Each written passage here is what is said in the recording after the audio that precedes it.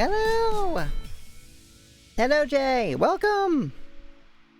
Welcome anybody and everybody that may be watching. How are you doing today? Hi, Amy. How are you feeling? I'm feeling great. Very good day today. Lots of stuff done. I think. Hello, Al! Welcome!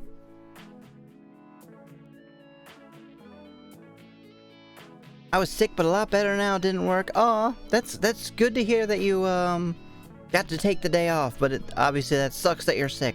And I hope that you get better very soon. We need our Jay to be feeling well. Don't we, everybody? Look at that tiny meat! That meat is so small! Oh god, it's so loud. Thank you, Greg, and welcome! Hello, hello!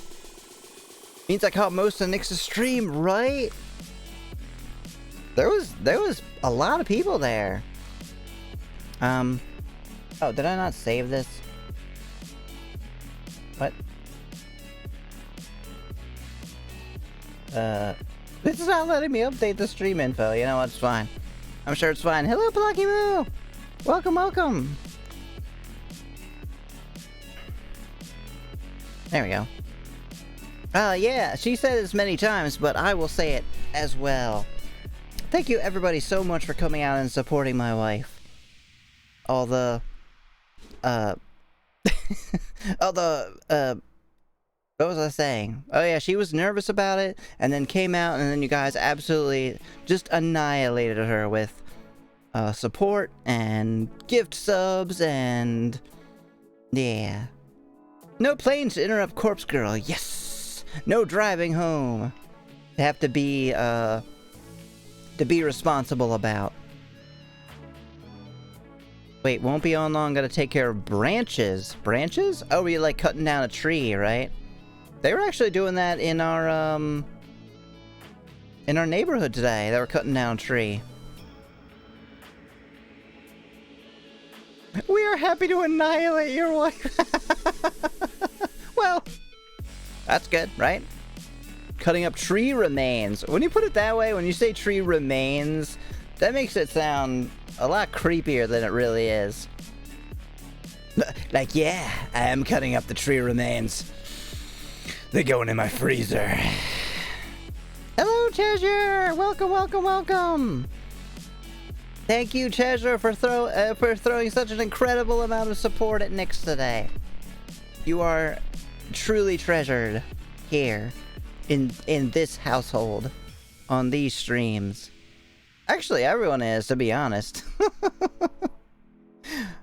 Jay and Al and Plucky Moo are definitely all treasured as well. So, how's everybody's week? It's actually the weekend this time. I can actually ask, how was your weekend? Because it is Friday. Like I said, excellent day here. I got stuff done. I got to watch Nyx stream for like 6 hours. Currently have a burb in my hair. Oh, that's so cute. You let him in your hair? I don't. I barely, I mean, obviously let them on my shirt, like, as much as they want, but, man, they crap, like, every 10 minutes or something. I would not put it in my hair. Treasure and Cheshire, oh, that's true, it does. That's an excellent point, Jay. Get some of my hydration here.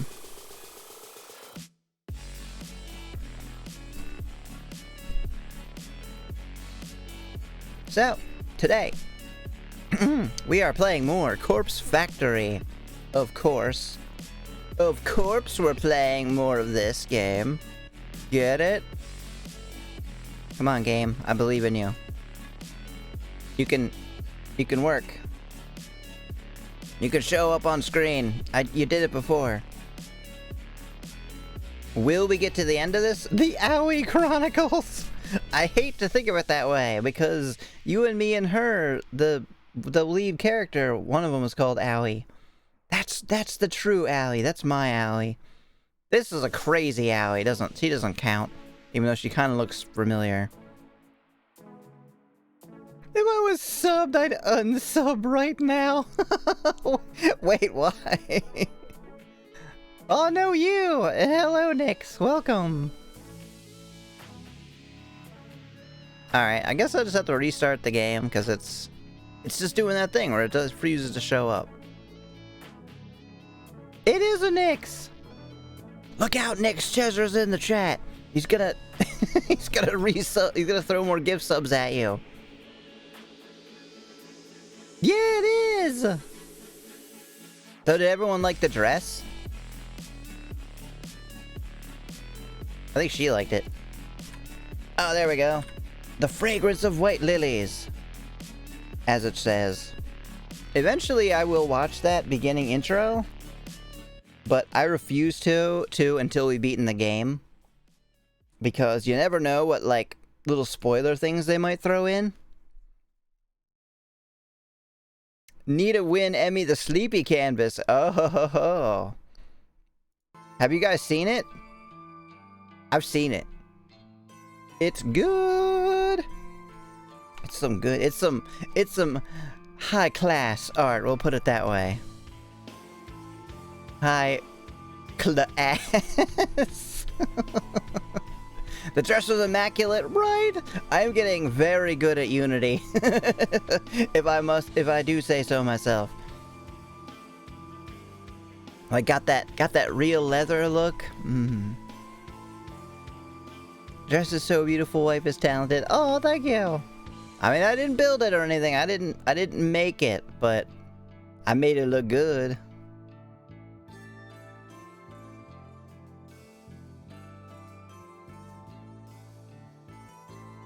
Minus 10 out of 10 pun. I missed it. So it works.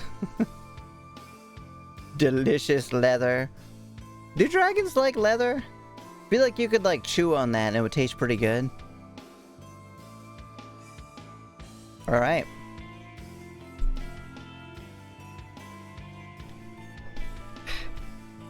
Keep my hydration close at hand and let's begin. Continuing this shit show? I'm not sure. I don't know how I'd actually describe how this game is going. Tastes kind of like beef jerky. So good. Actually, well, some beef jerky sucks. How's that volume look? Good, I hope. I don't think it matters. I only got sound effects and music. Alright, where are we with our completely inconsistent saves? The 15th, 18th. So we're here? Eh? Really? We're talking... Oh, that's right, it's Owie talking to this guy. I guess? There's nowhere else we could be. I thought she was, like... captured? Oh no, she got away, right? Tomoe is the sanest character, and she was cool with running a murder van. You're not wrong. She really is the sanest character. Well, Shinya is debatably saner. The little kid's probably the sanest character. Oh god, it's old me. Did you look this crazy? Look at his dead eyes. He's got Wi-Fi. That's good. Alright, what were we doing? Oh, that's right. She had just talked to Shinya about stalking and killing Corpse Girl. Right? Finding her and killing her. And then she was freaking out about the fact that she has OCD. And Shin died. And then this is the first scene that we just left her house.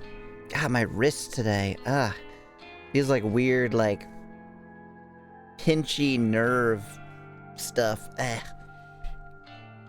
How's the music? Does it sound loud to you guys? Or is that just on my end? It's probably both. I'll turn it down a little bit. Hello, T-Tron! Welcome, it's good to see you again. Music is good. Okay, cool. Confirmed, it is just me. Hello, Strimmer and Strat, yes. I like when people say Strimmer, that's cute. Then I could say, Strimmer! Fine for you, okay. Let's go.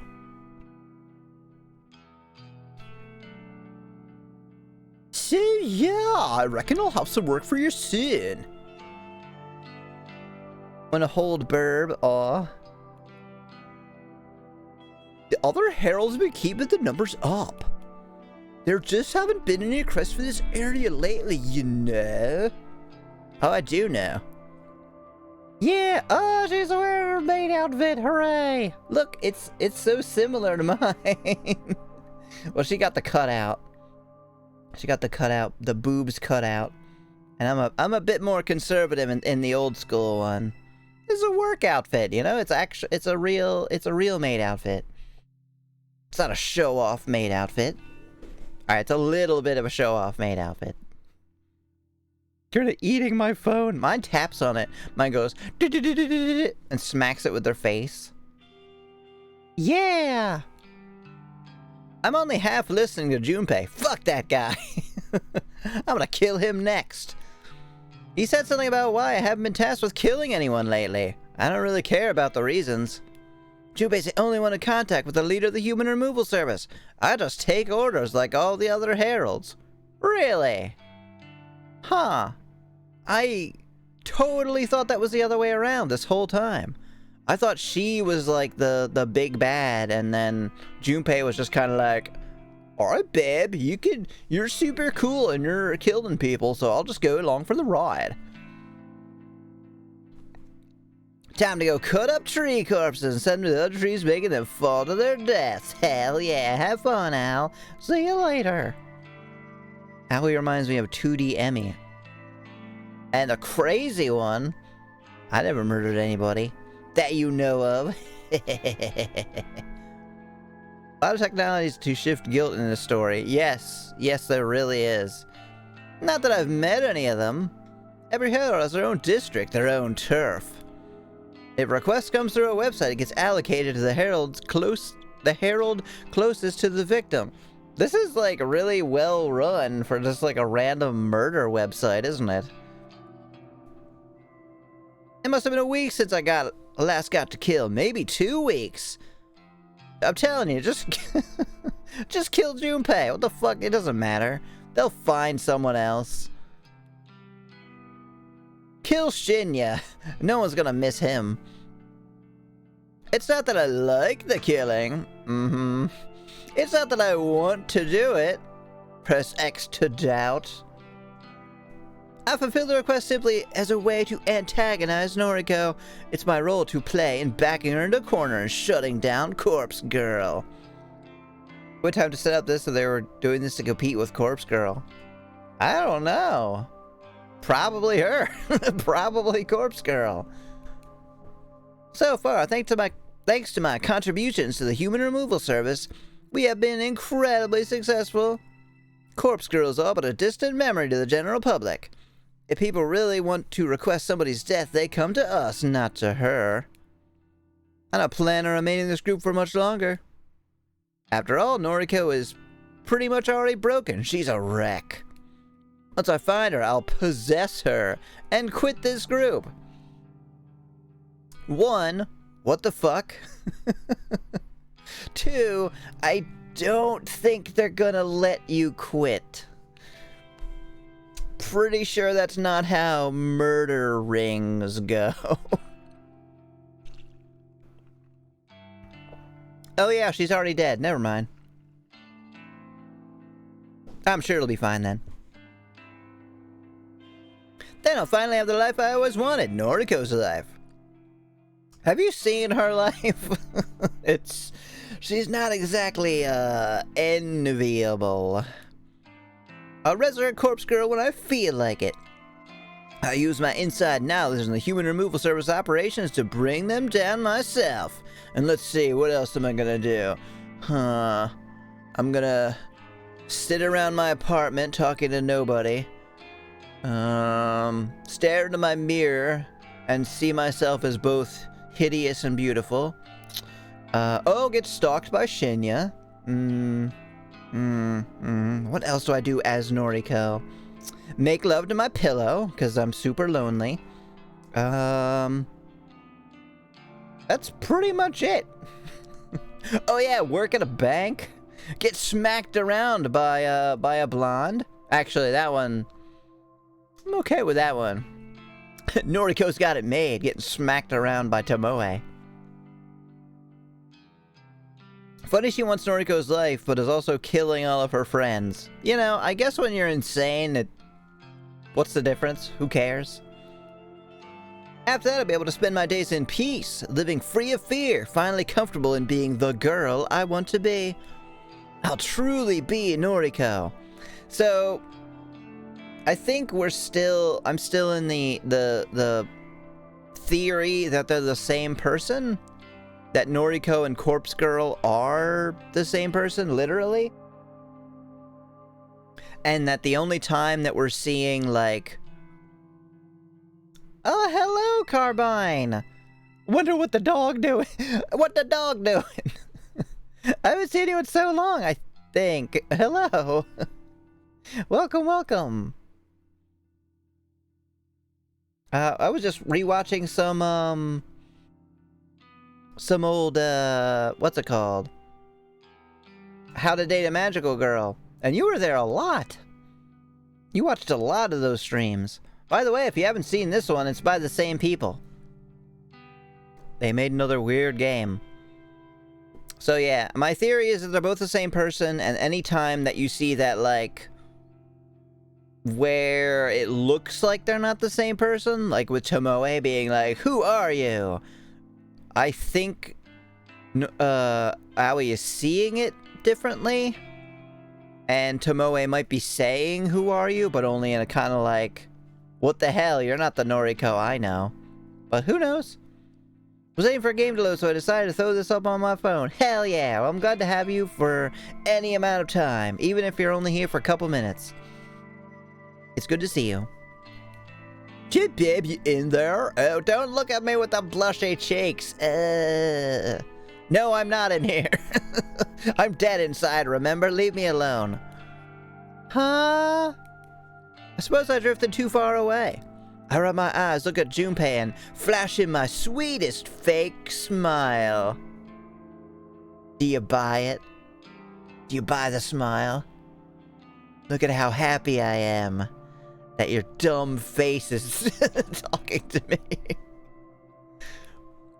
I'm okay. Sorry, honey bear. I'm very tired of your bullshit. I'll too sweaty. You want me to grab you a cup of coffee? That'd be lovely. It gets you away from me for at least a couple minutes. You always know how to make me feel better. Of course I'm on it, babe. You wait right there. Junpei stomps away and heads behind the bar, leaving me alone in this empty section of the cafe. Hey, you're not supposed to go back there! Employees only! I take a seat in one of the cardboard boxes lining the wall. The box is solid thanks to being packed full of various canned drinks. Huh? Is she in the back? Wait, why would there be boxes out here? Now you're sticking around? Hell yeah. Good to have you. The main cafe belongs to us in the early hours of the morning. Oh, they're unpacking shit. Okay. The place doesn't open until noon, so there's no one here this early. I have my own keys these days, regardless, yay, of whether or not I'm supposed to. What? I just break in every morning. Junpei suggested we use the place as a makeshift base of operations after I decided I was going to continue working here. That was some time ago now. Other people used to work with me, but they're all dead now. Yay! It like pushes my head down now. Thank you for so much love. Originally, I had planned to quit. I was gonna go work with Noriko. Yay! Thank you, Carbine! Oh, and I finally remembered how to pronounce your name. I had been saying it Carbine forever. My manager at the time used to drive me insane. I couldn't wait to get away. What? There we go. After I killed him, things here weren't so bad. I mean, I could have easily assumed that, right? Because she's a murderer. Yay! And was saying that they were driving her crazy.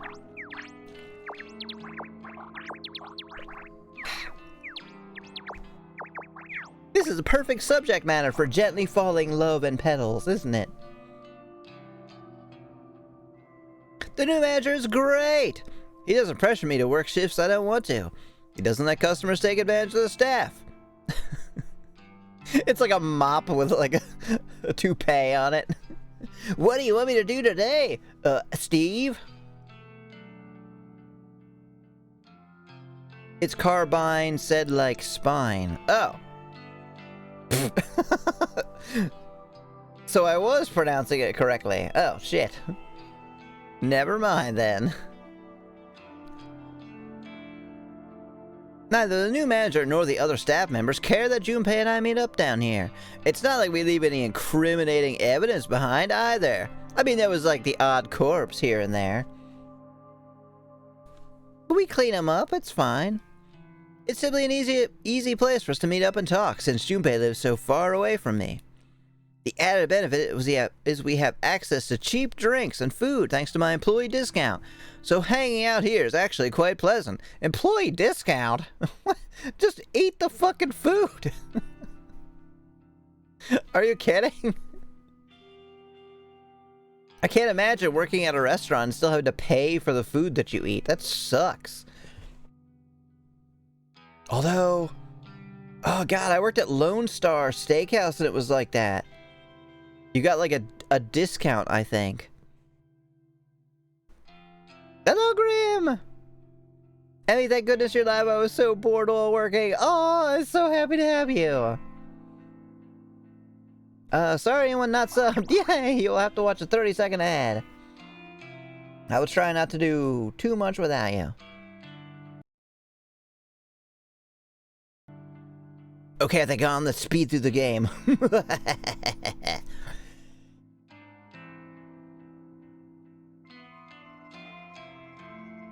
Yeah, like work, like on Unity stuff, or like work?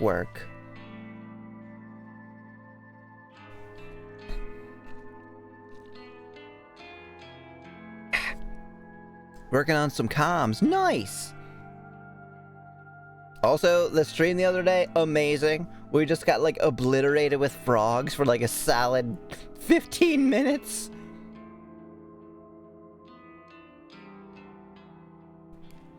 I wait for a while longer for Junpei to return. I really could use a coffee right now.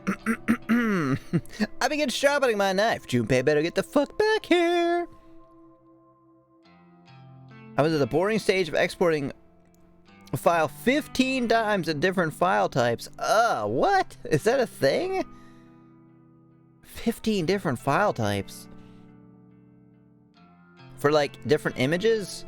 I actually have no idea what you do. I assume you mean drawing. Oh, thank you for doing the shout out. Wait, no, that didn't work. I'm so used to having like a... Wait a second.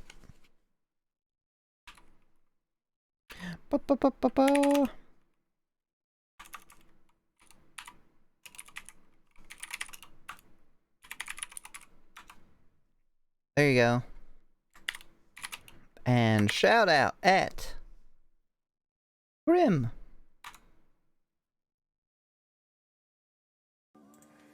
Pace Atlas. He just has all tongue. It changed to all of his textures are tongue. Oh no! He's tongue man. No! Yeah, I've done that so many times. Look at him. Not with the tongue specifically, but like the copy paste thing.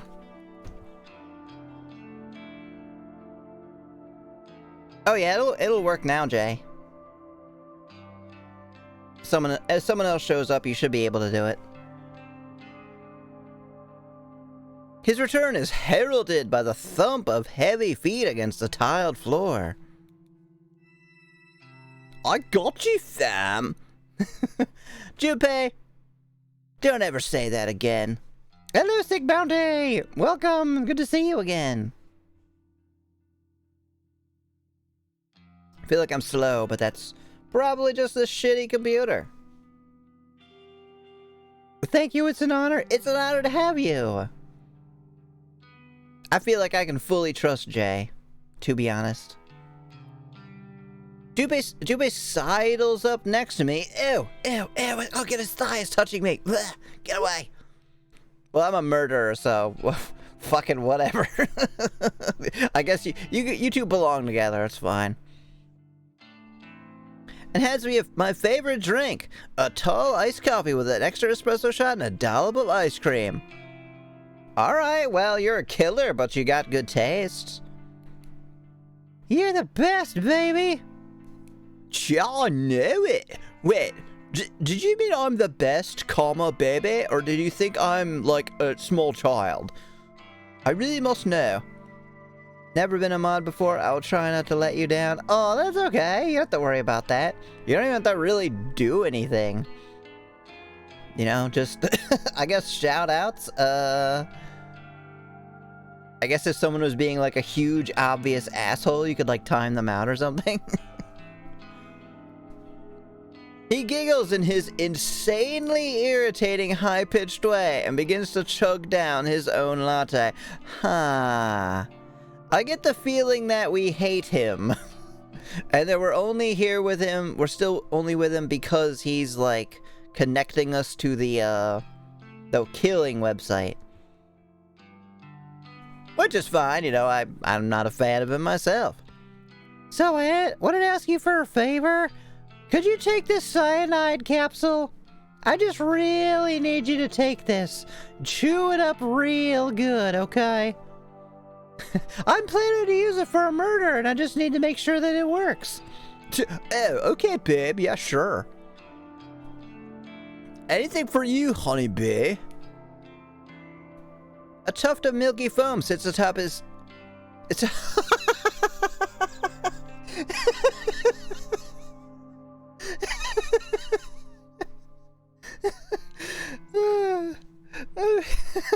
I did not expect that to say that. A tuft of milky white foam sits atop his top lip, and I have to hold myself back from stabbing him in the face.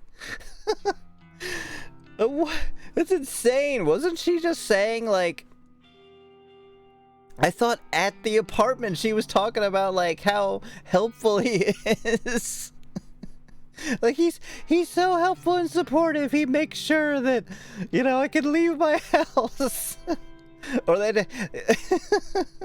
like, oh, he checks everything for me, so I don't have to worry about it. She's intolerant towards lactose. Oh, yeah, she just... The milk is grossing her out. From what I understand, most of the characters in this are awful in some way. Yes. Other than the small child's father, Shinya, I guess, is fine. I don't specifically know of anything he's done wrong. And the detective.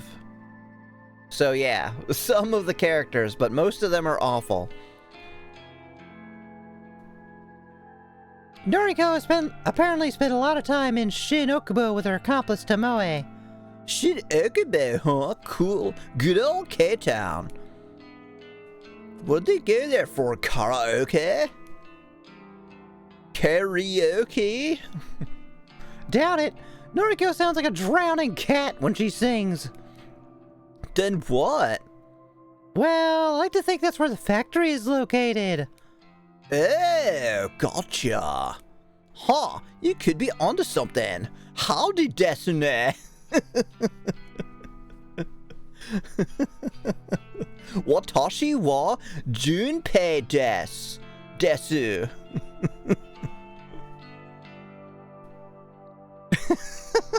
I don't know why that's so funny.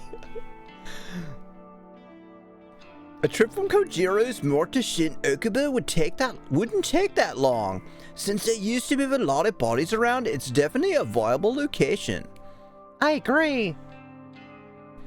Right on, I'll look into it. I'll track down the factories in that area and get my troops to investigate each one. I'm careful not to let him see me roll my eyes. I like how literally everybody thinks this guy is a total asshole and treats him as such. By his troops, he means all the guys he plays online with, a bunch of teenagers that all look up to him because he's a top-ranked player. They're not involved with the human removal service, they're just pawns that Junpei uses to complete legwork around town. Sadly, they're happy to serve him because all see him as their sensei. Sensei Junpei. A bunch of teenagers. Cool. Let me know what you find out. I'm itching to get this all over with, including you.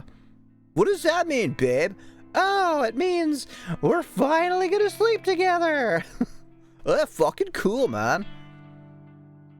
Ironically, he may be the nicest murderer so far. Yeah, he is. Well, we don't know what he's thinking in his head. Aoi is the nicest outwardly. My love! It's increasingly difficult to act pleasant around Junpei. My mouth tries to clamp itself shut every time I use a pet name or affectionate term. I know that my time is just to discard him is near. Once I become Noriko, then you can count on me, sweetums. I'll drink up and get your energy back. I take a sip of my iced coffee and can nearly taste it, because my tongue is dead. The food and drinks I consume need to be extra strong or sweet for me to have a chance of enjoying the flavor. I'm gonna write about this in my live journal. But Junpei doesn't know this. He just thinks I have a sweet tooth. What a fucking moron. He can think whatever he wants, because I just don't care. I'm like Shadow the Hedgehog. I'm truly ambivalent. A message from Junpei arrives while I'm lying in the fetal position on my couch. You know, I would feel a little bit worse for you if you weren't like a fucking murderer. Oh, by the way, look at that humongous PlayStation 2 she's got in the middle of her living room there. Pretty cool. Junpei, free Wi-Fi. Hey cutie, the guys checked out a bunch of factories yesterday. Got the location. What the fuck is he? He's having a seizure? I have to read the message twice to make sure my eyes aren't deceiving me like usual. Does he truly have the location I've been looking for? I take a calming breath. I don't want to jump to conclusions, especially with something involving Junpei. Ugh. He has a tendency to exaggerate and may just be trying to get me excited about some useless information. Like information on whether or not he's continuing to live. Useless. Me and my buds were playing on an old PS2 where we were at Cape Cod? Fuck yeah! Is it one of those ones where they have like a beach house and they've got like an old video game system hooked up? What did they have? What were you playing? I sent him a short reply requesting the info. I instantly receive a thumbs up emote, followed by a cry laughing emoji, followed by the shrimp emoji, followed by an eggplant emoji. What the fuck, Junpei? Knock it off. And then text box changes to an animated ... as Junpei composes his follow-up message. The original Battlefront and Sly Cooper. Awesome! I don't think I've ever played any of those. Hello, Alice! Welcome, welcome, welcome! How are you doing? The wait is agonizing. Leaving me on red. Junpei pulls through for me here. Maybe I'll let him live. Nah, but I will make sure his death is painless. Mostly painless. Moderately painless. Sly Cooper is really good. I used to love Sly as a kid. I watched some of Nick's playing it. I mean, it looks like a good game if you're a fan of like platformers, like 3D platformers. I kind of fell out of love with them after Mario 64. That was really kind of like one of the last ones that I really enjoyed. I might finally learn Noriko's location. I'll still kill him, believe me. If it all pans out, then it's way more than that, but that's a major part of it. Oh, really? There's more to it? Like puzzles? Everything could be over by tonight. It's hard not to get excited about the prospect. It's hard not to get ahead of myself. I could leave my death behind and never look back. Sure. That makes sense. I could become Noriko and live the happy life she has been keeping to herself all these years. I guess Awie's just completely delusional. Puzzles, boss fights, etc. It looked really cool too. How's the story? The message finally arrives on my screen. It's an address, not that I expected anything else. A street name and a factory number in the Shin Okubo area. One more message from Junpei comes through. Yeah? A guy saw a chick matching Noriko's description inside the factory. They thought she was a zombie. Ha! Go check it before you wreck it. Really fun. Has the best... Sly 2 has the best story in my opinion. You know what? Maybe I'll watch like a review on it and see if it might be worth playing. This is it! As long as the information is solid, I've located Noriko's factory. Even though you literally just said that you don't trust Junpei to come up with any reliable information. Oh, it is still here. Yes. Oh boy, here we go.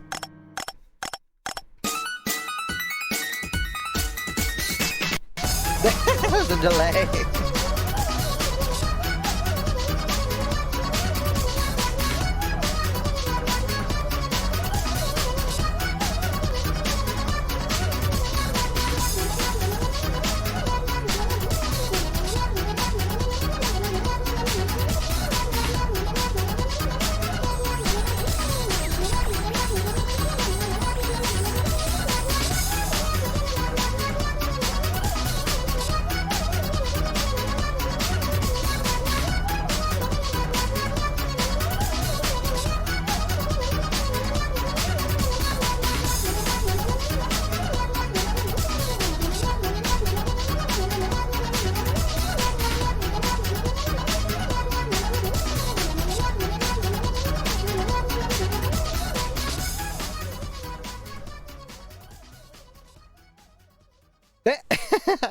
I really need to change that. Yay! Thank you so much for the redeem. And the love. Yeah, I got all kinds of costumes now. Isn't it, right? I made that a while ago. The Neon Cat. God, now I'm even more sweaty. It's kind of warm down here. It's ironic. It gets like cooler here outside. So it was like 65 degrees today, but that means the basement where I do the streaming is like super hot. It's like probably like almost 80 down here. Because when it gets that cool outside, we turn off the AC, but but the basement is full of electronics, so it just gets hotter and hotter. Yeah, 65. You're floating around 89. Holy shit. That's insane. Do you live on the sun? Oh, where's the mouse? My entire body begins to shake. An icy chill washes over me as though I've just walked into a cold shower. Not that I need a cold shower, because, as I mentioned before, I am dead. Lifeless. Definitely need to move up north. Oh yeah, you live in... Texas? Arizona? I don't remember. It was 96 the other day, and today was in the 50s to 60. Oh, you're also in Louisiana. Because I know Jinxie lives there. In Louisiana? Louisiana! I don't know if that's an accurate impression or not. It's strange. It's a strange sensation for a dead girl to feel pain. Pain doesn't affect me, and yet the cold is something I can never banish from my bones. No time to focus on that. I have to stay calm, need to concentrate, and pull myself together. Pulling myself together is really hard because I'm dead. Did I mention that I'm dead? I launched myself up the couch. It's hard to do on dead legs. Collect the backpack hanging over the coat rack.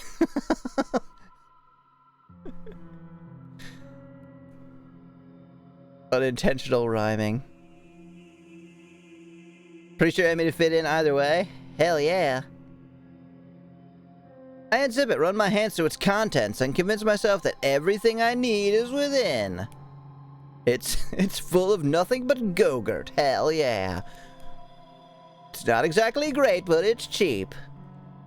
After swinging the bag over my shoulder, I throw open the apartment door and venture outside. Just kidding, I go back inside and lock the door. Oh shit. Are we gonna have a showdown?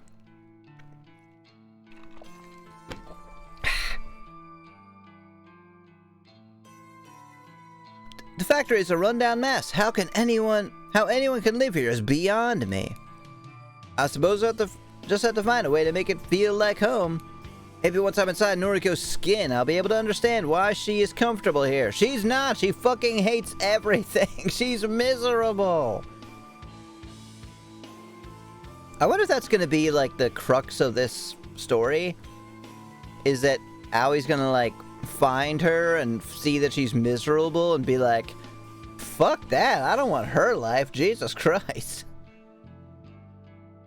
Corpse Girl versus the Hair. We're in final showdown territory. Quite possibly, yeah. Yeah, the more I look at it, the better it seems. Oh yeah, it's starting to look really good. Look, you got some like you got some like pallets over here. You could do like a sick like some jumps off of it. Oh look, fucking I-beams. Those are probably rusted to the ground, you know, I don't know. Oh, you could do like little jump pole vaulting over this. You know, everything you need. It's great. This will be my home. I'll be Noriko and live here happily ever after. Just me and the rats. Seems to be ignoring or doesn't care about the smell. Oh, she's gonna care about it when she walks in there. I'll sit back and enjoy the life that she has been withholding from me. Firstly, I need to find somewhere to change my clothes. What? I want to look good when I meet Noriko in the corpse building. I can't kill someone if I'm wearing my nice dress. That's just not acceptable. Agreed. Do not kill anybody in your maid outfit. Yeah, look at the little burb. So many people have little burbs. Seems to be ignoring it or doesn't care about the smell. Oh, I already read that. Is it strange that a dead girl fears entering a socially awkward situation? Sure. I always go out of my way to avoid uncomfortable situations. Perhaps that's just a remnant of the life I once knew. Something I can't quite leave behind. It's the same as my obsessive compulsions. They cling to me like carrion flies swarming over my corpse. I shouldn't be worried about any of those things, but dead or not, my mind can't just discard the anxieties that shaped my entire life. Wait, what am I doing? I'm a maid. I work in a maid cafe. What the fuck? I don't need to be here. My maid cafe life is so much better. I've got a caring boyfriend who brings me coffee and calls me babe. I should leave. Why am I trapping myself in pointless thoughts? My goal is right in front of me. Noriko is on the other side of that brick wall, completely unaware of what is about to happen. A heavy-handed slap to my face doesn't sting, but it causes me to reevaluate what I'm doing.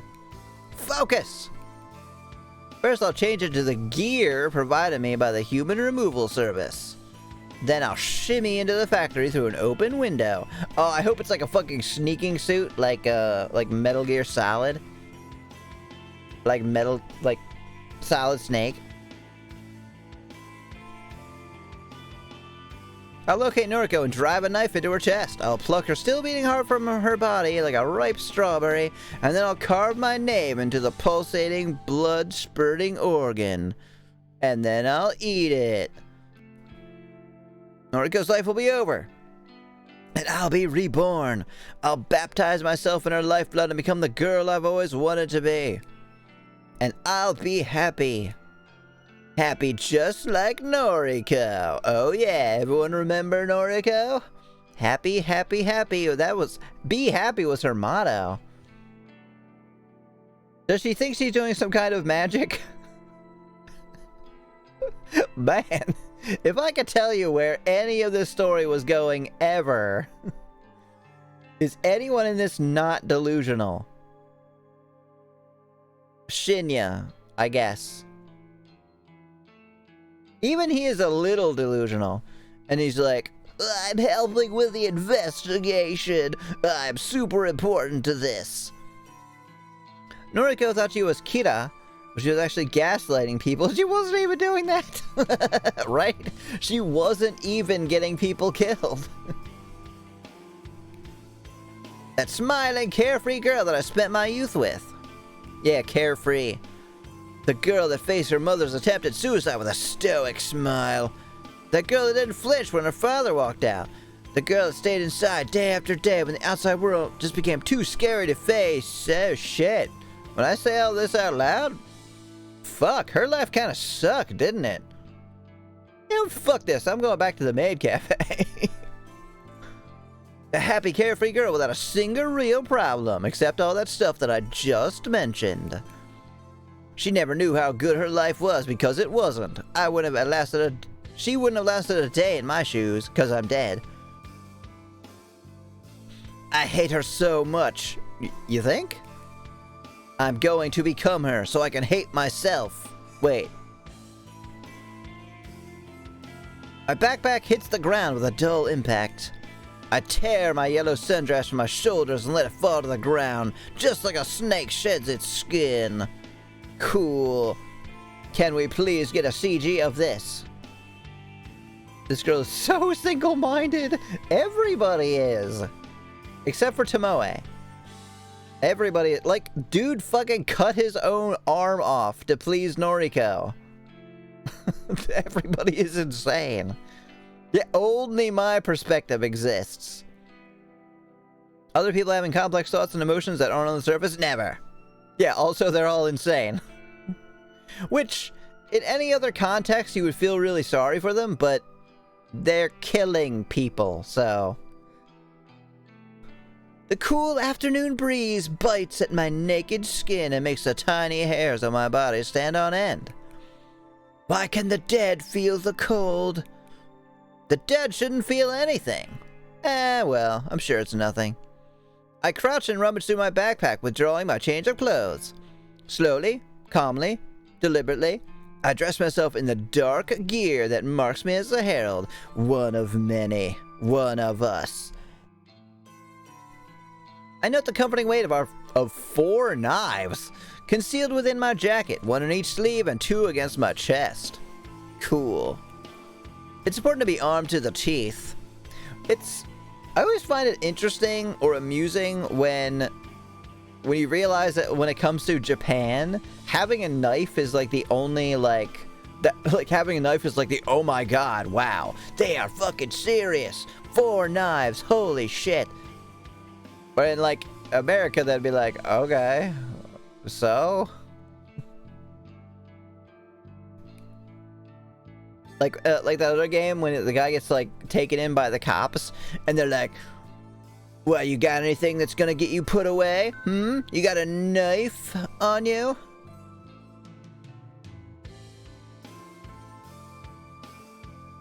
I feel cold emotions, eat, sleep, and have anxiety. Shit, maybe I'm not dead. Yeah, right. She's not gonna think that.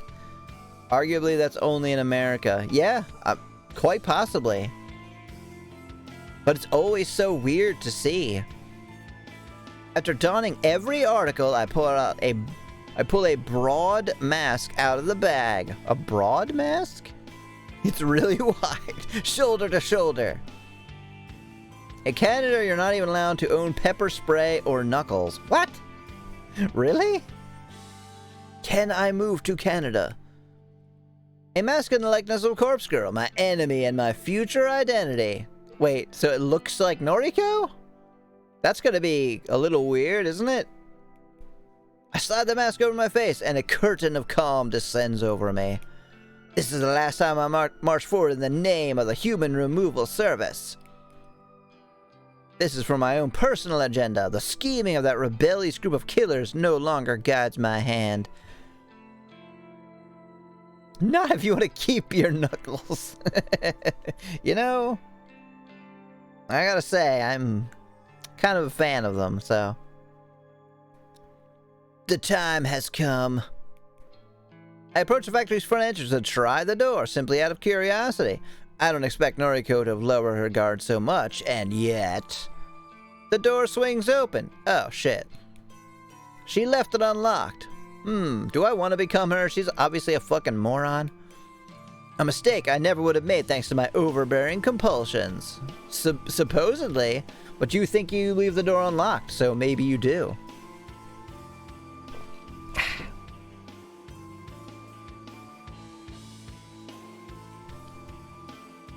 Oh, we gonna find her? She gonna be here? She gonna be dead? This place reeks of death! Do we think she's gonna be dead? I hope Noriko is dead. If I wasn't so accustomed to the smell, I'd probably vomit.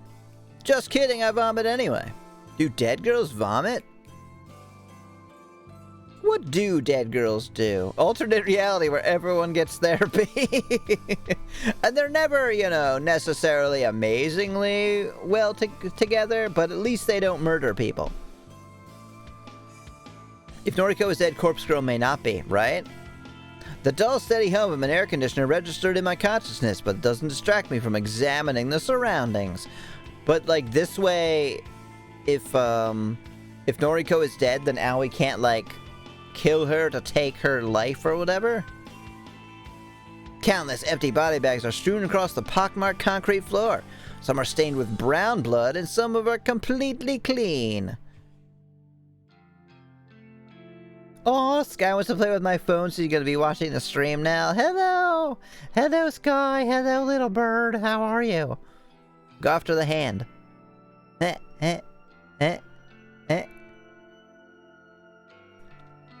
A series of shelves, almost like warehouse racks, run along the walls and along the floor in haphazard patterns. Man, can't they even, like, sort this out efficiently? Whoever planned this layout was out of their mind. Not like Noriko, who definitely has it all together. Sorry, I was having a haircut and forgot my phone. Oh, that's cool. Welcome. Good to see you again, Jinxie. Hopefully your haircut went well. I totally need one of those. Well, not a haircut. I need my hair re-dyed. However, this is home now. Uh-huh. My home. I'll make sure to set things up so it doesn't look like a crazy person did it. If that's possible. Soon. Striding forward, I weave between the shelves and step over discarded body bags. So far, there's been no indication of Noriko's presence. Still, I draw a knife from inside my sleeve so that it rests in the palm of my hand. The metal handle is cold. Why would you have a metal handle for a knife? That seems really dumb. You really want it, like, you know, leather wrapped or at least, like, rubberized? I mean, shit, even plastic would be better than metal. Cold. Why do I feel cold? The entire factory is like a freezer. How could Noriko live here? Hey. Oh, she's not dead. A torso twist in reaction into the monotone syllable. The quick movement sends a shooting pain across my chest. Just kidding, it's the knife that I've been stabbed with. Pain? Pain? Corpses don't feel pain? Ridiculous! What is this bullshit? It's you. Bum, bum, bum, bum, bum, bum, bum, bum, bum. Hello, Harold. Oh, he's kind of cute. It took me a while, but I figured out what your mask is supposed to be. It's like an artistic representation of Corpse Girl, right? The Corpse Girl mascot that appears on my website. Bomb.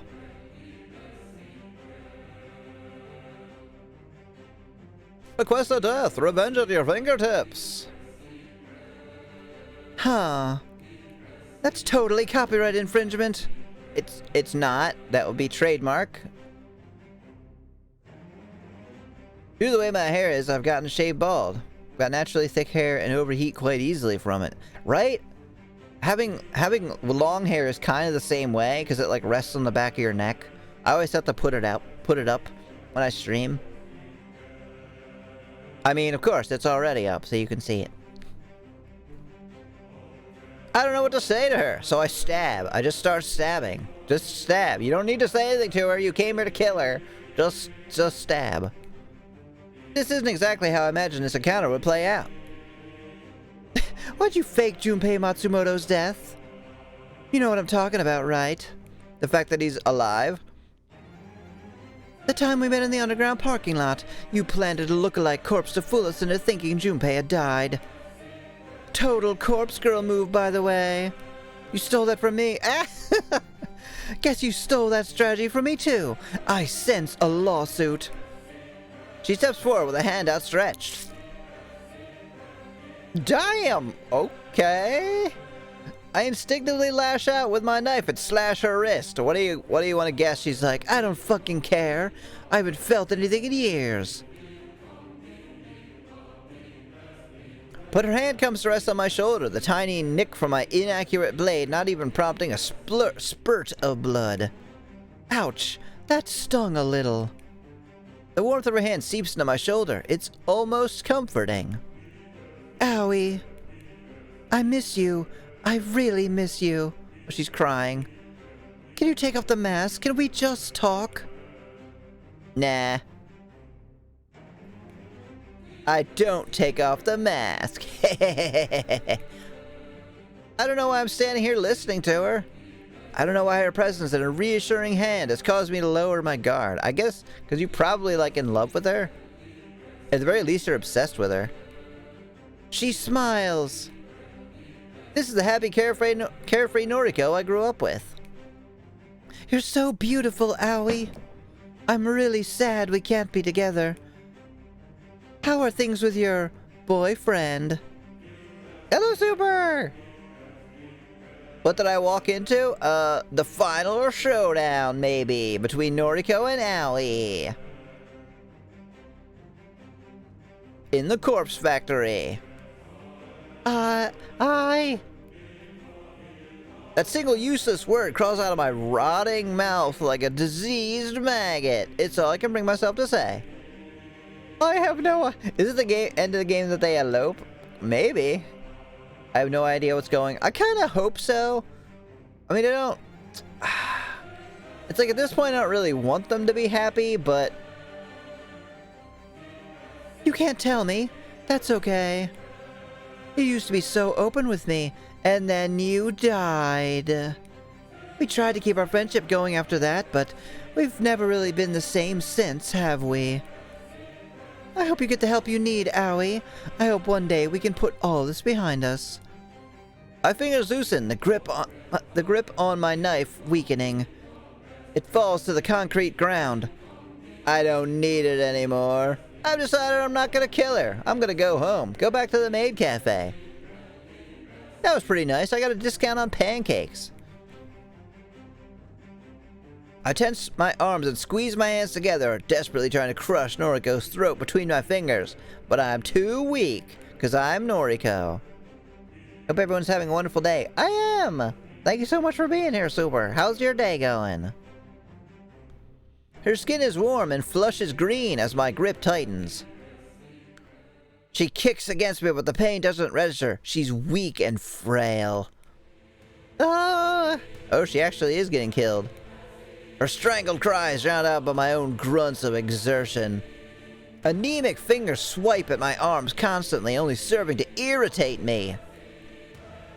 Is that yawning or screaming, Cheshire? I could hold her neck in one hand, use my other to plunge a knife into her face. That sounds pretty cool. Let's do that. I could continue to strangle her until I crush her windpipe. Another brilliant idea. Maybe that one. We'll see. Or I could slash her stomach open and let her intestines spill out to the ground. You know, now I'm having, like, choice anxiety. There's just too many things. What'll I do? I should put a pin in this murder and come back to this later. Time to head back to the main cafe. Today's start of my work week and just more than the usual. Oh, that sucks. Well, at least you're, having some fun here for a little while, I hope. All the options are appealing. All the options can be put in motion within seconds. I take my right hand off her neck and slip it into my jacket, ready to pull out a knife. My left hand closes tighter on her neck. And Noriko closes the distance between us, causing my elbow to bend and allow her closer. She's gonna hug you or some shit. Oh, never mind. Her forehead slams into my own and my neck recoils backward. I'm falling to the ground, only able to blink once as I try to work out what just happened. She somehow summoned the strength to headbutt me. Frail, weak, ghostly Noriko. She actually stood up for herself. She actually struck the person she loves. I'm dazed but ultimately uninjured. I didn't even feel the impact of my skull against the concrete when I landed flat on my back, because I'm dead. As I mentioned, I'm dead.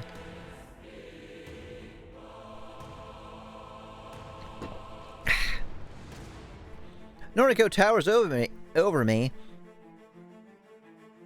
and rubs her neck, her ragged breathing even louder than the thrumming air conditioner. Sorry, Aoi, I had to defend myself. Please get up, let's talk about things. I get up. I don't talk about things.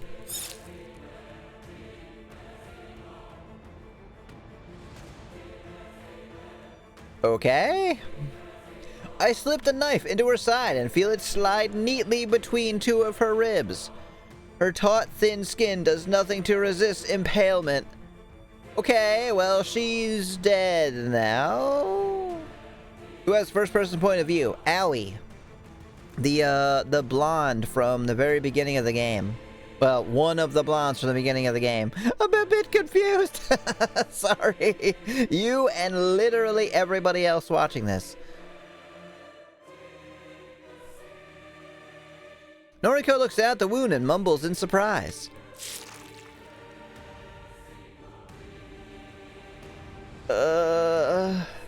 I drive the knife in deeper, and with a flick of my wrist, I pull it sideways, slashing her belly wide open. An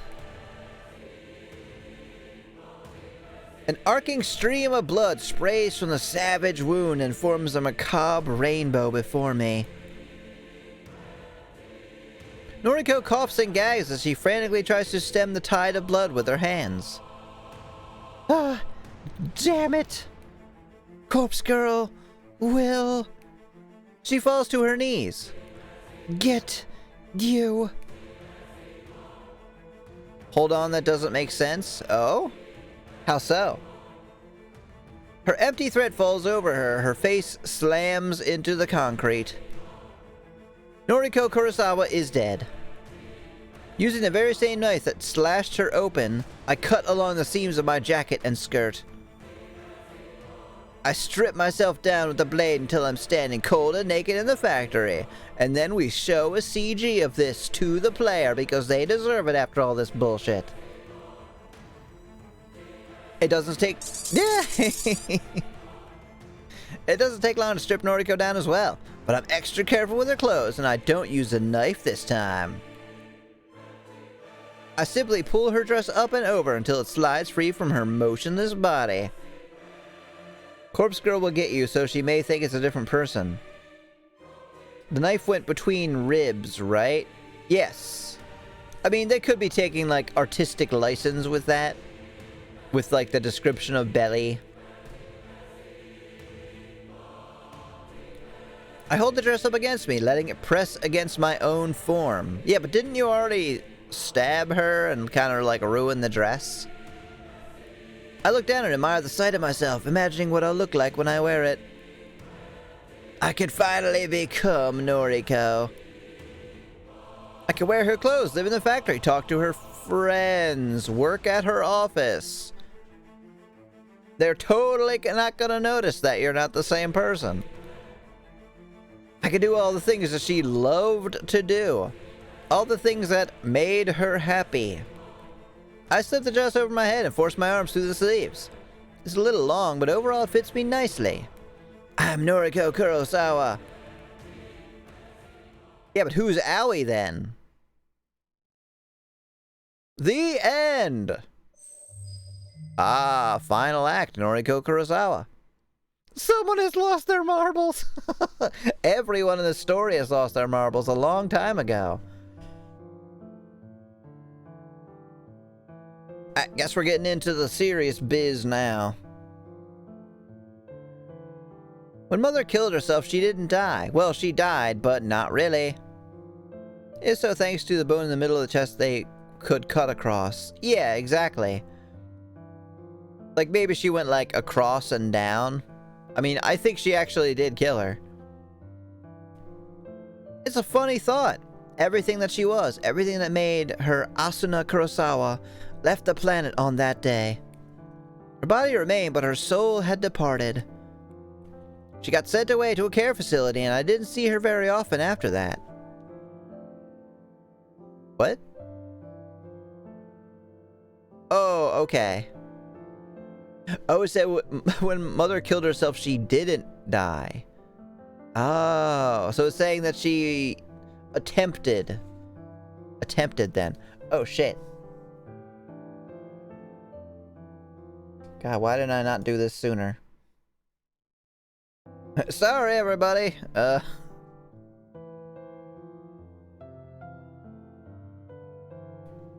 the rare occasions I visited her, I would always notice that her eyes no longer looked like mine. I hate her for what she did to our family. Yuriko and I were the only children at that time. Mother hung herself up from the ceiling and made us watch. She encouraged us to kick the chair out from underneath her. We didn't understand what she was doing. She told us it was a game. So we kicked the chair and we laughed. And Mother laughed, and then her neck snapped, and she stopped laughing, and the light in her eyes that I once shared with her was extinguished instantly. Yuriko screamed, and I screamed, and Mother just wouldn't move, and we couldn't get her down from the ceiling, and eventually, Yuriko remembered how to call for an ambulance, and the paramedic arrived, and we were taken away. After that, I was completely fucked up, because you don't just walk away from something like that and act like nothing happened. Yes, that's very true. What the fuck is correct? Violent and triggering content.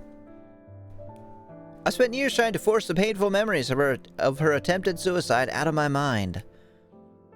But I didn't exactly cope with it very well. How could I? I became terrified of the world and became used to locking myself inside and wasting away. Yuriko dealt with it a little better than me. I can't say her rebellious behavior was the right way to cope, but it had been healthier than staying inside for weeks at a time. By the time I reached senior high school, I think I had mostly gotten past everything. Really? I don't think you had. The vision of Mother hanging from the ceiling in front of me didn't haunt my dreams. The sound of our laughter intermingled with screaming didn't always ring in my ears. Man, this thing kind of sucks. Push the button. Aoi helped me through a lot of it. She shared all of her problems with me and made me feel a little bit better, like maybe my life wasn't so bad.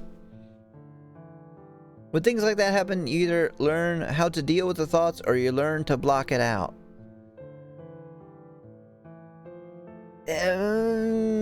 Maybe? I guess it depends on what kind of tragedy maybe that we're talking about. I have not done that. I have not done either of those things. I mean, I didn't witness this. It's not, it was not quite the same thing. Aoi's life was kind of messed up. Her father was arrested for various crimes and didn't spend much time in her life. When we were about ready to graduate, he came back to town and violently attacked her. She called me and told me that he killed her. But she killed him too, so it was all going to be okay. Her words, not mine. I never understood what she meant when she said she was dead. I think graduating put some distance between us, so I never truly tried to figure out her words. My own problems came back to haunt me once I moved out of home. I became completely distracted and almost forgot about Aoi. The apartment I moved into, I should have known that the smell of mold wasn't normal. I should have paid attention to the shoddy repair work that had been performed on the wall. I should have just walked away and found somewhere else to live. But that apartment, I suppose that's where I started to lose control of my life. And that's exactly the reason why I need to return there.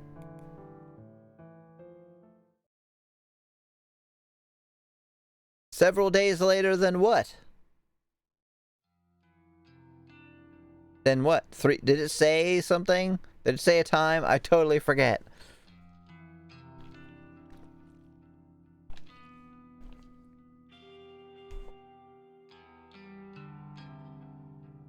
Wait. This is Aoi, isn't it? This is Aoi. Looks the same as always. Oh wait, she didn't talk quite like that. Looks the same as always. I'm not looking forward to climbing the rest of the stairs up to the apartment. I can hardly walk at all, even on flat ground. But I have to do this. I can't let stitches and bandages and painkillers distract me from getting inside. I don't know how long I was in the hospital for. None of my personal effects were with me when I woke up. I had no phone, no purse, no handbag. But the doctors monitored me for a few days and then let me go, even though I told them I had nowhere to return to. They just threw me onto the street. They couldn't even tell me what happened to the girl who attacked me. They had no idea if she had been arrested or not. I have a feeling she's still out there. Regardless, I'm here now. My wound is apparently on the mend and I don't have any signs of infection. All I have to do is focus on the ascent in front of me. Maybe Aoi is so deluded she genuinely believes she's Noriko. I think that's what's happening here? I don't remember if she got wounded or not.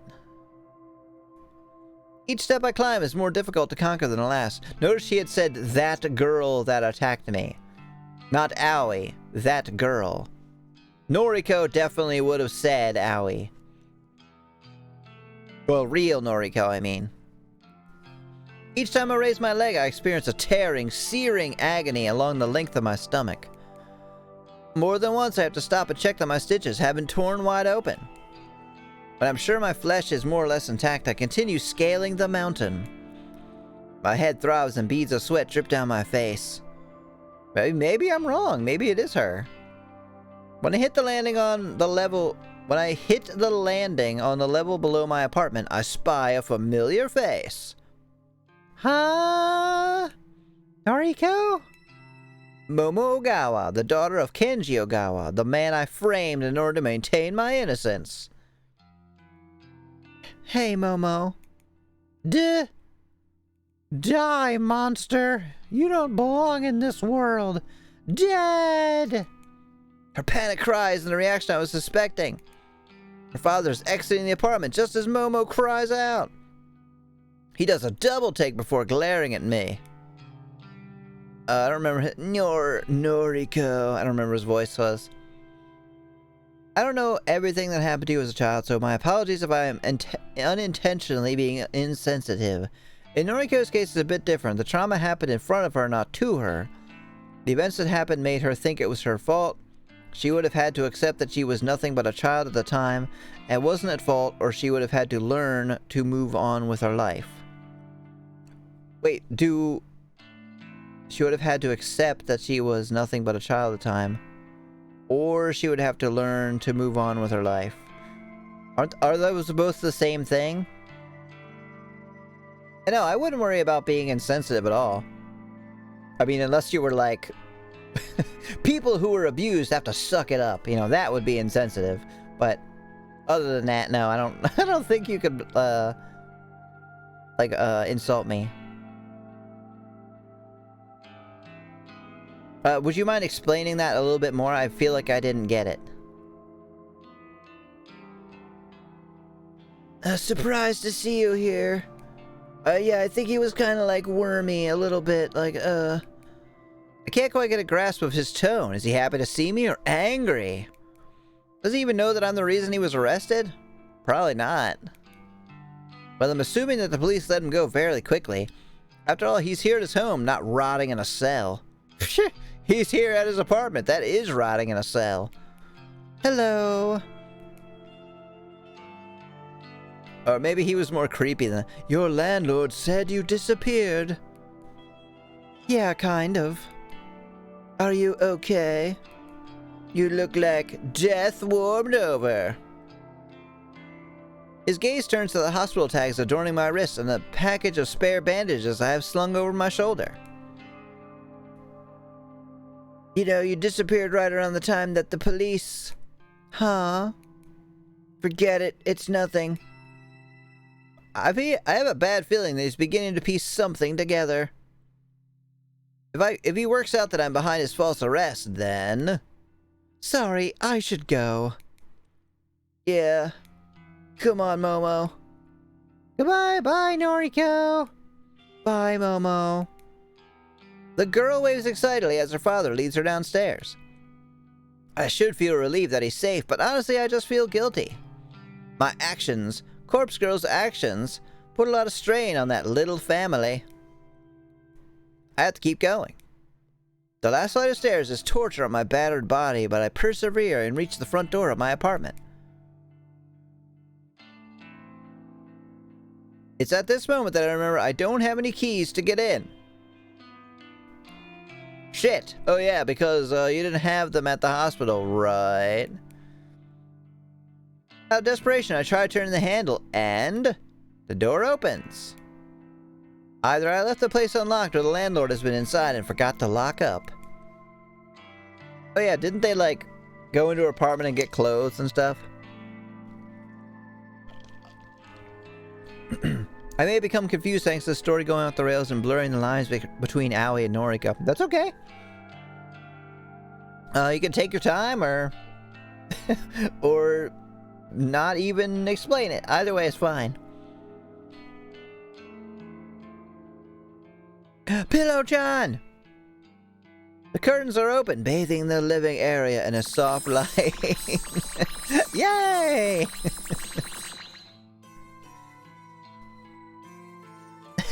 Finally, Noriko is back! Wait a second. She looks a little different, a little bit shorter than I was expecting. I'm home. Tadaima! Nice. Yeah! I like this one. It's got like cool rings and stuff, and there's like flowy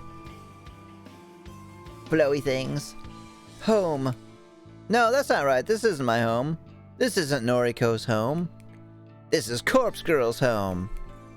I never really lived here. I simply existed within these walls. It was Aoi who kicked the chair with her sister, or was that Noriko? That was Noriko and Yuri something? It was Noriko and her sister. Yuriko? Maybe? The real Noriko was held hostage by an omnipotent presence sealed within his home. The things here are just as I left them not so long ago. It's a comforting feeling, but at the same time it sends a chill down my spine.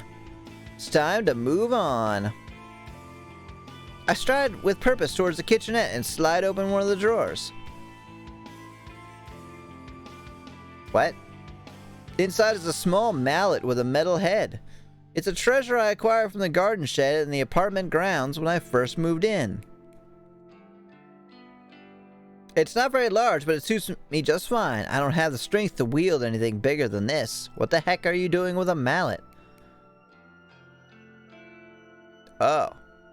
Are you gonna, like, just break shit, or are you busting the wall down to get to the corpse?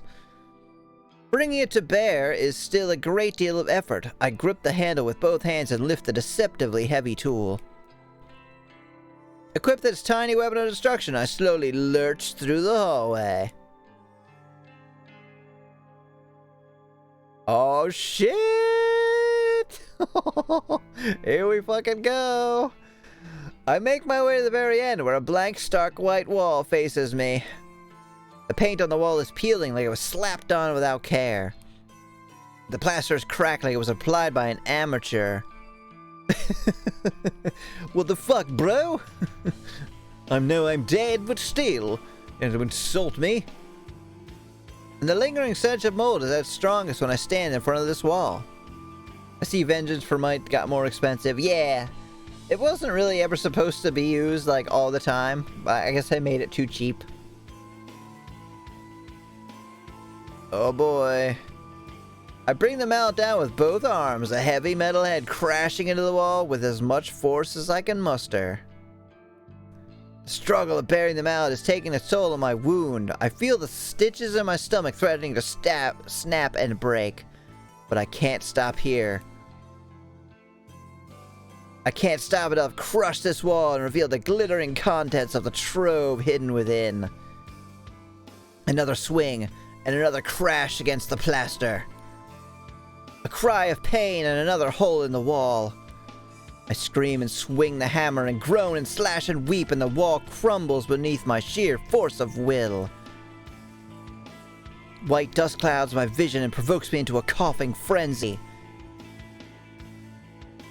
When my eyes and throat clear up, I throw the mallet to the carpet and venture forward.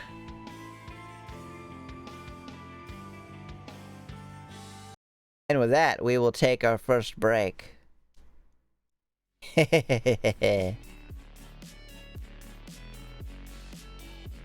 I'm saving my points for a big surprise. Hell yeah!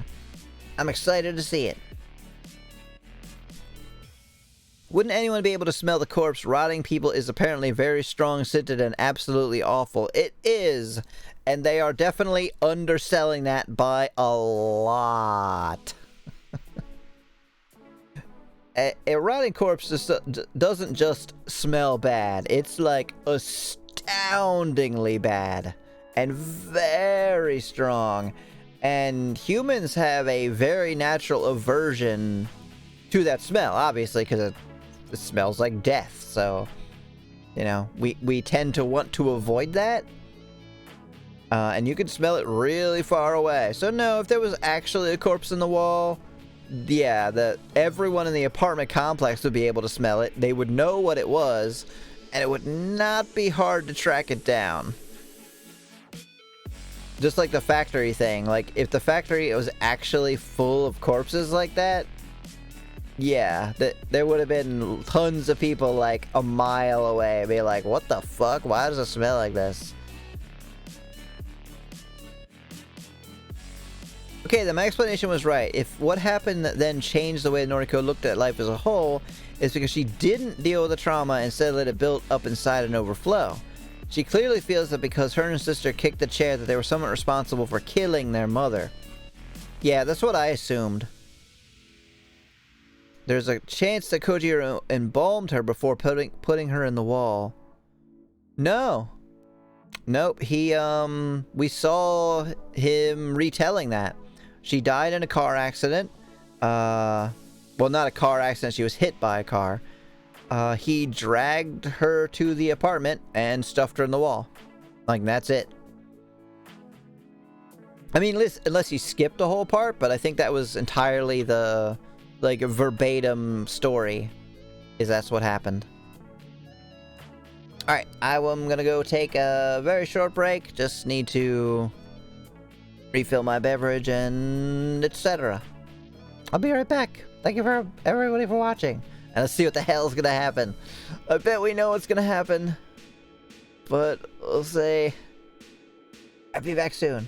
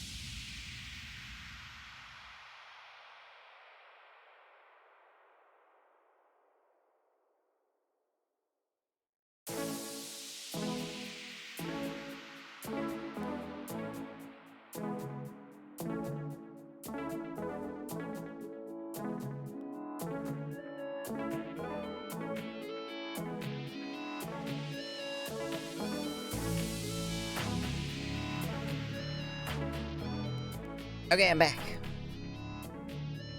Thank you, Jinxie. Get a hold of yourself, Super. Also, wow, second place. I see you have overtaken Iliath. And you are technically #1 now. Even though it says 2. Because I am actually #1, because I watch my streams constantly. I don't think there's a way for me to not watch my streams. Oh, I better save this really quick. Just in case. Come on, game. Come on, game. Show back up. Probably gonna have to restart the game again then. Not a super big fan of how it does this. Maybe if I change the resolution?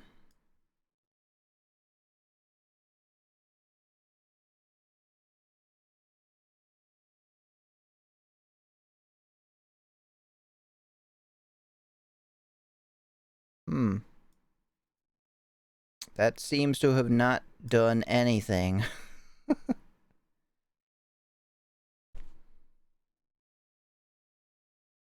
Oh well. It'll restart the game then, it's fine.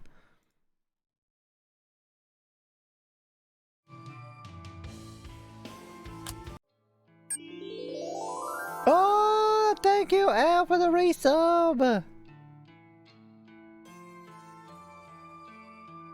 Kayada128WOW, can you believe it's been half a year of being subbed to this amazing magical maid?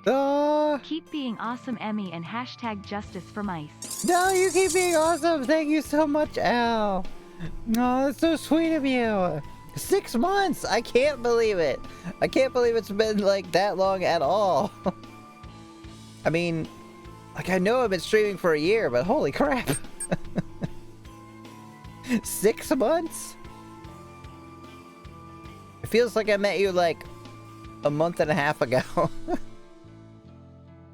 Oh, hey, look, it worked. It just popped up again. I do have near perfect attendance, apparently.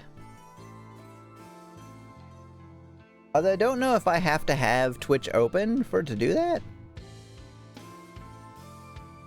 I forgot to pour myself some more beverage.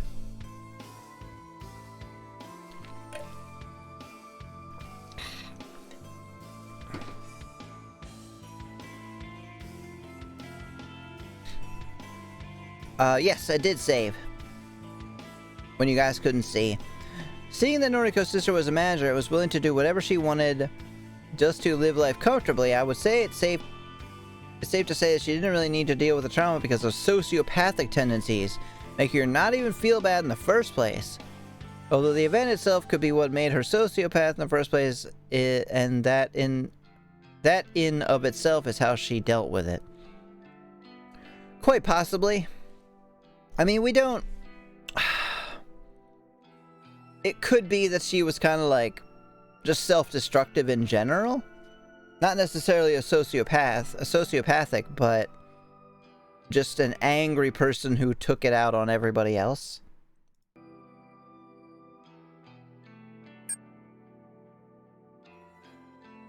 What the fuck is on your wrist?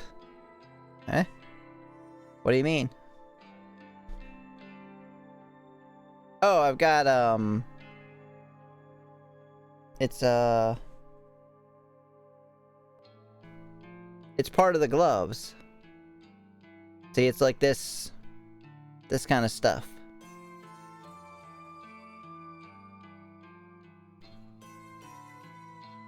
Oh yeah, and a ring. Oh, the hanging things. It's just like I don't know. Part of the dress? Just like a little hangy thing? Woo! Alright, where's my other hand? Oh yeah, and like some kind of ring thingy too? I don't know. Yeah, like a ribbon.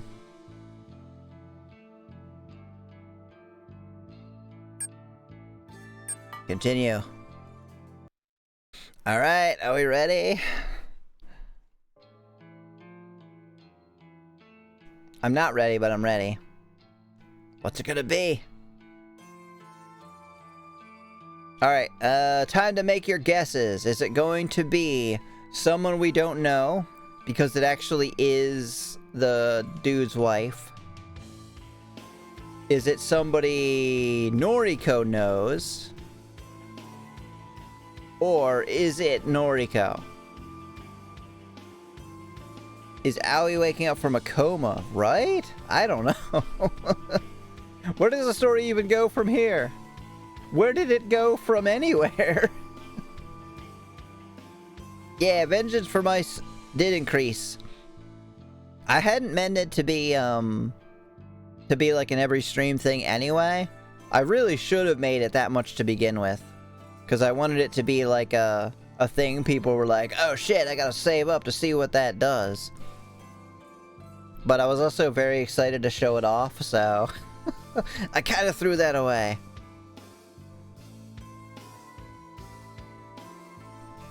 TLDR, it's awesome AF. Yeah, wait, where did what come from? My bet it's AI Satomi mind controlling me from the last. That would be weird, right? I clamber through the human-sized hole in the wall and find myself within a secret cache on the other side. It's aliens in the wall. Schmeat. You know, at this point, if it was aliens in the wall, that's a little shark jumpy, but I bet you they could try to explain it.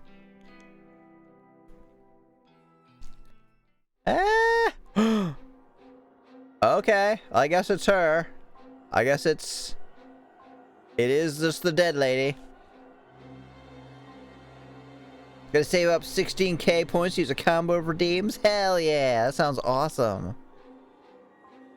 Who needs gladiator, Mike, when you have meat? Hey, look at all this meat. The stench assaulting my nostrils is no longer disguised itself as mold. Ugh. It's the fetid malodor of rot and decay. The inimitable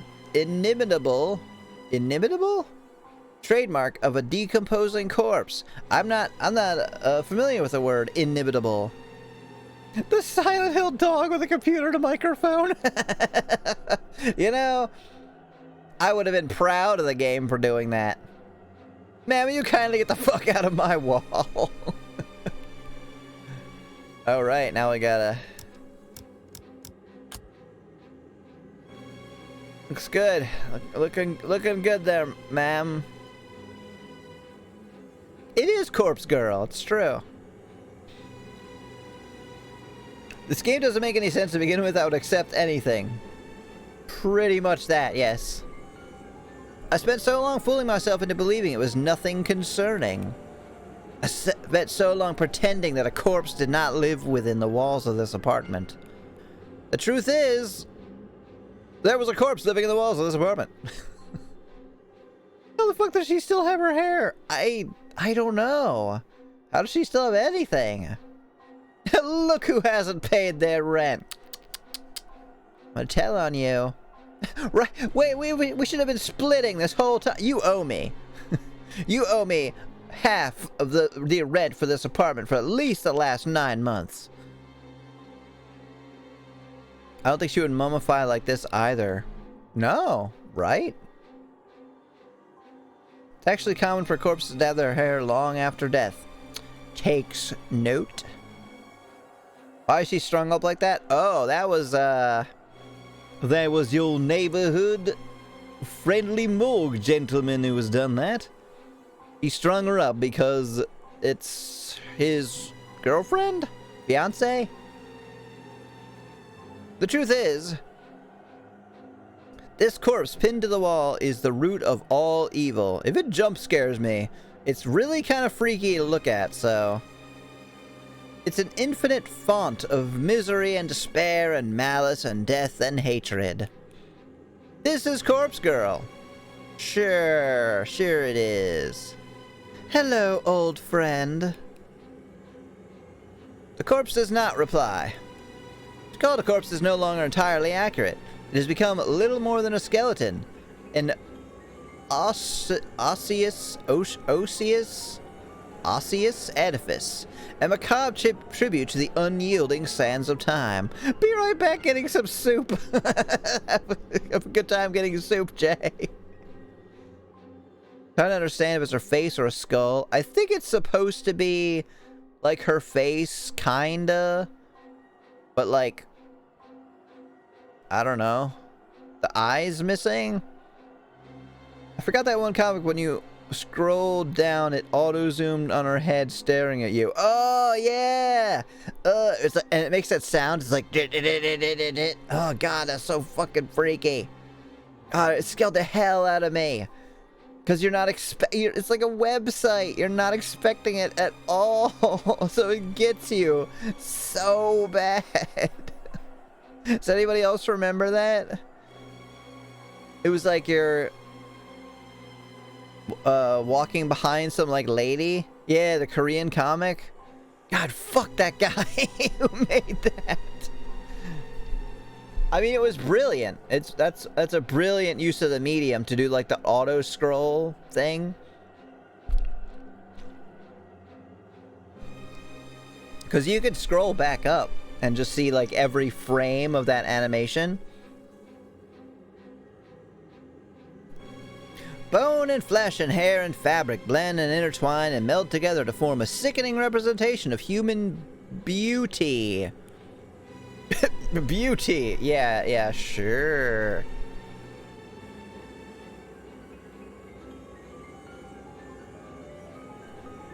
Bong Chan Dong Ghost Horong. Is that what it's called? Oh, that's right. They were all Where's My Baby? Beauty. I used to think this body was pure perfection. Back when the corpse was more or less intact, it was the image of a gorgeous, vibrant young woman. I aspired to become just as beautiful. Slender, elegant, graceful, with pale skin and dark eyes. Looking at her now, it's clear to see that I was deceived. The form before me is not beautiful. It's revolting. I shaped myself in the image of death, truly believing that I was transcending mortal beauty. This corpse controlled me for so long. This corpse manipulated me and made me want to become just like it.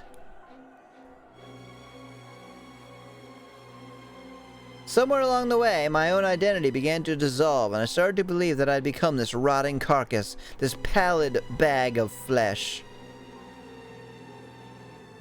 I'm like, are we everybody?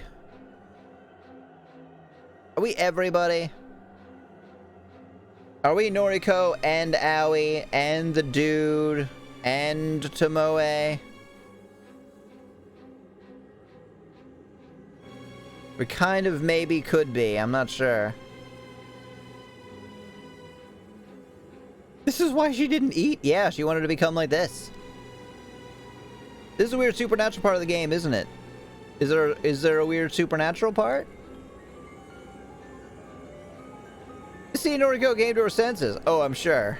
I'm sure she's gonna be fine. Fine from here on out. The spell has been broken. Al is right. I have come to my senses. I don't know if it's because of my near-death experience or the clarity of mind inspired by an intoxicating cocktail of painkillers, but I no longer want to associate myself with Corpse Girl. I want to be myself, just Noriko. Just Noriko. I no longer want to kill in the name of this blasphemous effigy. Corpse Girl, I found you here trapped in this storage closet just over a year ago. And you stole my life from me. Looking at her now, I can't help but wonder what the hell went through my mind when I let her possess me. Why did discovering this corpse have such a profound, lasting effect on my psyche? I shut my eyes as a wave of dizziness threatens to overcome me. Staggering in the near darkness, I struggled to regain my balance.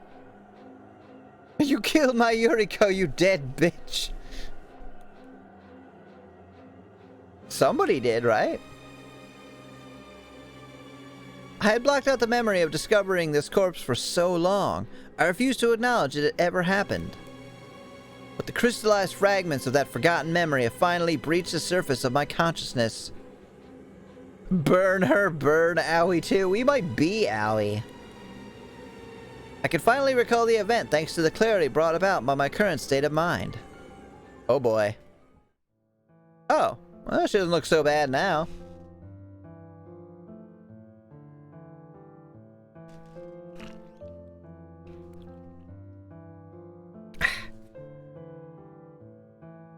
So if Grimm is still here, you can see, all I do is throw around wild theories because I have literally zero idea what's happening.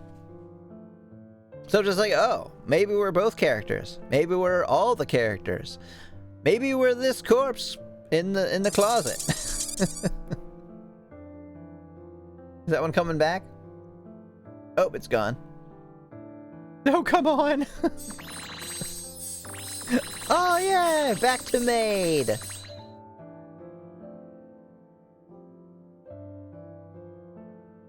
Boshong-dong Ghost served as an inspiration for 2017 horror visual novel The Letter, alongside various Japanese horror works. Oh, well, they did a great job. It happened several days after I moved into this apartment. The musty smell of mold lured me to the wall at the end of the corridor. The wall that had been hastily patched up and covered with plaster and paint. I wondered about the source of the smell. I figured it might be a leak, a busted pipe that needed repair.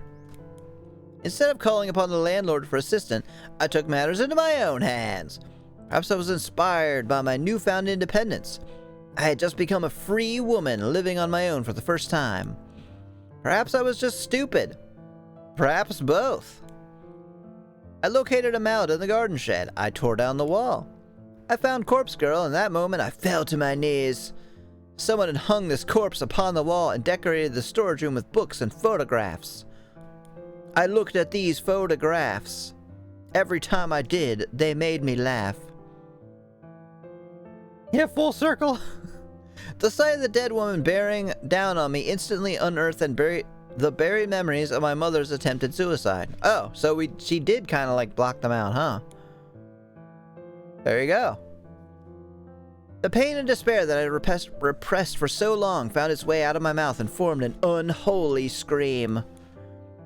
I think the fear of that discovery and the subsequent revival of subdued memories caused me to slip in and out of consciousness.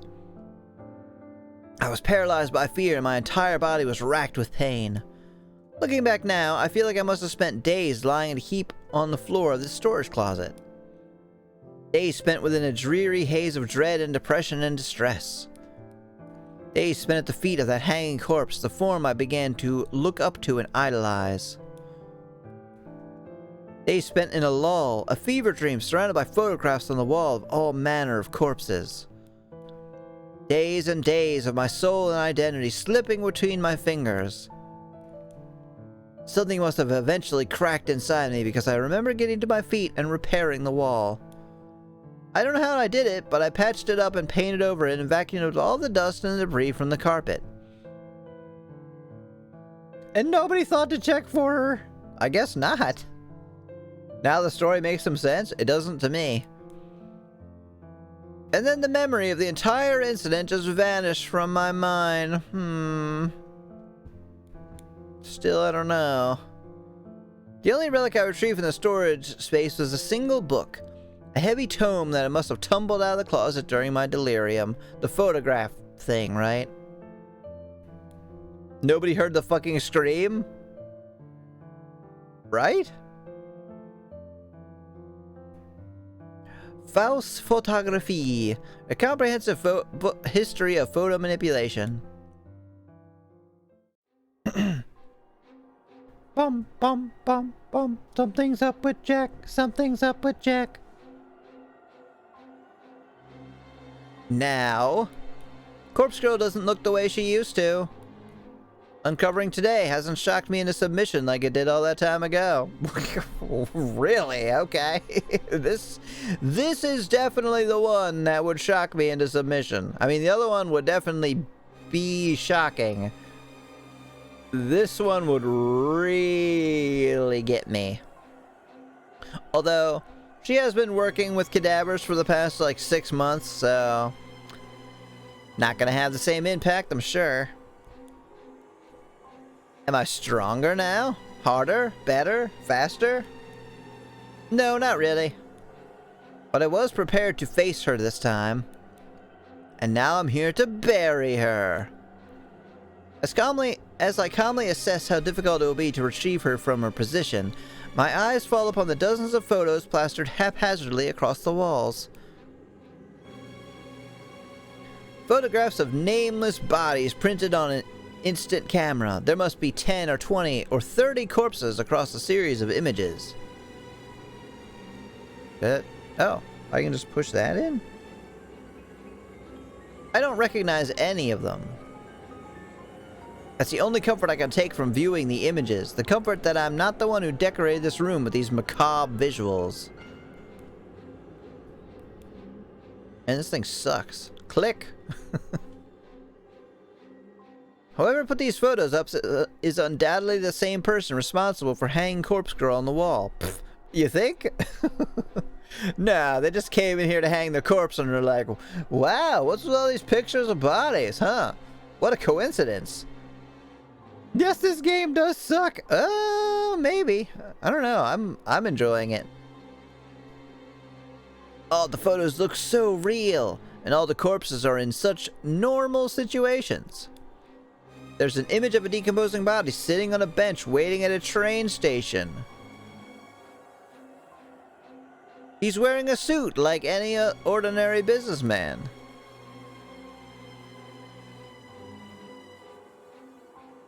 Another image is of a headless couple at a dinner table, dressed in their Sunday best. They're sharing a candlelit meal.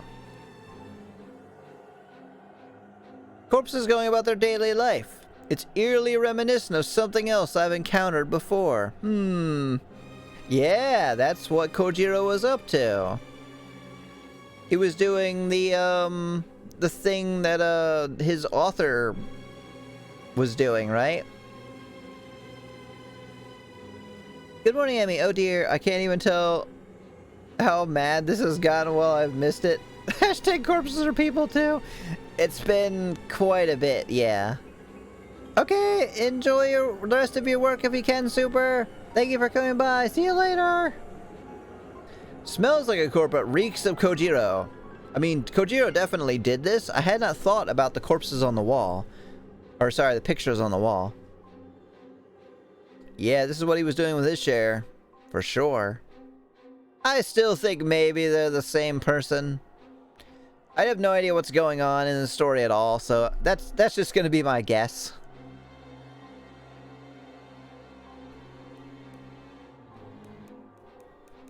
God, what? Is this thing broken? The answer is yes.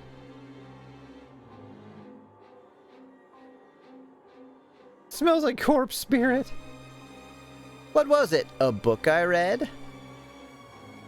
Instinctively, my eyes dart to the piles of books toppled over into the corner of the storage room. There are dozens of duplicate books as if they were abandoned here by their own author. I'm not making another fucked up rewrite of a song. Oh yeah, it's in the Discord. It's like Corpse Girl as opposed to All Star. It's like, hey now, you're a corpse girl. And I don't remember the rest of the lyrics, but it was pretty good to read. You should go check it out. Yeah, Corpse Star. I probably will do it for karaoke at some point. I crouch and dust off the cover of the book at the top of the pile. Yep, Noble Sinclair. Dazed by the Dead by Noble Sinclair. Noble Sinclair. Underneath 10 more copies of that volume is a different book with a familiar cover. 10 copies? Strange Flower. Yep. I know this. It's the very same book that Kojiro lent me so long ago. Except the book here is not some worn, well-read library copy. It's in pristine condition, save for the layer of dust coating it. There are nearly a dozen copies of this book as well. Someone intentionally abandoned these books here. And the fact that they are accompanying so many photos of corpses, not to mention Miss Corpse Girl herself, is no coincidence. These books and photos, as well as the copy of Faust Photographie that I found here found here so long ago. All of this somehow embedded itself into my consciousness and inspired me to start Corpse Girl's website. I'm sure of it. This room, this fucking cursed room, ruined my life and corrupted my mind. Yeah, I'm sure that's all it was.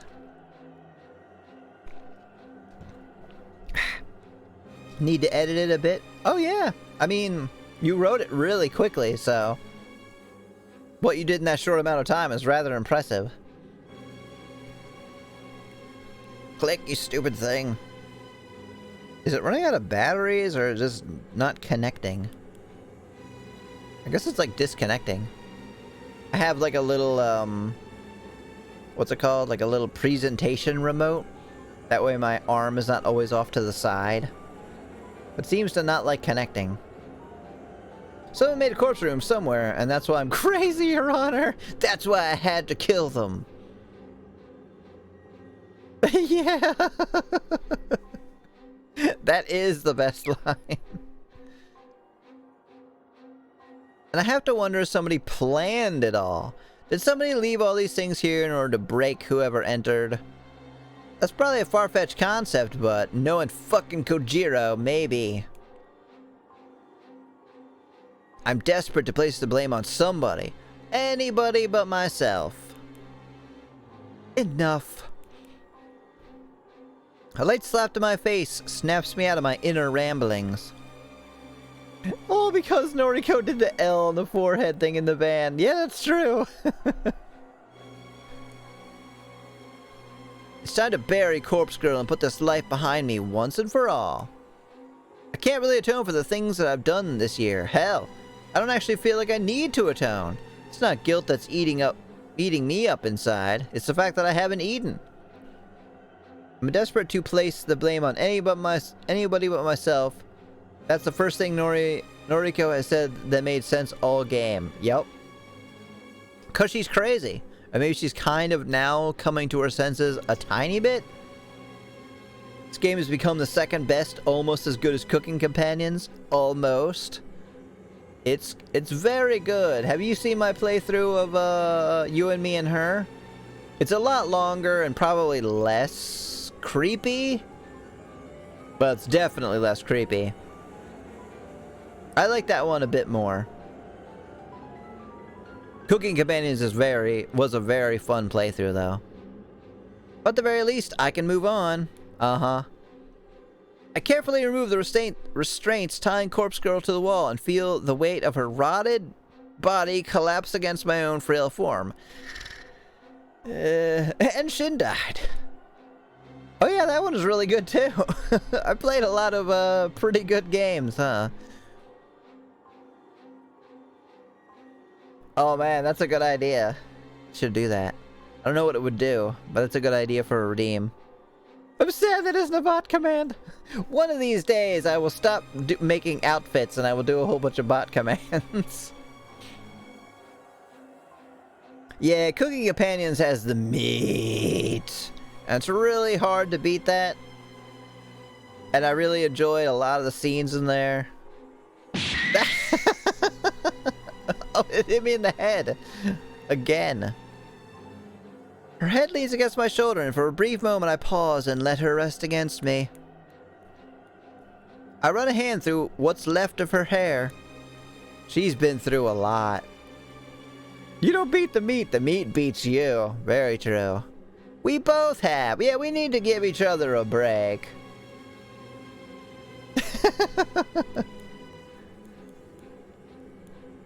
We're both Corpse Girl. Well, we both used to be. Oh my god, why does this thing suck? Click. Click, please. Now we are just empty husks with no purpose. If we're not Corpse Girl, then we'll probably be forgotten, lost to time and memory. Hello, Smoothie! Welcome, welcome! How are you doing? The meat will put you in a coma. Yay! For once in my life, I'm looking forward to being forgotten. Bum, bum, bum, bum.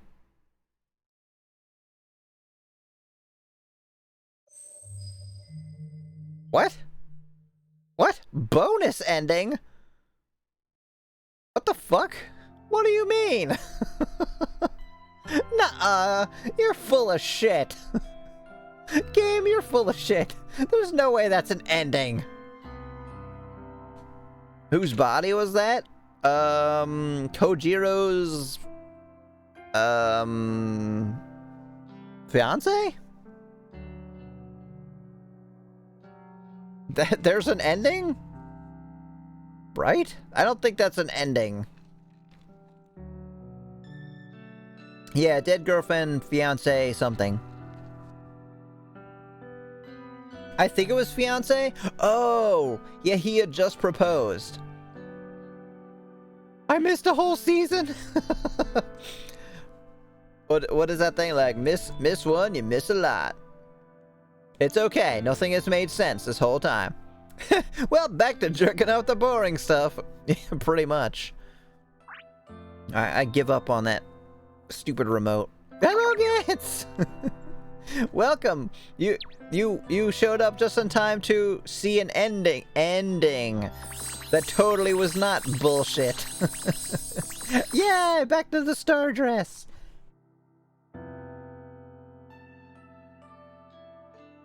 Is there a cooldown on costume changes? There is not. Because I want anyone to be able to do it whenever they want. It does kind of mean that your points might get wasted. So maybe there should be a cooldown? I don't know. Woo! I beat the game! Wait, which game? This game? Did Tomoe? This is Tomoe, I think. God, this place is boring as hell. Yeah, you made it for the ending. Maybe. I don't think so. I don't think that was an ending. That seemed like real bullshit. If that's an ending, I kind of hate these game developers. I'm so lost. What? What are you lost about? We won.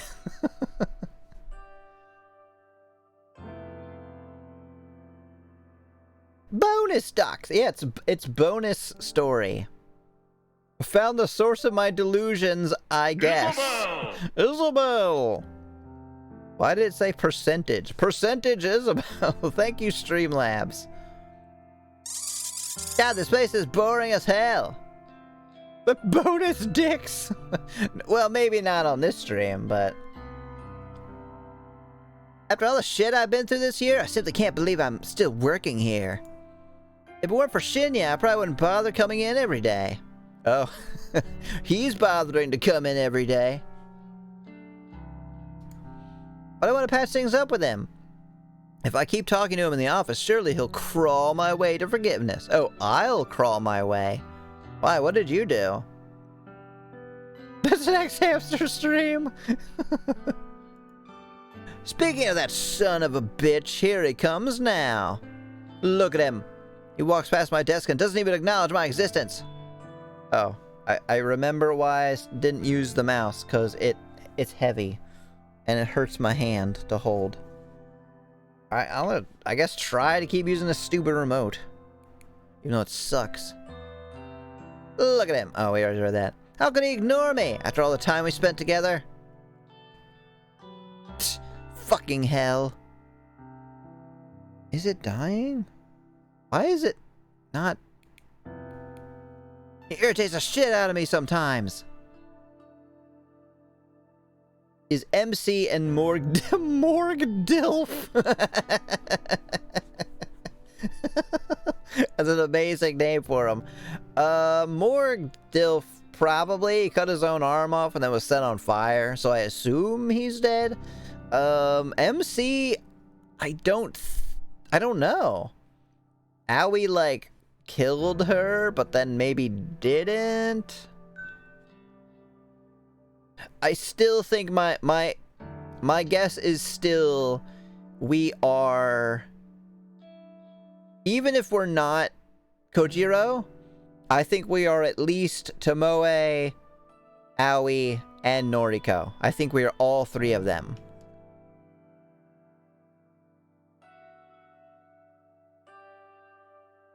All the time we spent corpse touching, that mean nothing to him? I'll just have to take matters in my own hands. If he won't talk to me, I'll just make him talk. Stop hitting yourself. Stop hitting on yourself. I leave my desk and stride over to him. My heavy footsteps aren't exactly elegant or befitting a lady, but as my mother used to always say, I don't really give a flying fuck. Hey, what's going on? Totally the path of forgiveness? Well, we'll see. Wait, then who's Shinya? We'll never know. Maybe a figment of our imagination. The slurred, drawling words that come from my mouth don't come out the way I want. That always seems to be the case. Shinya nuts. Shinya stalks us. Yeah, outside of our room.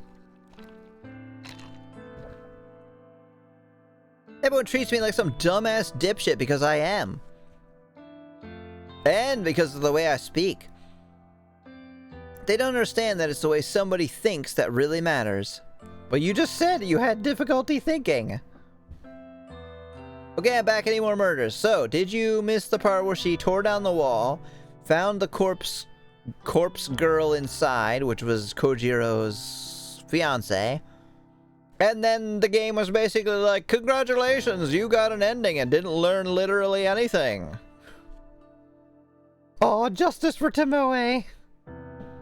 Why am I like drifting?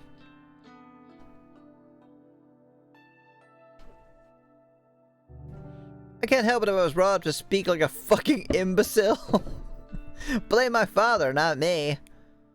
Oh, hello, Tomoe. Hello yourself. What's a gal gotta do to get a conversation out of you these days? What do you mean? Tsk, come on, you know we don't speak like we used to.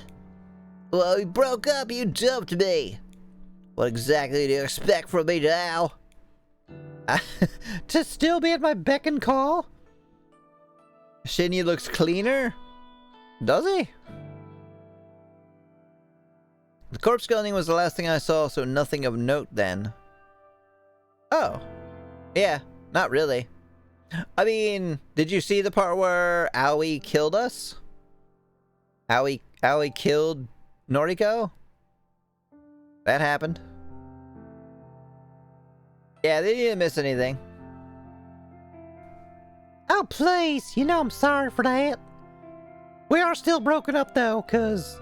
Ew, you kinda suck. I told you 1,000 times that breaking it off with you was the stupidest thing I ever done. So come on, get back together with me, will ya?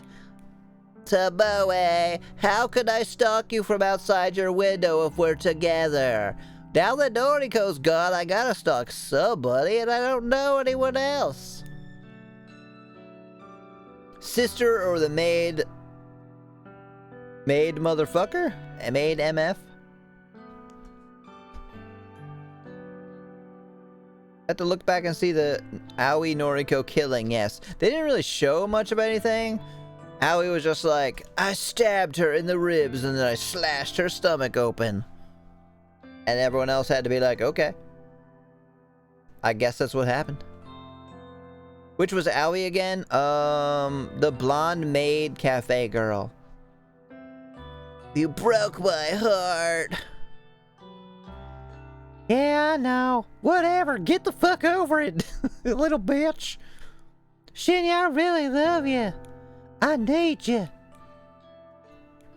I'm not normally one to get embarrassed, but letting my feelings hang in the air between us really makes me uncomfortable. Did you hear about my father? That's not really what we're talking about right now, but whatever. Nyan was already redeemed? Next time then. Yeah. Next time. Is it once per stream? Shinny sounds like he had to listen to MCR. Eh? I wasn't expecting him to shrug off my confession with a swift change of topic. He's a pro-level asshole.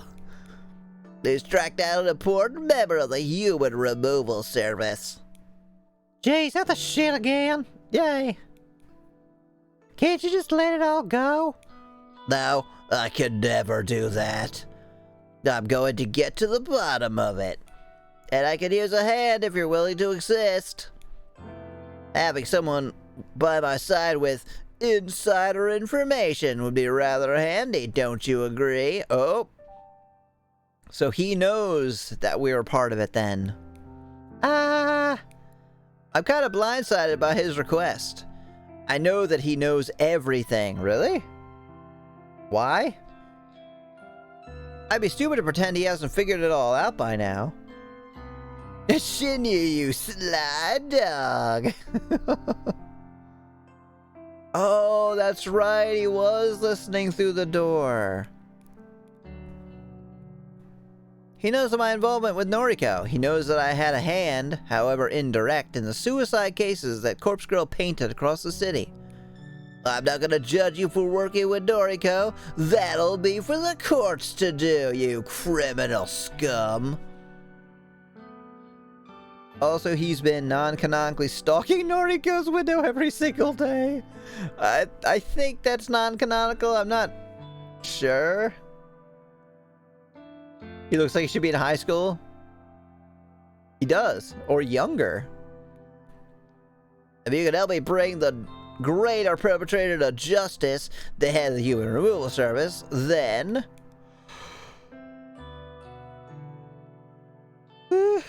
Excuse me. I think it may have been a good thing that you did what you did. Really? Maybe. I was Corpse Girl all along. I'm also Noriko. That's so? You forgive me for getting involved with such stupid shit? Forgive you? No. I just bet you won't get the friggin' electric chair. Yes, I'd have no choice but to forgive you. And maybe we can move even further forward. I know he's just saying what I want to hear. He can be manipulative in his own way. But if there's a chance I can make up for the shit I've done and win Shinyu over again, then I have to go for it. I like when girls are wanted for multiple felonies. Right, sign me up then or whatever. I'll help out. Thank you, Tomoe. I'm going to interview the individual involved with the Human Removal Service. Are you allowed to do that? Fuck that. Allowed? Of course. Father said I'm an important member of the investigation team now. But he also said that he loves me and that he wants to give me a hug. And he's not going to skip any more of my baseball games 10 years ago. And he's also going to buy me some Christmas presents.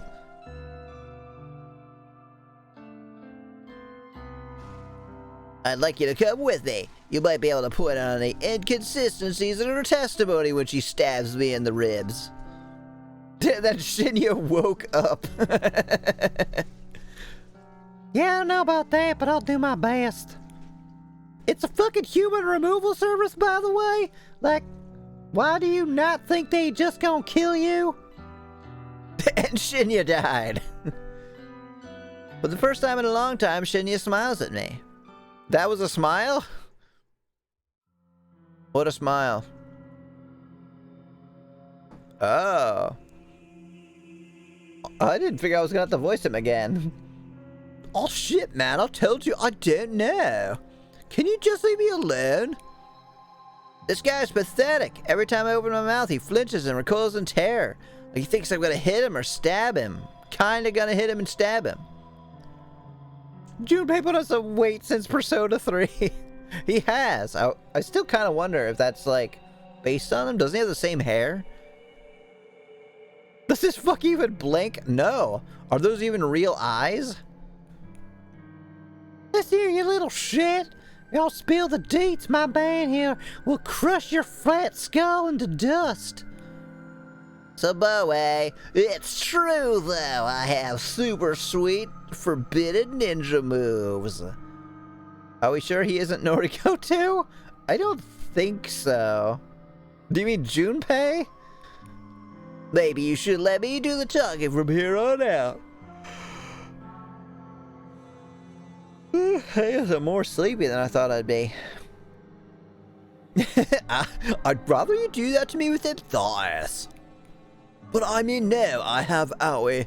I would never cheat on her, even though she wants me dead. Eh, whatever. I back off and let Shinya take my place. I talked him up, so I thought he'd be pleased, but maybe I just annoyed him. Mr. Matsumoto. Please just call me Jin. Hey, nice try, mister. I ain't your friend.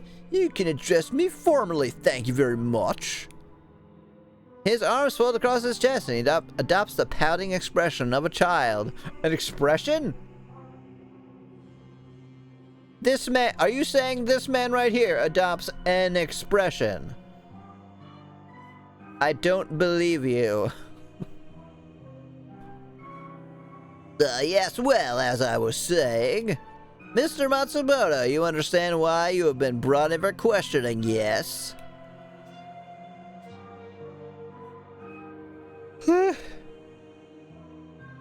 Yeah, man, but like, I'm totally innocent, you know?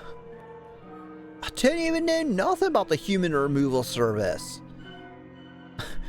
I didn't say anything about the human removal service. I brought you in for possible jaywalking. You just want to rip his face off? Isn't he terrible looking? He's kind of scary, though. Like, if you saw this guy out for real, you'd be like, I'm not gonna get anywhere near that guy.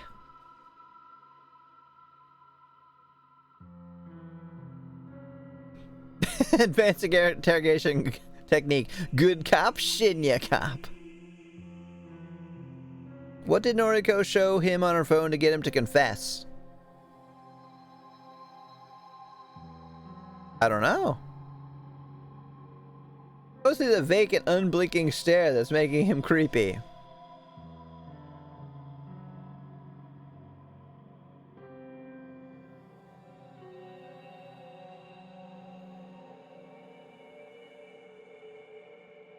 Yes. Shinya retrieves a small pocket notebook from somewhere and flips through the pages. After a moment of silence, he clears his throat.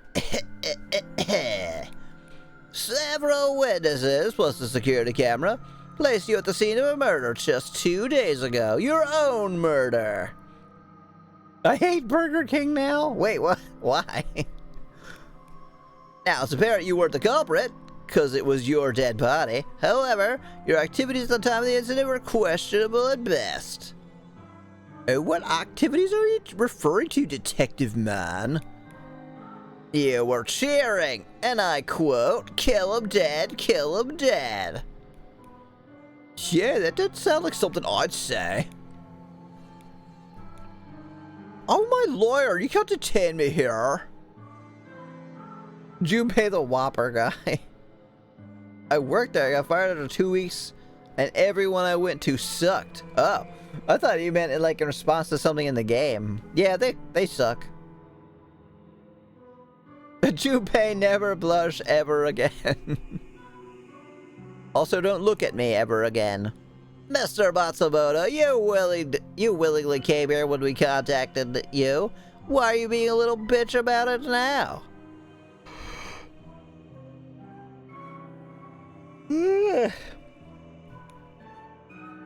You are not under arrest. This is ludicrous. Ludicrous, I say. Be that as it may, I have a few more questions. Junpei looks like he would be in a fast food ad. Like for KFC or something. I'd imagine you arrest me right now. That's cool. One witness declared that you followed the masked culprit after they fled the scene of the crime. Is there any truth to this claim? Nah, man. I just, like, needed to go the same direction, you know? So I talked to the... I know you just stabbed somebody to death, but I was like, yeah, bro, do you want to walk together? You've already killed one person today. You can't do it again. There's a cooldown. I got no idea who this Harold person you keep mentioning is. I didn't say the word Harold. Shinny raises an eyebrow and casts me a dark look. I just shrug. Kentucky Fried Corpse? Oh. I never mentioned the word Harold. Is it the name the culprit refers to themselves as? Oh shit. This is like some detective mind trick, innit? I have the right to remain silent. Anything I say or do or whatever can be like. I've had enough of this creep's insane ramblings. Listen up! I slam my fist against the table and send Junpei rolling back in his seat. He nearly falls off the chair but manages to regain his balance. Aw, man, I wanted to watch him fall. That'd be funny. You got two options here.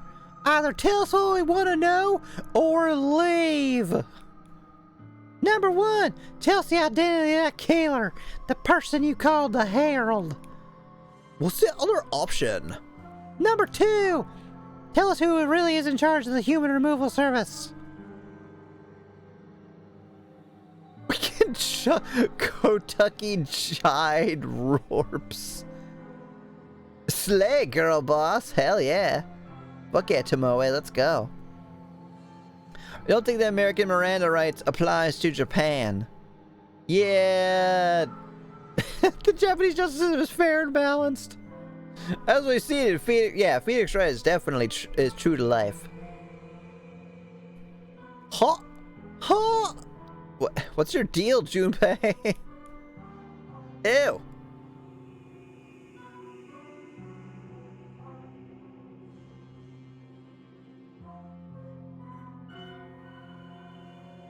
What color is that word? His sweaty, pulsating forehead is glowing green. Oil? I can't betray the identity of the Herald. I just can't. But the guy behind all this? I say fuck him. I'll sell him out and it means you'll pardon my involvement. Shut the fuck up, Owie.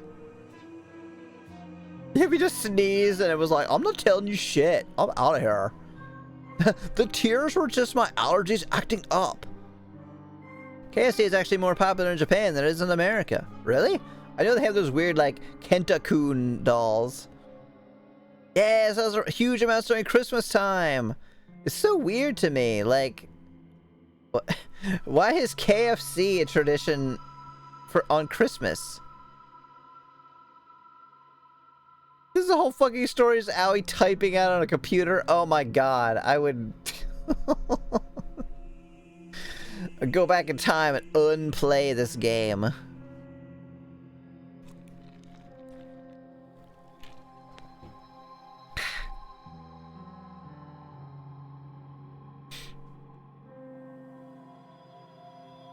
Wait.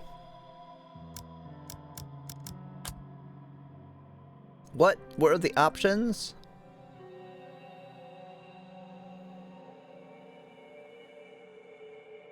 Tell us the identity of the killer, the person you called the Herald. Huh.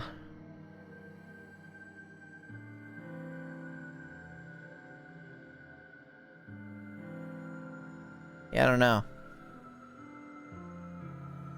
Because chicken goes well with Christmas. Sure.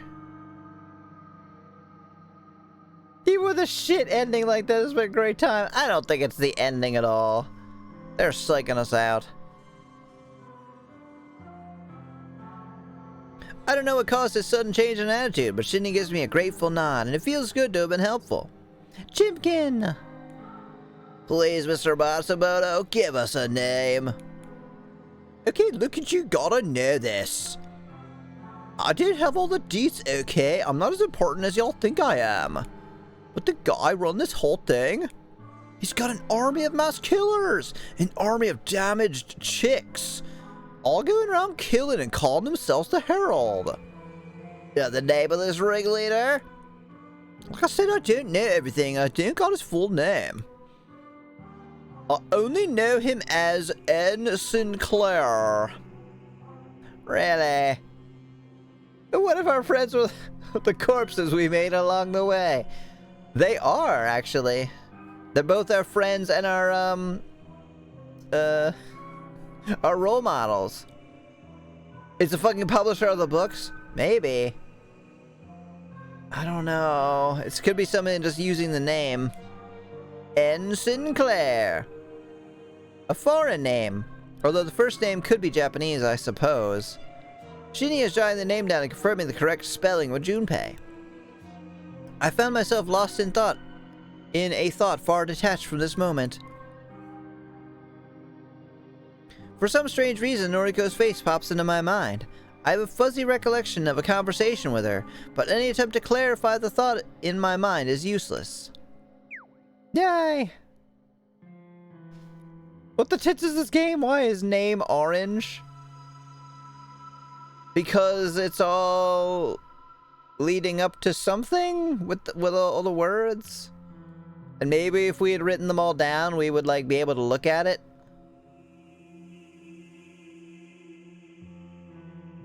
They also don't celebrate with Christmas tree in Japan. Said they bake a white cake with a white frosting called a Christmas cake. That sounds delicious. I want a Christmas cake. We should be matching them with the colors of making a rainbow. Well, I don't know about making a rainbow, but certainly writing them all down. Shinya, is the name familiar to you? Yes. Amazing! Shinya always surprises me. I thought he was a total moron, but I guess he knows something. So who is it? Noriko Kurosawa once told me about a book she was reading. Now, please understand, I don't share the same taste in fiction as her, so... Yeah, I get it. Get to the point. Ahem. She used to read the most macabre, horrific stories, and she told me about one book in particular. A book about a man obsessed with corpses. Obsessed with corpses, huh? Jeez, don't that sound familiar? Wait, what am I saying?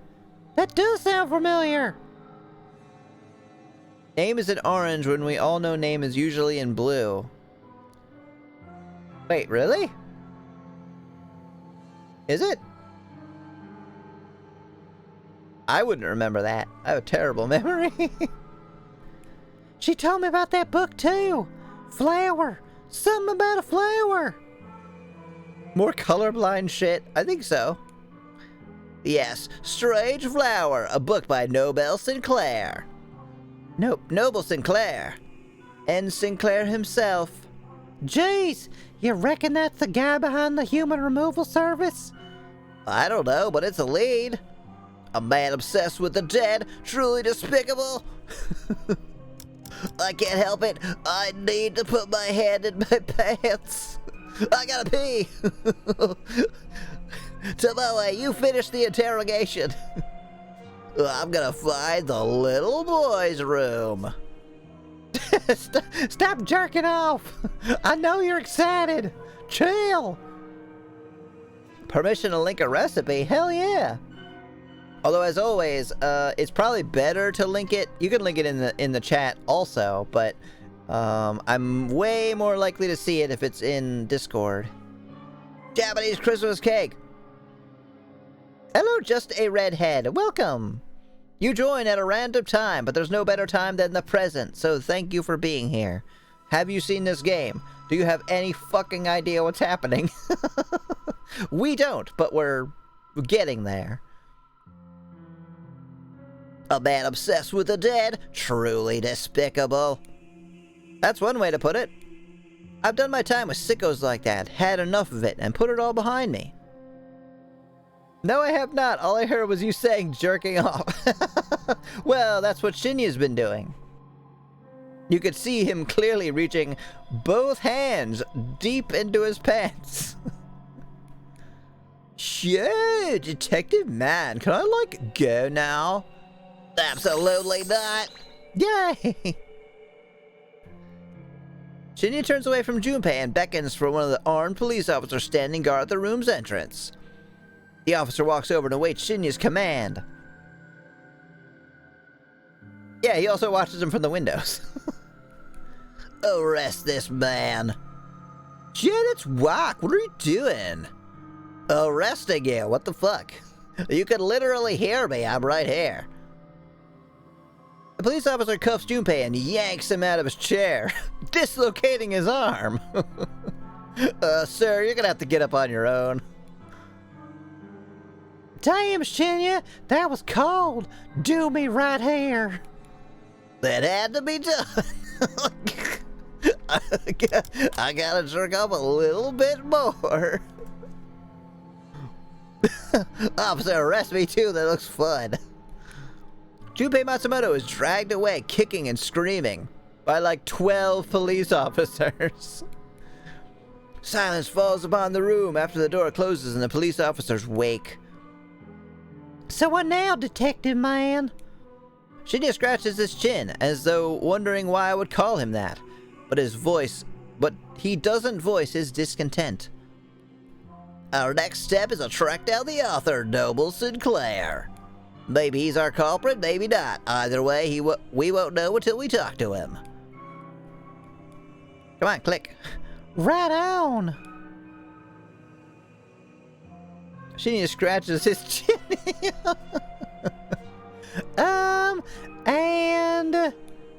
And what? What about? Aw. Shinya interrupts me with a sudden soft kiss on the lips. Yeah, you got beaten to it, Gantz. Haha. I close my eyes and lean into him, letting his warmth envelop me. Shinya. I couldn't have done this without you, Tomoe. And I would be the man I am today if it had not been for you. So, thank you. Does this mean you want to be with me again? No. Yes, if you'll have me. Yeah, I don't know. That was really easy. You only attracted before because you was playing real hard to get. But now that you say yes, I don't know. I think I don't care. Take her to the cops. Oh my god, right? That'd be hilarious. She was involved as well.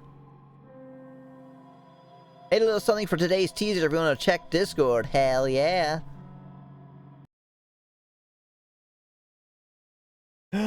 Oh, that's so cute. Are you playing, Wait, are you streaming today? Isn't it kind of late? Oh, thank you for the hydrate. I desperately need it. Oh, you meant today's teaser for tomorrow's stream?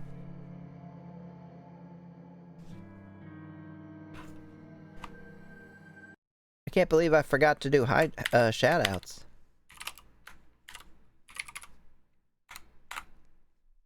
I am slightly hydrated, yes, Al. I'm with you. Ow.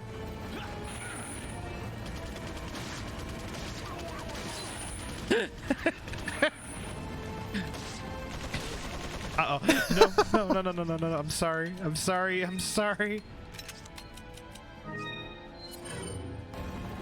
I changed my mind. I'm not sorry at all. I don't remember this boss. Damn it. Which flight? The clip. Wait, where's the game? Yeah, everyone go check out Gunslinger Gantz. Favorite VTuber. If you don't already know him. This is a regular dude that was obsessed to knifing into death. Oh yeah, that's right, you were using a knife. What the hell?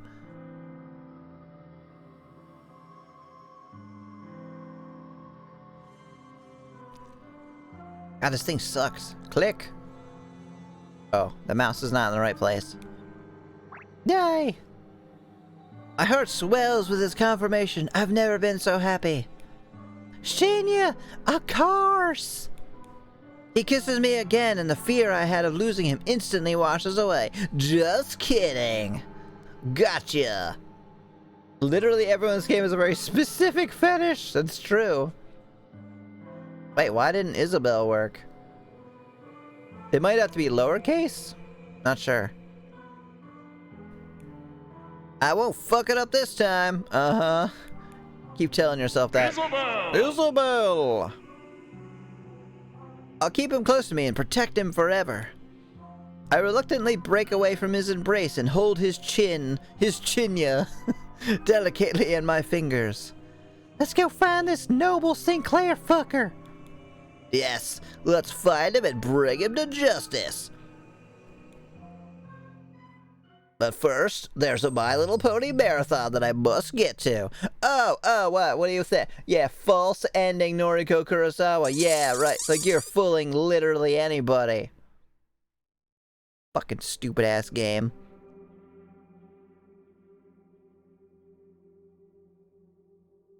Don't worry, Streamlabs Fox person is cool, yeah.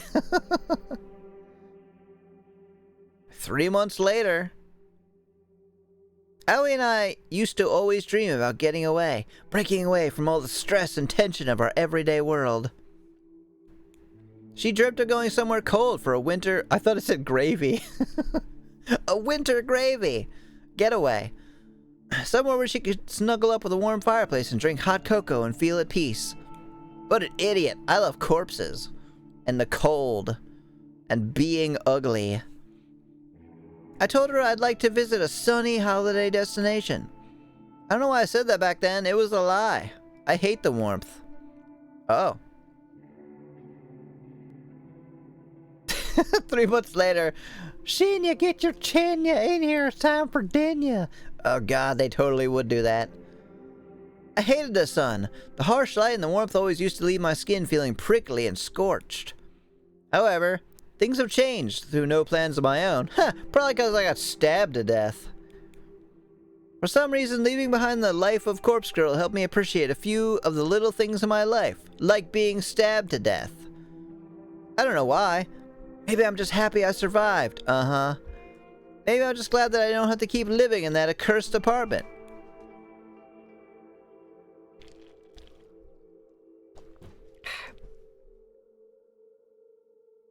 Yeah, Shinya's like, okay, next we gotta find where Noriko went so I can stalk her. I haven't fully recovered from the stab wound Aoi inflicted upon me. I haven't fully recovered from the scars she left in my heart. I don't think I'll ever be 100% healthy again. Yeah, you think? My doctor says these things take time, but maybe a slight limp and a dull ache in my gut from time to time is a small price to pay for life. I made the decision a few weeks ago to attempt a beachside vacation. It went well. Pale, ghostly Noriko Kurosawa sat upon a beach and attempted to get a tan. Don't do that. When you are pale and ghostly, do not sit on a beach and attempt to get a tan. You are going to get skin cancer. oh god, he's back. I did it for myself, not out of some misguided notion that I should live out a dream vacation for Aoi's sake. Aoi can go on her own damn vacation whenever she wants. It's not like she's limping around with a cane and a serpentine scar across her beautiful skin. Did she burst into flames? It's not like she had to struggle against the entire world just to get on an airplane. The beach was gorgeous, the water was pristine. I'd never seen anything like it in all my life. But those moments of sunshine and relaxation were fleeting. Oh boy, don't I know it. It was at this moment Noriko realized fatally that she is a vampire. Sitting alone now in this empty apartment makes that painfully clear. I had to return to Tokyo eventually, it was inevitable. But it feels like there's nothing here for me anymore. Pillow-chan, where are you? I know that's an imposter. That's not actually Pillow-chan. I can tell because it's all clean and white and spotless. Maybe I'll move once more. Go to Osaka or Nagoya. No one in Tokyo for me. Aoi, Kojiro, they're either dead or dead to me. Tomoe doesn't call me, doesn't answer her messages. Shinya... you know, fuck him, I never really liked him anyway. Nothing, no one in Tokyo for me. My eyelids close gently and the sweet embrace of sleep takes me. I'm laying on the floor. Is that a box cutter on the ground? I mean, there are boxes, but I still have noticed this as like kind of like Chekhov's box cutter here. Shinya, I'm right here. I'm inside the box. Surprise! Welcome back to Tokyo. You're under arrest, you criminal scum.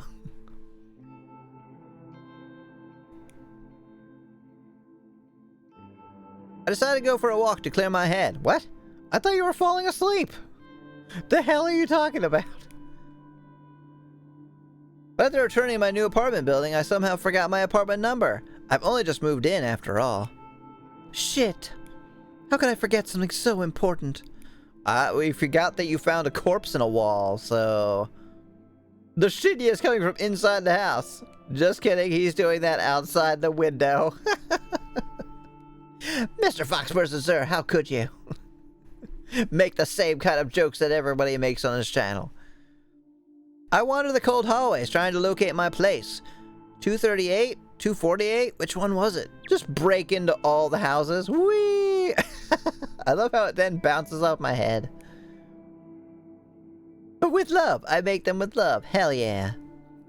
Completely lost, I decided to turn around and search in the opposite direction. Oh. Yay! As I turn, a slightly open door catches my attention. Who would leave their door open? Anyone could walk into your apartment and steal your belongings. This thought quickly scampers off as I found myself pushing the door ever so gently. What the fuck? More, why do you open it, rather than... a cake! Justice for maids? Alright, I get to put a cake on my head. 1 second.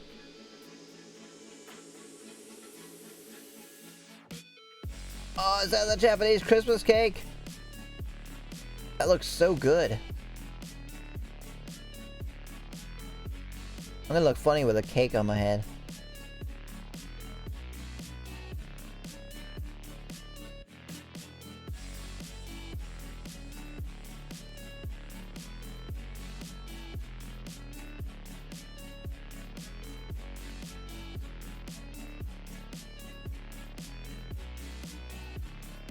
Oh, it looks so good. I'm definitely gonna make one of these. It kind of looks like a Pac-Man. Oh. Always on top. Yeah!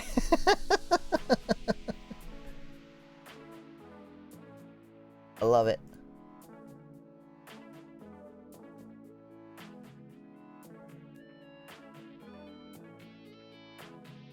Now you won't forget it easy. No, now it's been on top of my head. Right, it looks so delicious! I might not wait until Christmas to make that. Since Christmas is going to have plenty of other delicious food to eat, I don't want to get too full.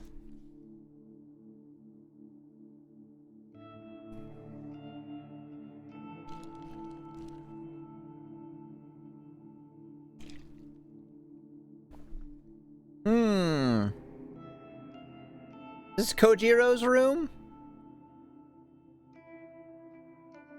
If we remember, his room was dark except for the TV. A scale of 1 to cake, I give it a 7. It swings open slowly, revealing a room lit only by the flickering light of a television. No idea if I read that already. Hello? You left your door open, you fucking moron. Is anyone in there? Hello? Knocks on their head. Wake up, you left your fucking door open. My timid voice sounds unfamiliar to my own ears. I realize that I've rarely spoken in the last few days, save for the occasional pleasantry exchanged with the staff from the moving company. Sure, Chan, finally someone came. Christmas trees aren't popular in Japan, probably because the average Japanese home is so small, for one, and also it'd be far too much of a mess. Do they have... They have conifers there to begin with? Like pine trees? When no answer from within the room is forthcoming, I take a careful step inside. No sound comes from the television in the corner. It's been muted, but the screen's been left on for some reason. My eyes strain to peer into the near darkness.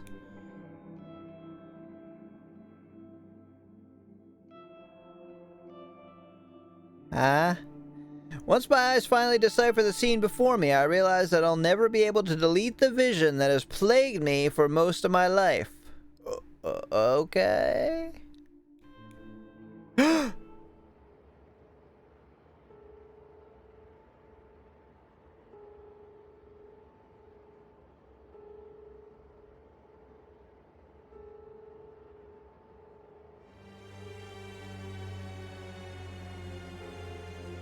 Sheesh. That's chilling.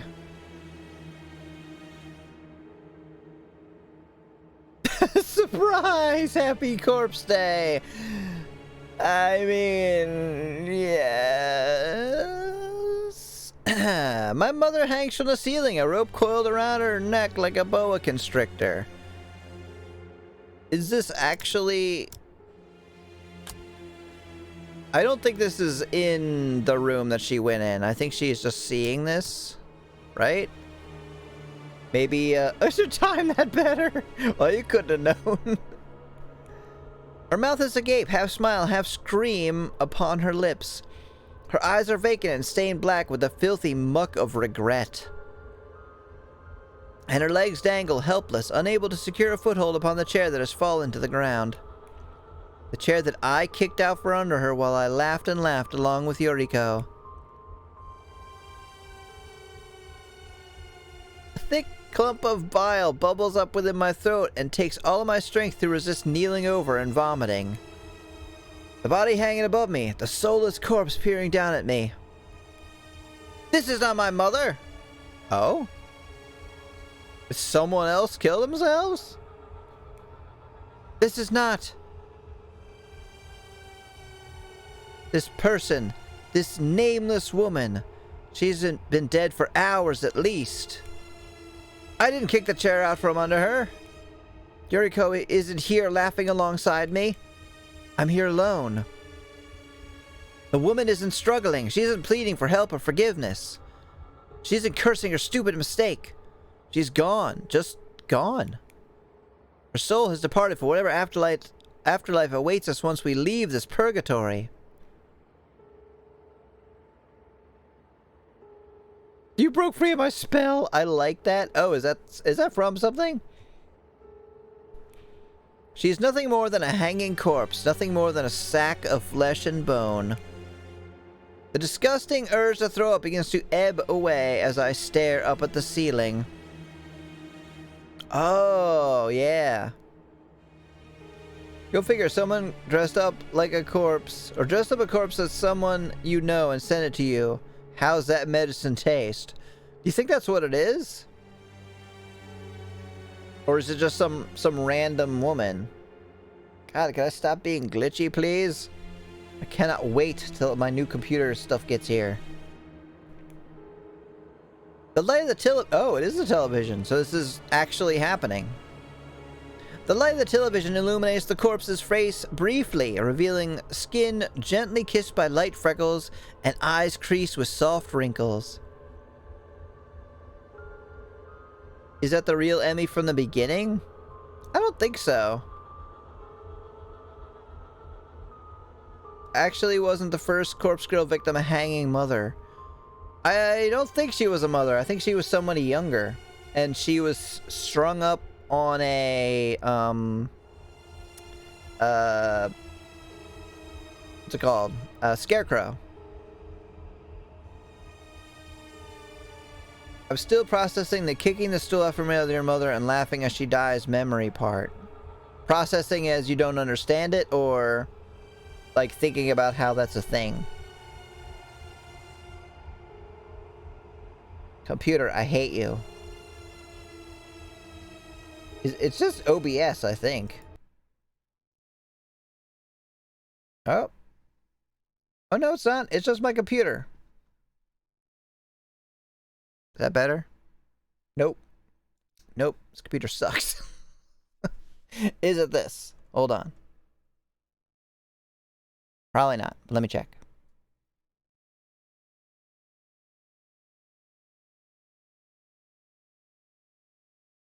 Nope. Alright, nothing for it.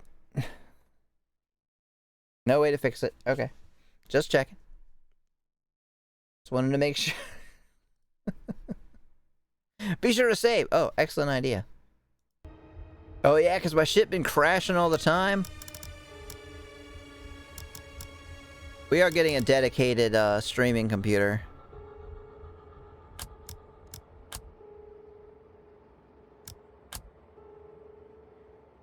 Hydrate, thank you.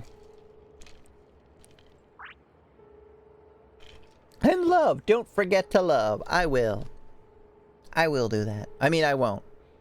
I will not forget. Oh, we gotta call the police? I don't know. Let's talk about her a little bit longer. She's older than me, perhaps by a decade, but she is by no means less beautiful than I am. Her hair is long and soft, and I get a sudden urge to brush it aside. Don't do that. To sweep it away from her eyes, I tell her everything is gonna be okay. She's dead. That's not gonna work. Bitch, you hydrated?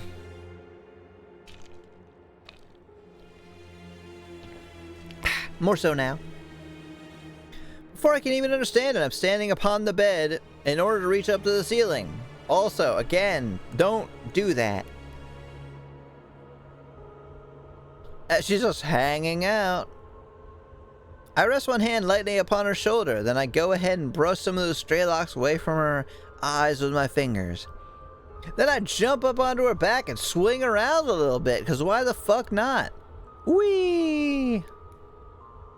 It's like a tire swing. If I look past those empty eyes, those eyes that stare at me and see everything I am. If I look past them, I see a truly gorgeous woman before me. Oh, here we go. Corpse girl all over again. Oh my god, Al. I'm utterly entranced by her. Time to put her in the closet.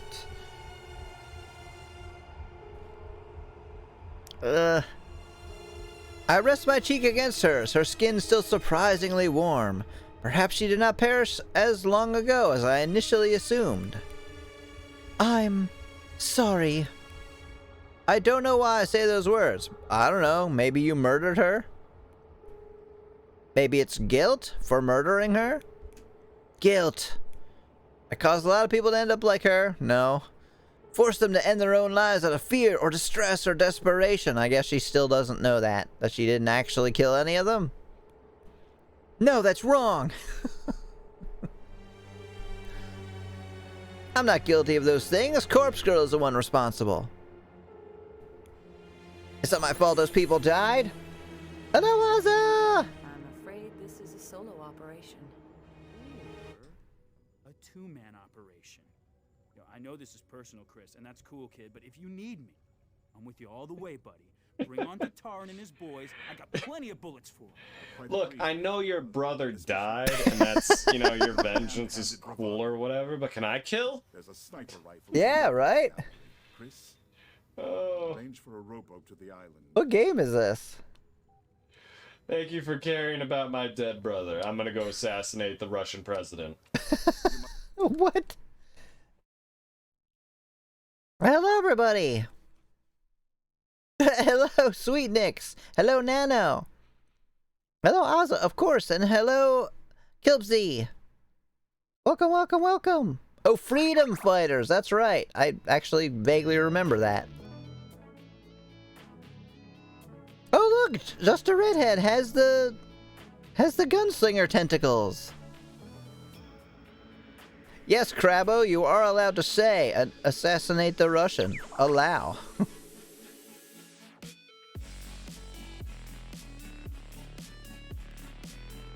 I played that game long ago. I semi-remember it. You did? Somehow I can't see that as a game that you would play.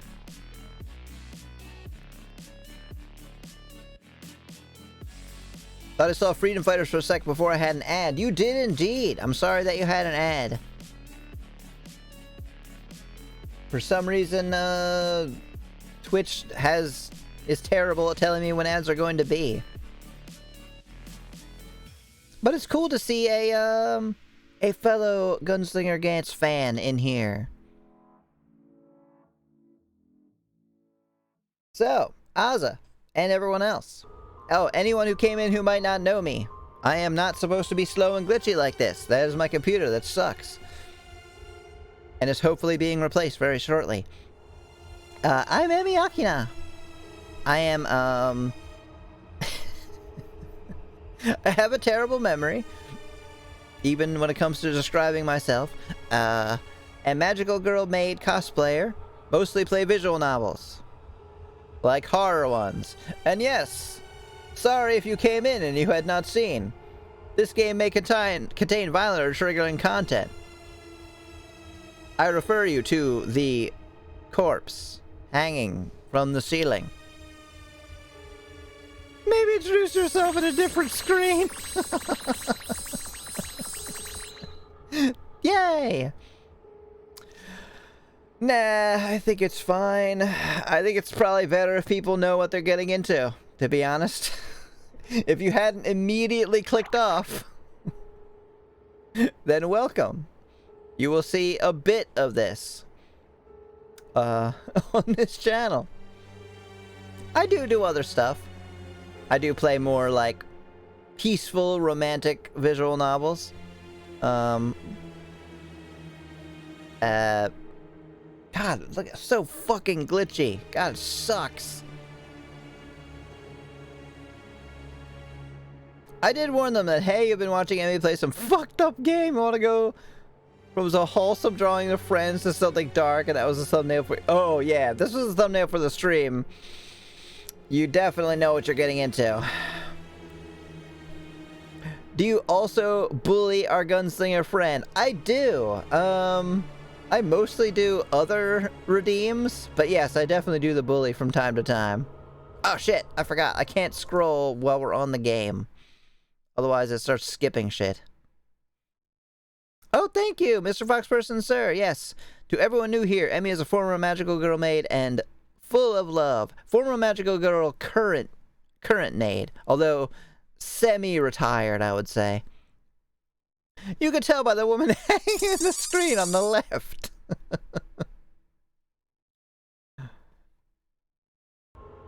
I knew what I was getting into when I heard you say jerking off. Well, maybe not to this specifically. Although, I don't know. Shinya might be into that. Anyway, how was, you were doing a art stream, right, Azza? How did that go?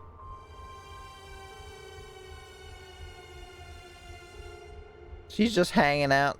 Yeah, she's fine. I may play this for random reasons. Good luck. It is, very weird. I still have no idea what the hell's going on. I don't know if we're us. I don't know if we're two characters. I don't know if we're 4 characters. I don't know if we're any characters. We might be a corpse hanging in a closet. I don't know.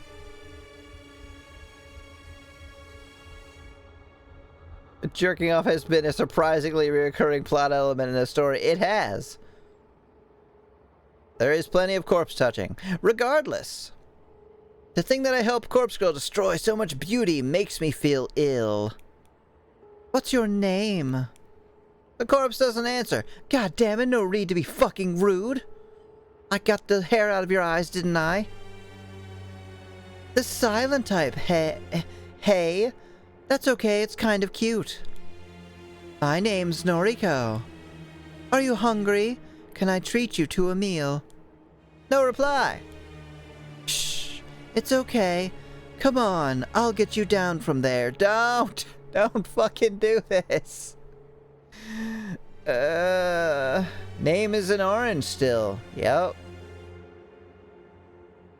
She might eat more than you do, even after she's dead.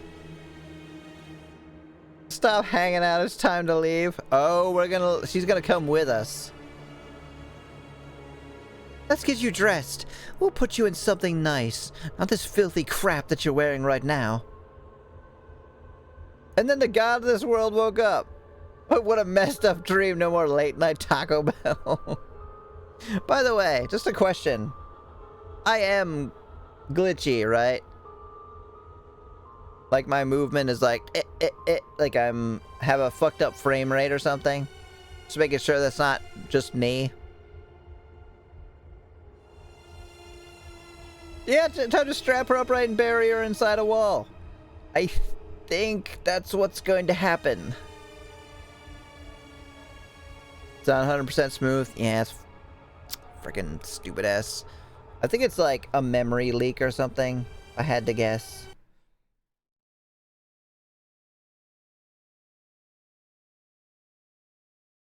Who knows? It's warm outside, so how about a light dress? Nothing. How fucking rude. Ah! Yeah, I like this one too.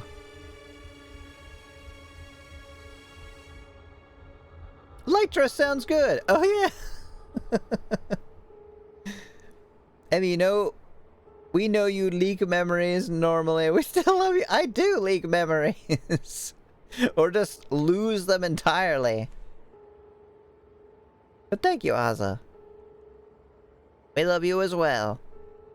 Yeah, FBI open. It's already open. Oh boy. Oh, remember when we got an ending a half hour ago? It takes some time to unloop the rope from her neck and return her to the floor safely. Some part of my subconscious knows exactly how to move her carefully, to dress her, to apply her makeup, and bring out her inner beauty. Subconscious? The fuck? You were dressing up corpses for like a year.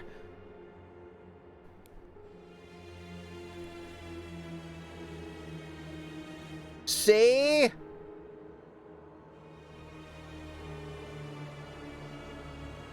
I can't recall if I've done something like this before. Have I taken a corpse out to dinner before? If this is just like a Noble Sinclair fever dream, I'm going to be very upset. This game has no end. Welcome to Return to Shirnagasu Island. If you think the door is already open, they just go away thinking they've already been there. Wait, what? I'm not sure, but it's definitely somehow fake ending. It said B. I think they were saying that the last one was the fake ending. I'm not sure.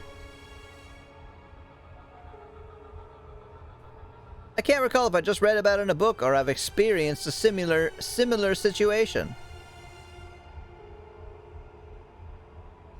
Oh, oh, we already kicked down this door before, so couldn't have been us. We ain't busting in unless we can bust in, you know? That's the whole thing about the FBI. If you can't kick the door down, what fun is it? Let's go next door, kick that door down. Just because she's dead doesn't mean I shouldn't treat her right. She's still a lady, come on. Just because she's dead doesn't mean she's not beautiful and worthy of my love. Mm-hmm. You don't say, Kojiro. They would just carefully, quietly close the door and lock it again, then break it down. After a bit of time, my gorgeous friend is dressed to impress. We're ready to go out for dinner.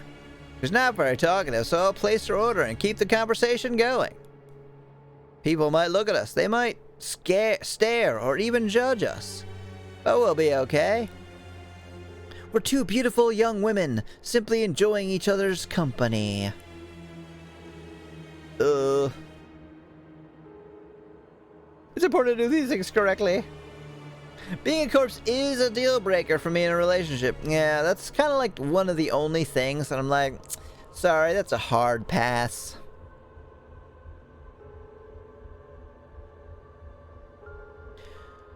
She'll start to decay soon, like a strange flower, wilting moments after being taken out of water. And Strange Flower was the name of the book. As for me, I think I've been decaying for a long time. I hope this nameless corpse girl can help me feel alive again. I kinda doubt it. This rate will have a Satomi in her head as well, and Shin died. She offers me a slight smile as I take her hand and lead her out into the blinding lights of the hallway.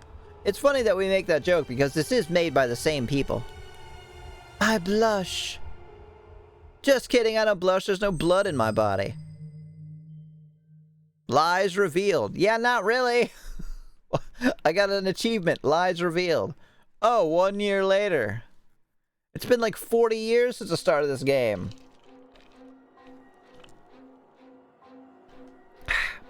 Alright. The book is almost warm in my hand. It's a pristine volume fresh off the printing press. Paperback, though I would have preferred hardback. Been a while since I last published a book. Years.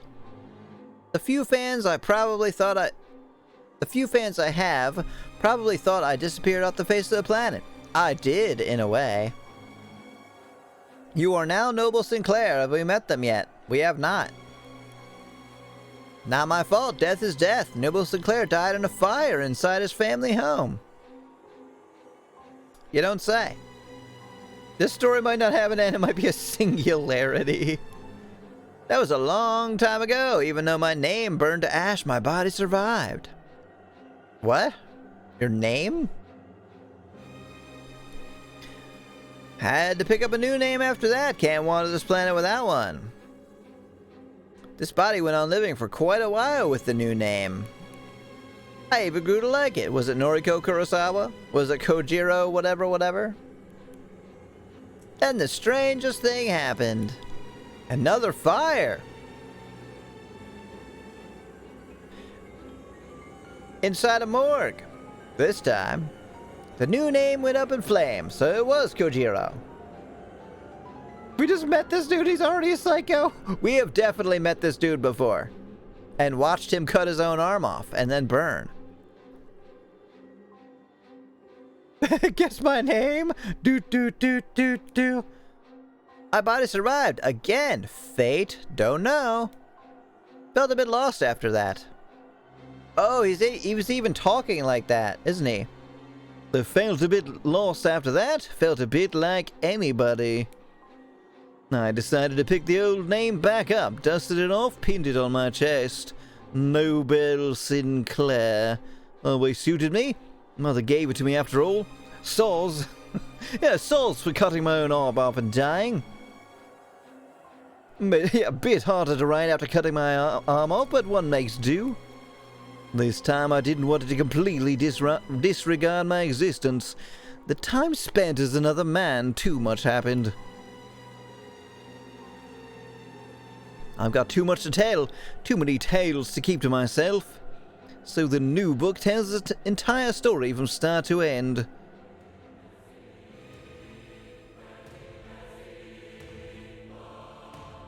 Alright.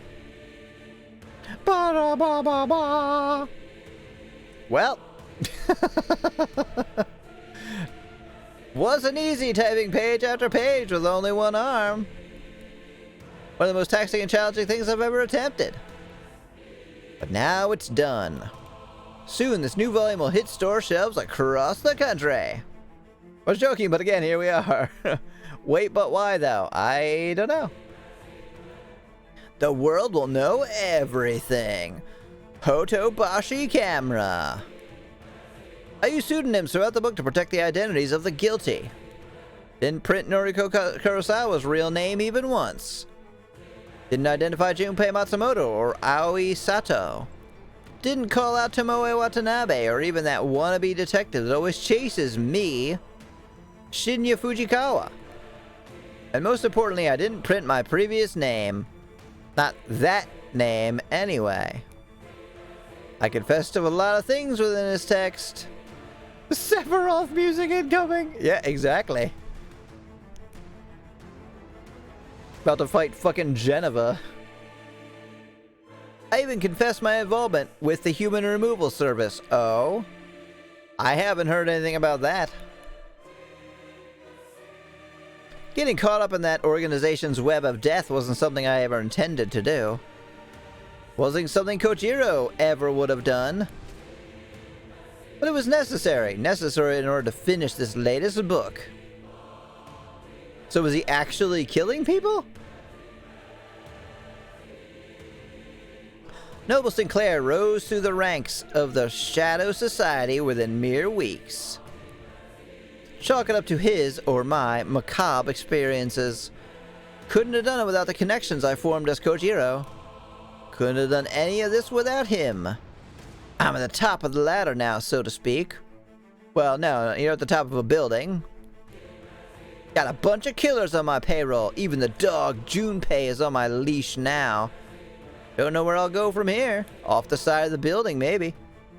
Original plan was to shut the Human Removal Service down. Delete its existence as a final act of love for Noriko. Alright. So Noriko is real? But the power is nice. The power is intoxicating. Again, Kojiro wouldn't have toyed around with something like this.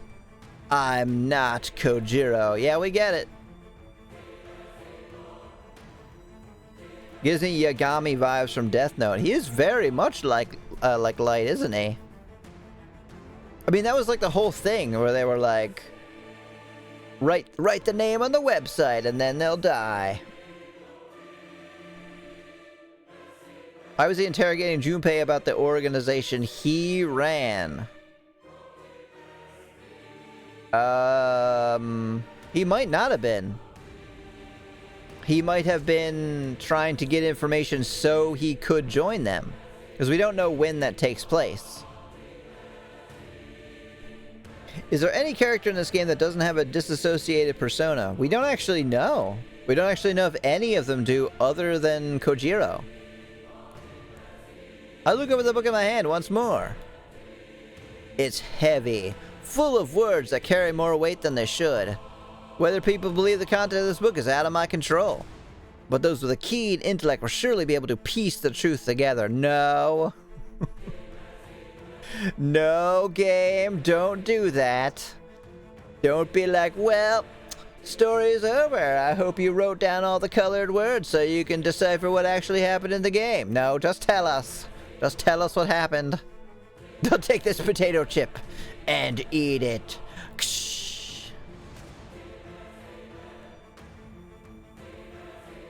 I scan over the cover and read over the large embossed letters. Corpse Factory, a novel by Noble Sinclair.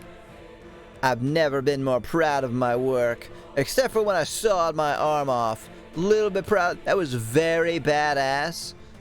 Yo, I sewed my own arm off and didn't die. And got set on fire, maybe. Or maybe that was just a part of the book, I don't know.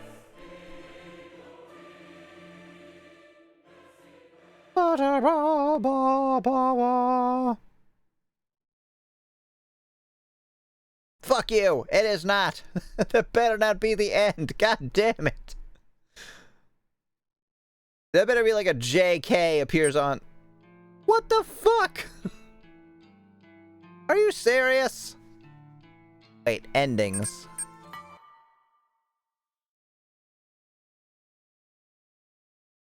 Which ending would you like to view? The real one, please.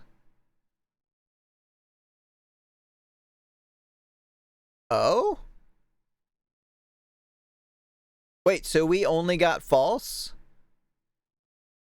So does that mean we can watch the true ending and the hell ending? So what have we learned? I'm asking sincerely. I think all we've actually learned is that Kojiro is Noble Sinclair. That's it. I mean, that's legit all. I guess that the other characters, at least according to that ending, were real? Let's watch them, I guess. Yeah. I guess we'll start with true. Ending A, true. Noriko Kurosawa. Okay. So I guess it actually was an ending. It was just not the real one.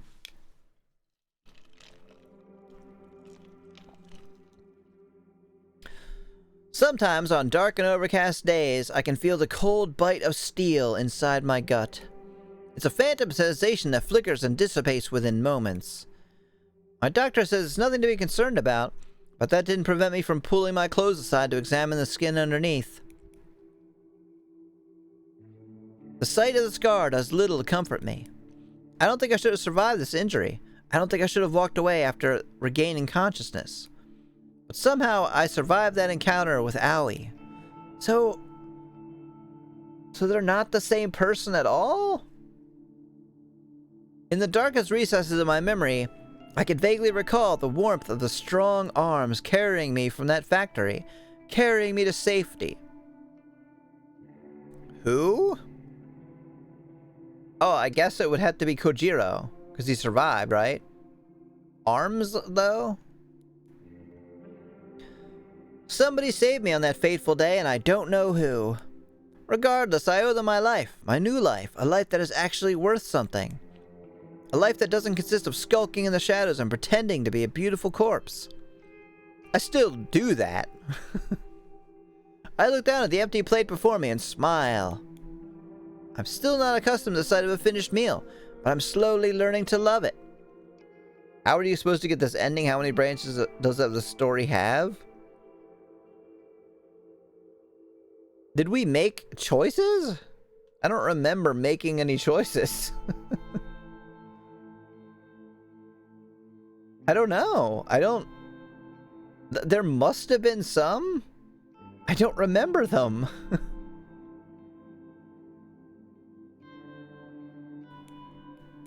My stomach feels full.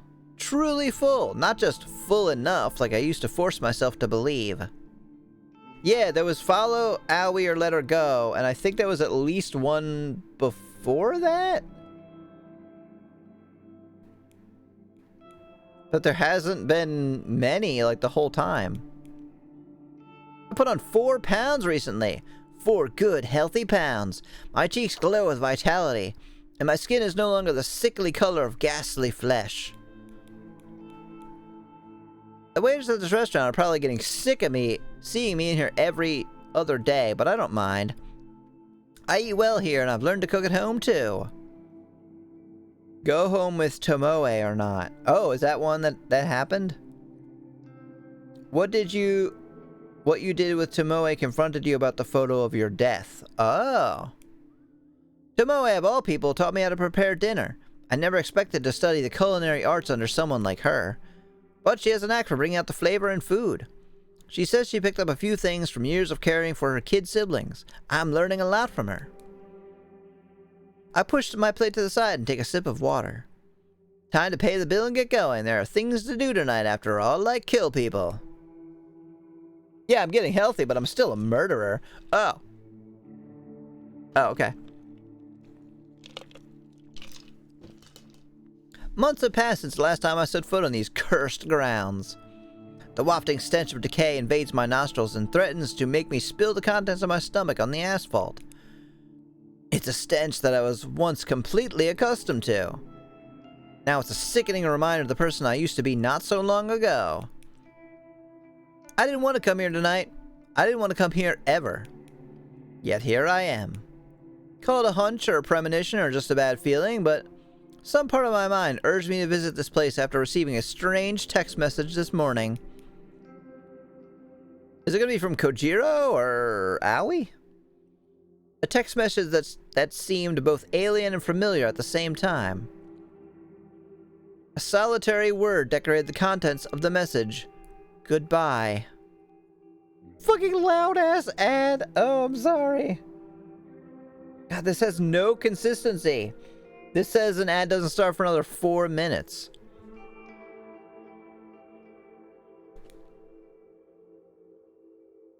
But what drew my attention the most was the image attachment. Yay! A photo of a young woman. Oh? Why the fuck are we here again? I guess because someone sent us a message. A young woman bent over backwards, her face obscured by matted hair and blood, and her chest exploding open from the inside. Yeah, she's just from the movie Alien. It's fine. She's invaded by an alien. Can you imagine if maybe, if the Corpse Girl website had really taken off and she had to do like thousands of photos per day of people dying, and she just gets like super sick of doing it. She's like, okay, this one is, I don't know, a fucking alien kills them? Sure. Will they buy that? I don't fucking cares. Just Photoshop it in. The young woman in the photo was me. It was an image of my own corpse. Oh shit. That means Owie is here, doing your job. The craftsmanship was excellent. The cadaver used to replicate my body. The cadaver used to replicate my body looked just like me. Imagine the want ad for additional help she'd put out. Help wanted. Photoshop skills. Skills with dealing with the dead. You must love the smell of rotting corpses. When did Owie learn how to use Photoshop? When she could afford it on a maid cafe salary? She just used GIMP. It's fine. Just as good. My first assumption was that the Human Removal Service sent this photo to me. But on a moment of deliberation, that didn't seem to be the case, because they didn't care about that. They just killed people. Corpse modeling. Yeah. I mean, that's kind of a real job. The Human Removal Service's activity has declined rapidly as of late. A number of murders, or suicides, depending on how you look at it, across Tokyo have decelerated so quickly that it's almost as if the Human Removal Service never existed at all.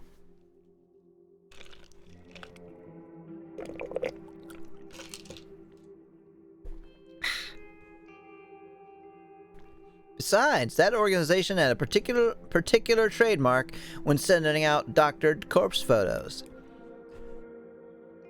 They would include instructions with the message. Instructions for the victim to follow, usually involving the murder of another victim. The message I received simply said, goodbye. My corpse photo feels personal. It's typical of the work I used to perform. It's Owie, just come on. Just get in there and talk to her. Oh, it's almost as if somebody took over the identity of Corpse Girl, the role that I once filled. But that's crazy, isn't it? Wow, who would be crazy enough to do that? With that in mind, who would be crazy to doctor photos of corpses and send them to people? Who would live in an abandoned factory with a bunch of dead bodies? Crazy. I take a deep breath and stride toward the factory's entrance.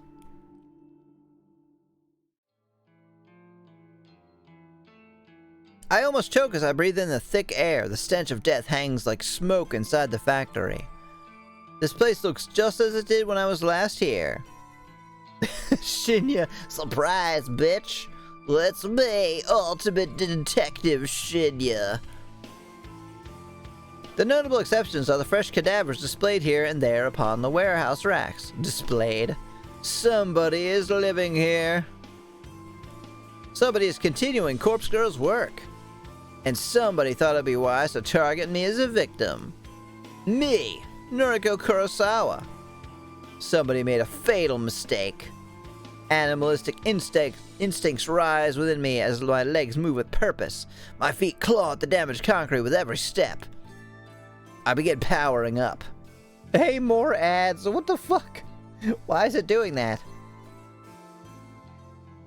I'll kill the new Corpse Girl. I'll kill her and bury her. And then I'll take her place. And I'll finally live the life that Noriko stole from me. Oh shit, I'm crazy.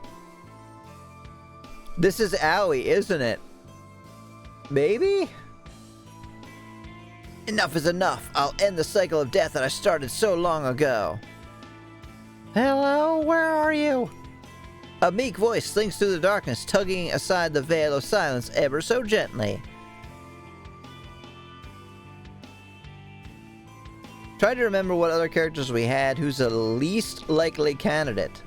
The little girl, Momo. I concentrate hard in order to identify the direction it came from. If I'm taken off guard, even for a second, it may be my end. Customer kept bothering Aoi back at the cafe, the family member, but they didn't have a sprite, so I don't think they would do that. My left. The voice came from my left. I spin on one heel and immediately feel bile rise in my throat. It's Aoi! She's kind of cute, to be honest. She got to do like a fake Noriko voice. May I help you with something? What the fuck is this? My name is Noriko. Noriko Kurosawa.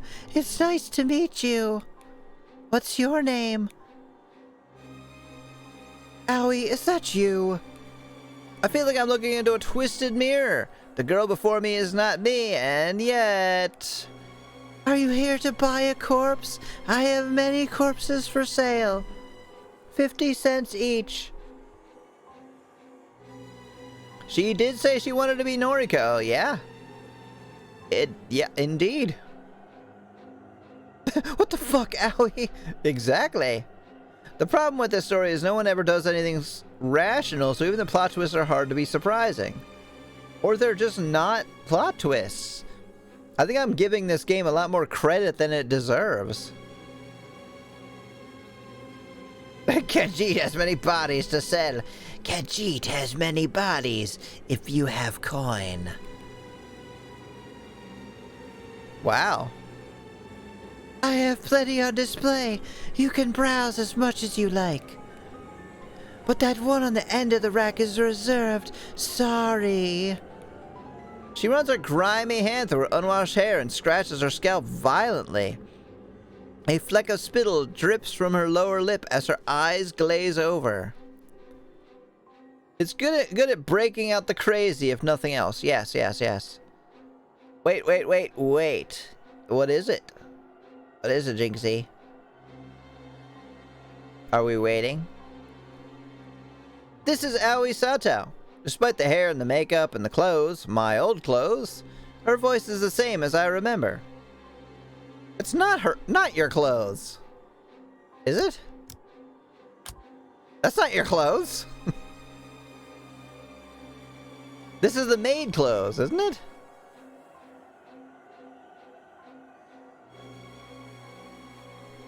The whole time the words were always wrong colors while we were Noriko.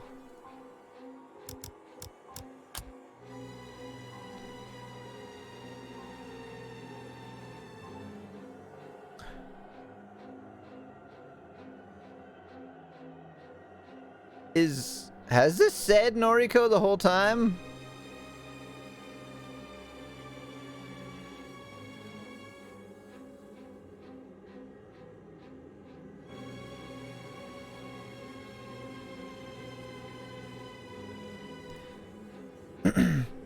But Aoi is the one that's colorblind. Oh no, that's what I was saying, yeah. Like when Tomoe was speaking. And she was talking about, the hell's like Junpei's face going red and it was in green. That's why I was saying that they're all the same person. Or at least the three girls are. Aoi, Noriko, and Tomoe. And I said I didn't know if Kojiro was or not because I don't remember if he had any colored words or miscolored words. Yeah, and red and green are switched for the entire game. At least during these things. Again, Kojiro I don't remember. Still could be the same person. Still be my guess is all four of them. Aoi, knock it off. You're scaring me. See, it's not her old clothes. That is your clothes right there that you're wearing. house is always in blue.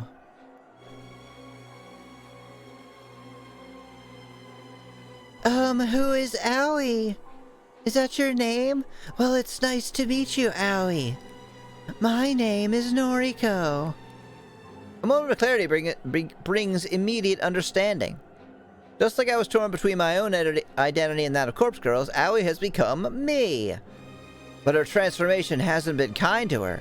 Any recognition of her previous name has vanished. She doesn't even know her real name. After everything I've been through, I should be more forgiving of someone struggling with her identity. I stab her to death. I should be more forgiving, but I'm not. If it says Aoi when Noriko speaks next, right? I should be understanding and sympathetic. Aoi, Noriko, grasps for air as my fingers clench her throat. And then you pull out a knife and stab her? Oh, jeez. I was right about the should be, but are not being. That was an outfit Noriko wore previously. Oh, it was? I feel like we're missing a lot out of context, but at the same time we might not be. I have no idea. I rammed my knee into her stomach and smashed her into the warehouse racking, causing several stiff cadavers to crash to the ground with us. Yeah, stop. Aoi has lost herself. She's discarded all remnants of who she once was. I'm fine with that. I can almost relate to it. High five. Hoping we'd learn why she's trying to sell corpses, or who's buying them for what, but well, here we are. But I am Noriko Kurosawa. I have reclaimed my true self, and I won't let her become me. I am Noriko Kurosawa. Yeah, you just keep telling yourself that. And this bitch, the bitch that stabbed me and left me for dead, will not take my life away from me. Ah, die! Die! I press Aoi against the steel racks and feel something within her frail body either bend or break. Her dull, tired eyes begin to droop, but the hands scratching at my wrist suddenly give up the fight. I realize I'm panting heavily as I clutch her neck. Her own ragged breathing synchronizes with mine, and it's almost as though we were one person. Huh, you don't say. I am Noriko Kurosawa, the true self. No, she is not me. You are not me. I scream and feel my fingernails puncture her skin. Ugh, what the fuck? I don't think that's possible. My fingers pierce her neck and drill into her flesh, stopping only when they clasp tightly around her spinal column. Jesus Christ. And that's how you get a shadow boss fight in the TV world? Oh, this is rather sad. Aoi finally gets to be the self she's comfortable with, and now she ends up being beaten up or killed. Don't think so. Ugh. With all the strength I can pull from within me, I twist my arm and throw Aoi to the blood-splattered concrete. She hits the ground unceremoniously, her lightweight body barely making a sound as her vacant dead eyes stare up at the cracked ceiling. Alright. Oh!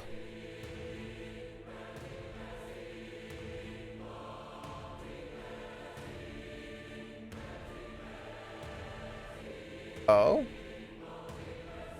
Oh, I guess maybe this is where Corpse Girl was buried. So, we have now seen a scene of Aoi dying and a scene of Noriko dying. Is the driver girl Tomoe even still alive? As far as we know, yeah. Nothing has, like, happened to her. As crazy as she was, I'm kind of sad Aoi made a good Noriko. It was kind of cute. How she was like, "Who are you?" "I'm Noriko." Persona 4 is a good game.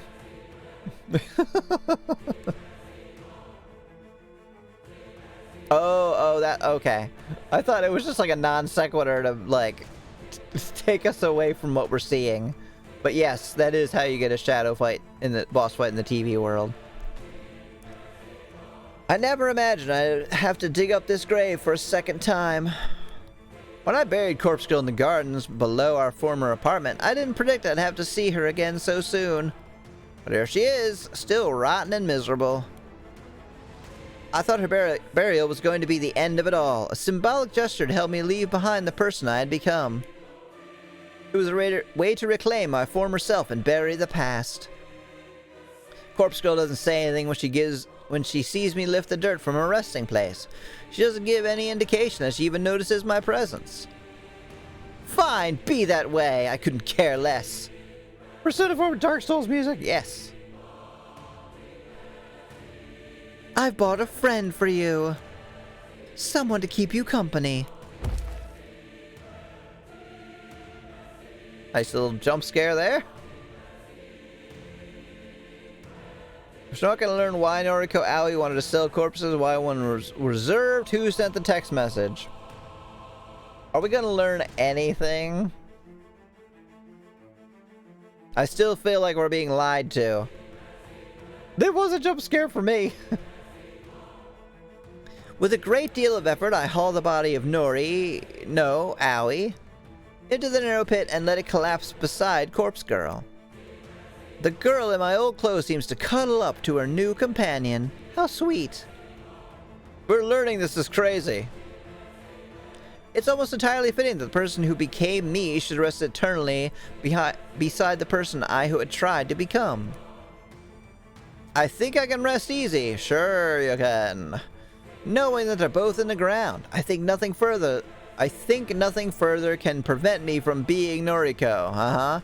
Except for maybe Tomoe, or maybe Kojiro. Yeah, Aoi-ko.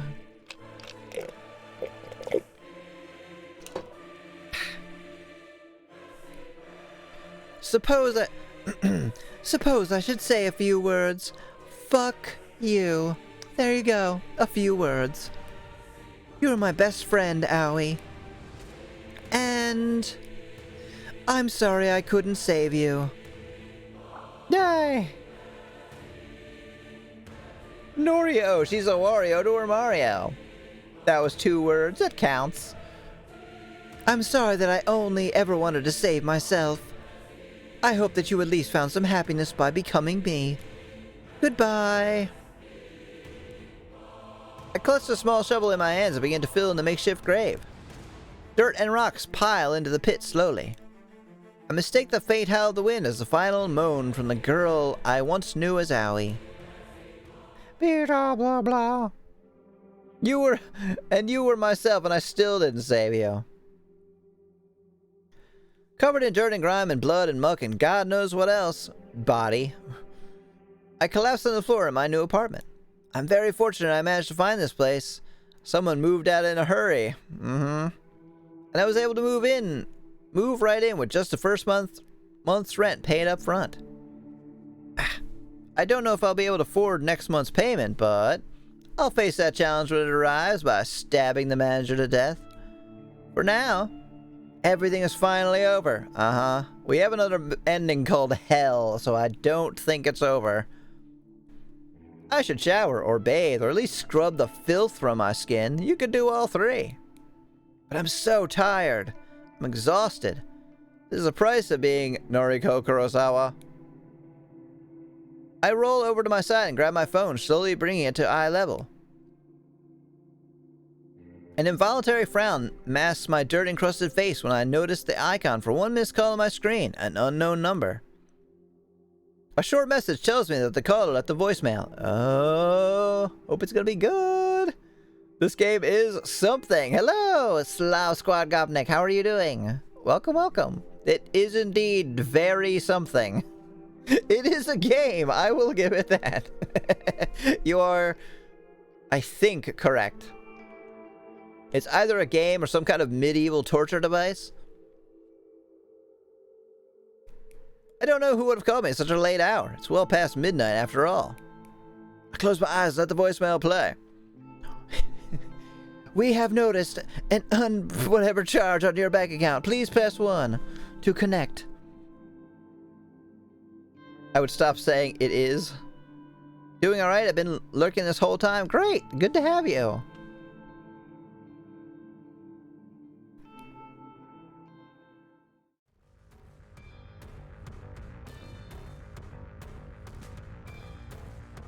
Ah, who do we think this is? I think it's Kojiro. Hey. Bit late, souls. We should talk.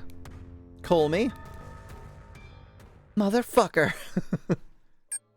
Oh shit, what? That's the end? Okay. It's named in orange, yeah. It's Kojiro. Alright, so. We're obviously not done. There's at least one other ending. But I desperately need a break, so. I don't want to end the thing. I don't want to end here, the stream here, because I think.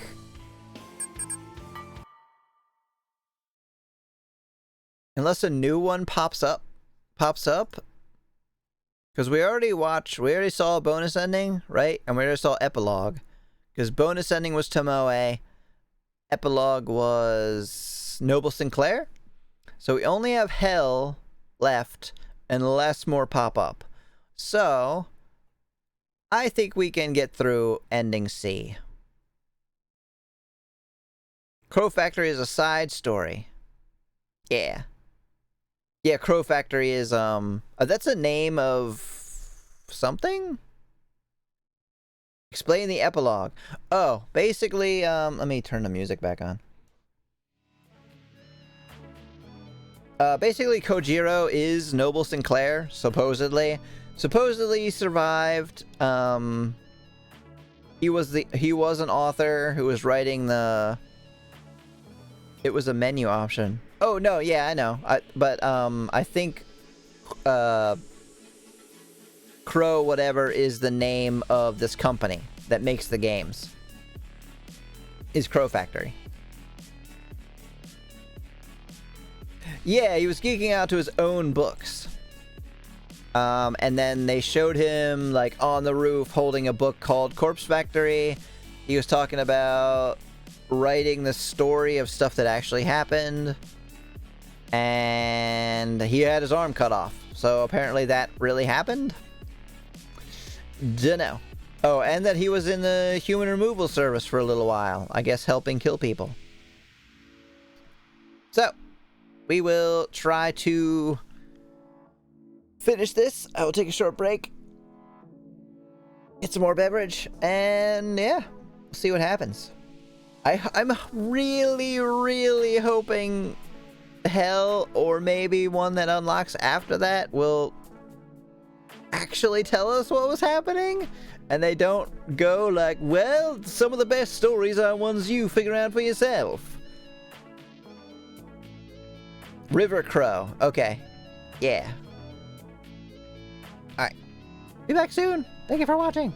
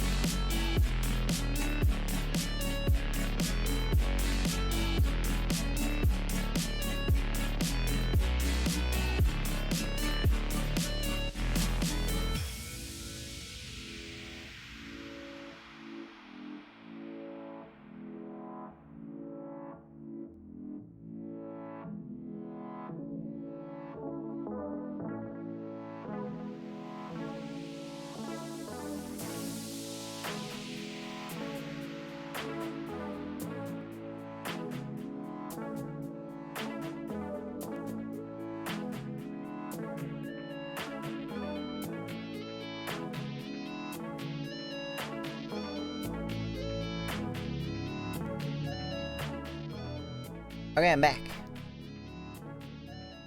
The moral of the story is people be crazy. Stories in this game are generally bad at making stories that make sense. Seems to be coherence in the story. What? Does there?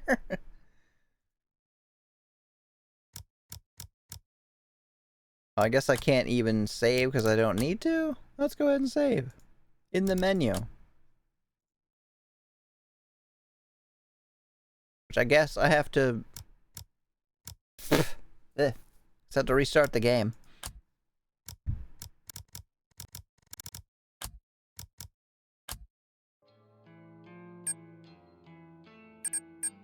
Oh, I can play Crow Factory. Obviously, we're not going to do that now.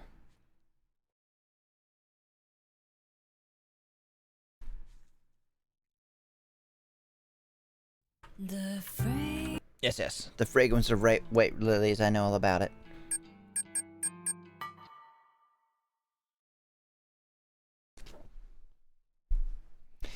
Alright, let's go. Final ending, maybe. I'm guessing... My guess is this ending is going to be even more nonsensical. Make even less sense than any of the other ones. Ending C, hell.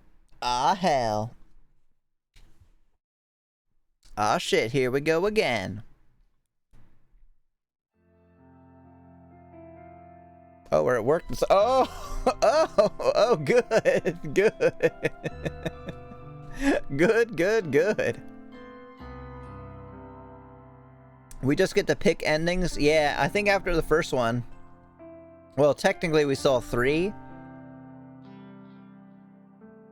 Yeah, oh boy is... It's Noriko! Good morning, I'm late. You're something, alright. I make a quick apologetic bow to my coworkers before hurrying over to my desk.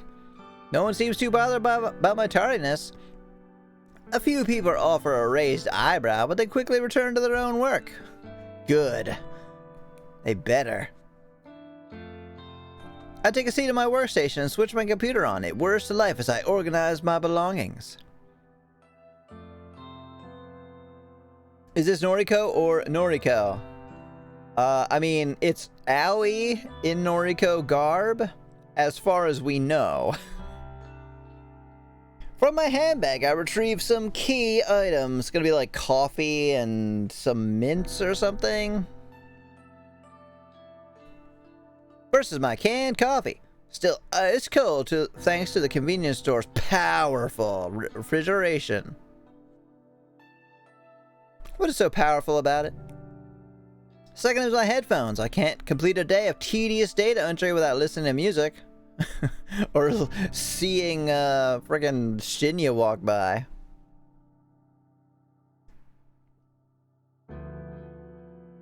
Aoi-ko, where's your 50 vibrator? She hasn't needed those in a long time.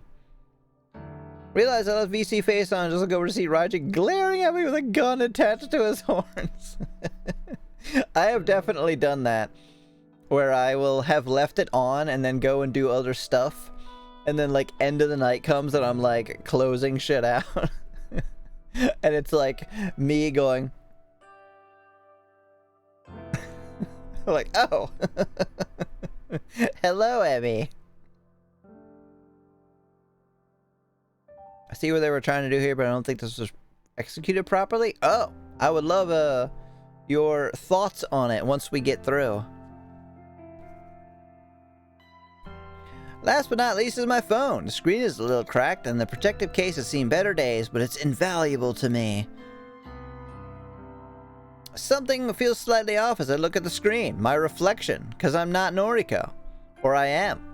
There's a nagging feeling in my mind, some small voice telling me that this isn't my phone, but... I know it's mine. The familiar green case, spiderweb fractures inching across the glass. It's my phone, no doubt about it. Pushing the strange thoughts from my mind, I turn my attention to my computer. It doesn't take long to read over the day's list of tasks. I'll be continuing what I started yesterday. Easy! That looks adorable, though. Yeah. I mean, it kind of is, to be fair. Yeah, definitely fill us in if you actually... I mean, I will 100% be looking up, like, an explanation if they don't explain anything. And at the very least, which I will do probably before we end the stream, is look up the words, like a word list. So I can maybe piece something together from that. In fact, I would not stop anyone in the chat who wants to do that presently. Noriko? What the fuck? I'm startled by the sudden vocalization of my name. I don't know why. People call me by my name every day. Don't they? Ah, hello, oh, Fujikawa. Shinya Fujikawa was standing at my desk, scratching his cheek awkwardly. His cheekia. I get the feeling he wants to approach a topic of conversation that makes him nervous. Did you get shorter? I want to apologize. Here.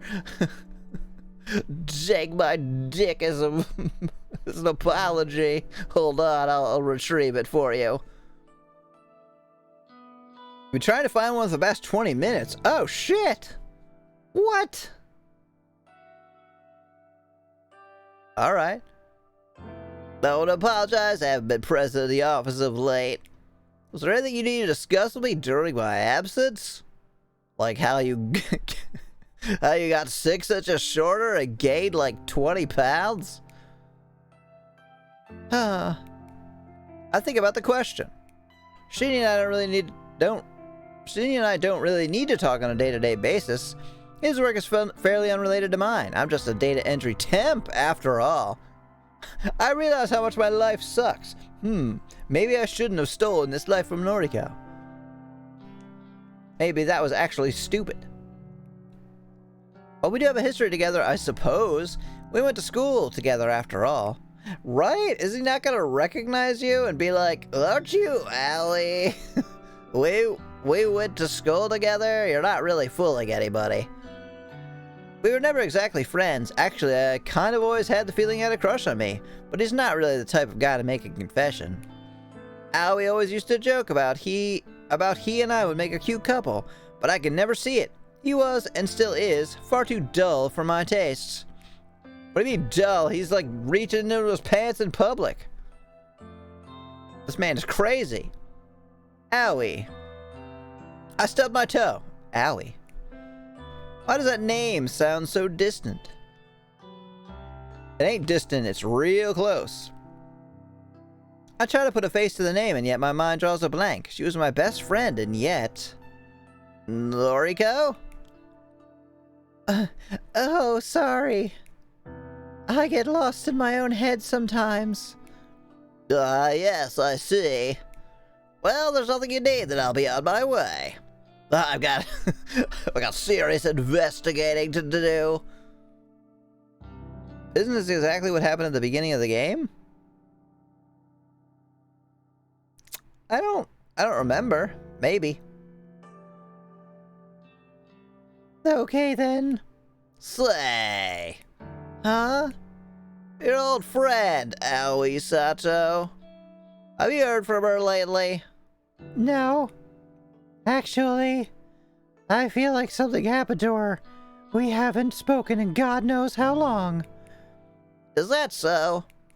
That's too bad. I found it odd that he leaves a conversation with those last words. He simply walks away from my desk. Oh, he knows. I feel like I'm raging glue over there. Wait, blue-green eyes? Imagine not knowing her voice immediately. No, I think he knows. I think that's why he's saying that.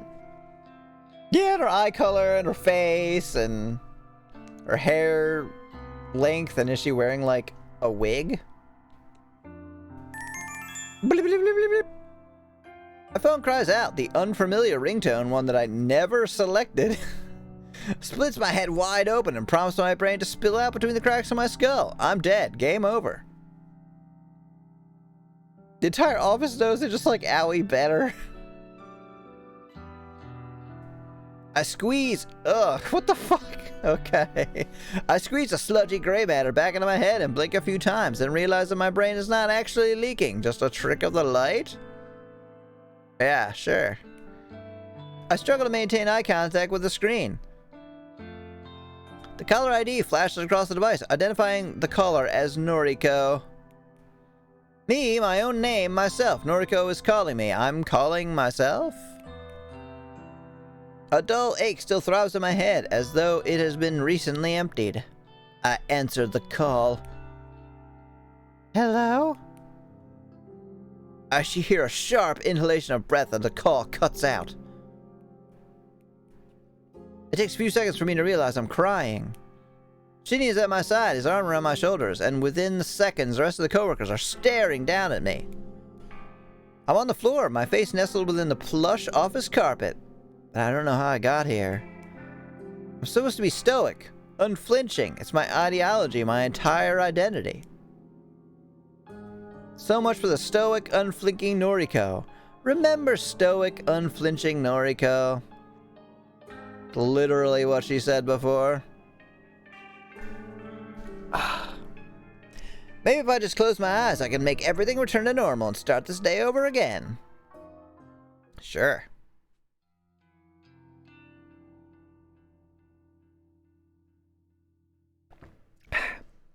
I think they wanted to tell a story about people who are dissatisfied with who they are. Noriko keeps berating herself, only to praise herself if she attributes accomplishments to a separate person. Here, Aoi's clearly trying to quash her anxieties by abandoning her sense of self. Kojiro basically throws away his own life for the chance of a life he knows he'll never have. Shinya is living through his father, and Tomoe is living her life through others, but it's all literal text.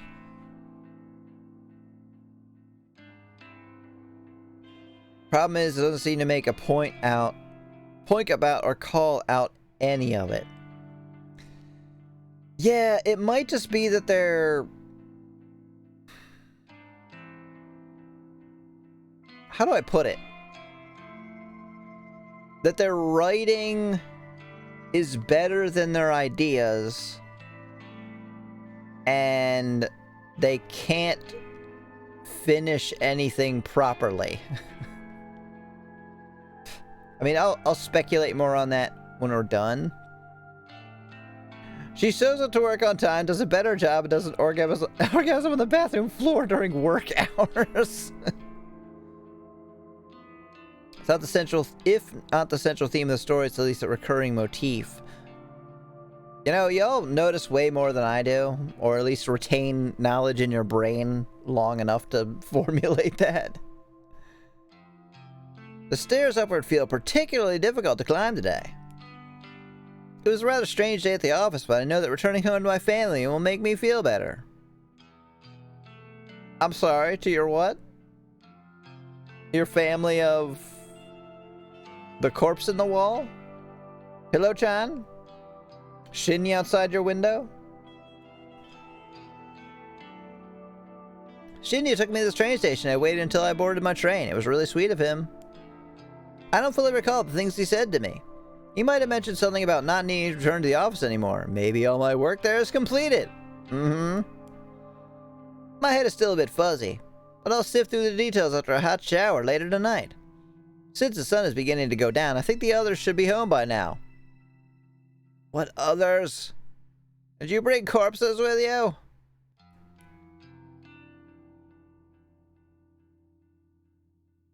Uh-huh. Yoriko is probably relaxing on the sofa, and Mother should definitely be here since she doesn't leave the apartment these days. I unlock the door of the apartment and wander inside. Oh, I fucking called it! Oh god, no, I don't want to look at the face! Ah. Oh, I called it, but I didn't say it out loud.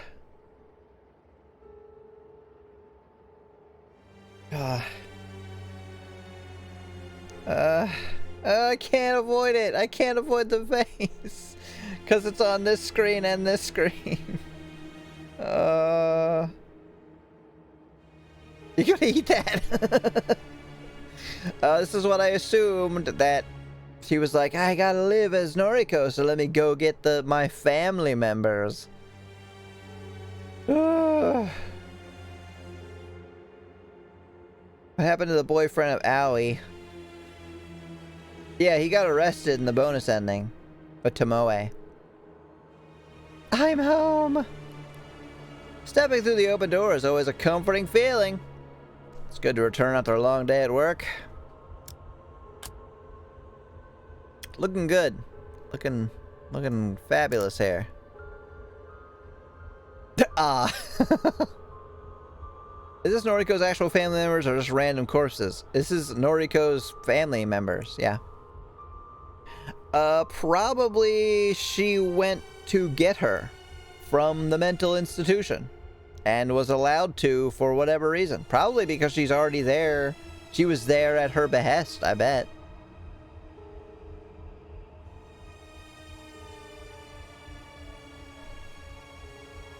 And really was hoping the sloppy hiding their crimes would be addressed, or was a way to pull them out of this and get them help.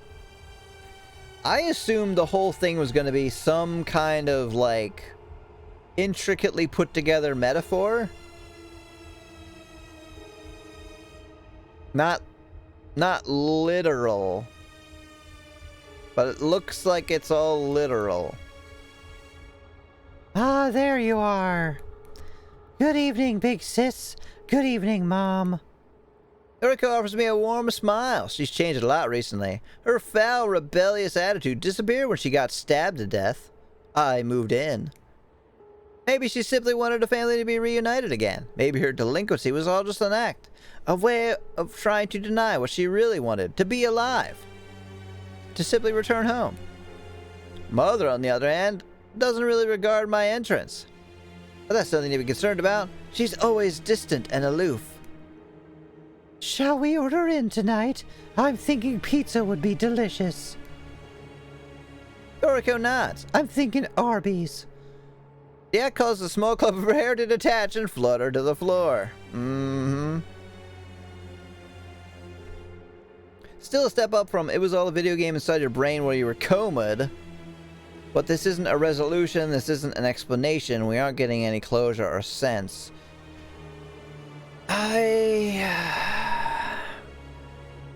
I'm gonna be honest. I would prefer that. I kind of would have much preferred. Now, I still would have been upset about How to Date a Magical Girl if they had just been like, who knows who it really was. That still would have been better than the actual explanation. I'm looking forward to a quiet night in with my family and some pizza. I never had the opportunity to enjoy these moments when I was growing up. In those days, I was simply grateful for the nights I could go to bed without a new bruise or gash to cover up. Jesus. Mother used to kick and slap me, but hang on, that's not Noriko. I look at her now, slumped on the couch, completely lost in her own world. That's not the mother that used to abuse me. That's not the mother that was married to my father. And Yuriko never used to stand up for me, but that's because Yuriko was never there when I was growing up. Where was she? I shut my eyes and try to sift through the confusing fragments of memories swirling within my mind. It's not my mother, this woman before me. She's Noriko's mother, that's it. That's how I know her. Wait. Of course she's my mother. I'm Noriko, duh. These devs just don't make games for us, do they? No. No, they don't. I do. Believe me, if my game ever comes out, it will make sense. You will get the ending. You will 100% understand what has happened. You will be angry. You will be upset. My game is not happy. But who knows when that's ever gonna be finished. I'm Noriko, duh. How can I forget something so simple? Noriko was there when I was growing up. Or Yuriko was there when I was growing up. The reason she never stood up for me is because no one ever abused me. Duh. Don't forget I need your rent money this week. I was waiting for an intense fight between Aoi and Noriko in the rain in the factory. And it would just, this suddenly would be like 100 Aois running around. Not gonna lie, the story is straight up blah, but that's my opinion. Have you been watching from the beginning? HRS is the Cult of Nine over. Oh god, I hoped fucking Cult of Nine. Oh god. Even remembering that is like rubbing me the wrong way. Emmy making a murder game? Yep. Excited to see the end result of the Emmy Akina experience. A mystery that doesn't have a matching resolution just kind of leaves people unfulfilled. Yep. It is not that. God, I don't know why I got so confused and frazzled like this sometimes. I smile at my loving family and clap my hands together. Okay, I'm going to order dinner. Is everyone happy with barbecue pizza? Yuriko nods, and Mother lets out a quiet snore of approval. I whip my phone up to eye level and open the food delivery app. I notice that my battery has only 8% left. I should charge it up before it dies on me. I keep a charger here in the living room, so it only takes me a second to waltz over to the wall socket. As I lean down to grab the charger, I can see that another phone is already plugged in. Another phone? The case is blue, and the screen doesn't have a trace of damage on it. Whose phone is this? I nervously tap the screen and see a list of noise notifications. There are a lot of messages from someone named Junpei. Oh, it's her phone. Junpei. That's a name that doesn't ring a bell. Sounds like an asshole name, to be honest. Pretty sure I'm glad I don't know it. The problem is that the ending had to have a big payoff because everything else was so loosey-goosey. It really sucks because I disagree. Except for the parts where they made the world, like, glitchy. Like, except for that, I think they had a really, really solid story of making it to where it was your childhood friend being jealous and being the murderer. Because even if you see it coming in a way, it still would have been very satisfying to be like, yeah, the person who you thought was killing people because they were jealous and trying to get with you, that's what was happening. Like, that, you don't have to have a twist every time. Like, that would have been good. Whose eyes are these? She's quashing her own personality, but like Noriko did know who Aoi and Junpei are. It's true. I checked to see if the phone was unlocked by pressing my thumb against the home button. Strangely, my fingerprint unlocks the phone instantly. So fast, Apple technology is really getting good. My fingerprint? But this isn't it's supposed to have fucking Face ID. What is this garbage? This can't be my phone. The messages from Junpei all open in quick succession. Hey, babe, what's wrong, babe? Why don't you call me back, babe? I got a coffee for you. Do you want me to kill anybody? Babe, good news, moo. Waiting for you. Coffee today? I pretty much called it. I know Junpei. Are you mad at me? Talk to me, my widow cherry blossom. Oh god, he's doing the ooh voice. Yo, what the fuck, brah? I miss you. Did I do something wrong? Was it all the people that I helped kill? Proceeds to give Yuriko a proper funeral. That'd be nice, right? Oh, sneaks to the apartment and takes off with Yuriko. The splitting sensation inside my skull returns as my eyes devour the contents of the never-ending string of messages. I feel like I know this person, but I hope not. Sounds like a dick. They're so clingy. I can't picture a face. Good. You don't want to. Trust me, you do not want to picture that face. just look at Yuriko here. Much better. I can't picture any scenario in which we have ever met or spent any time together. Definitely not at a maid cafe. Why does he speak to me in such a familiar way? Wait, he's not speaking to me? Of course, this isn't my phone, so these messages were never intended for me. And Noelle is my dinner. I throw the phone aside, happy to have broken free of my concern. It doesn't matter who the phone belongs to, it's not mine, so I have to deal with it. I ain't paying the fucking bill. T-Mobile can go fuck themselves. I plug my own phone into the charger and feel relieved as I watch the battery icon slowly fill up. Okay, Mom, Yuriko, I'm gonna go take a shower while my phone charges. I'll order dinner after that, I promise. Thank you for being patient. For the first time in a while, Mother actively responds to my voice.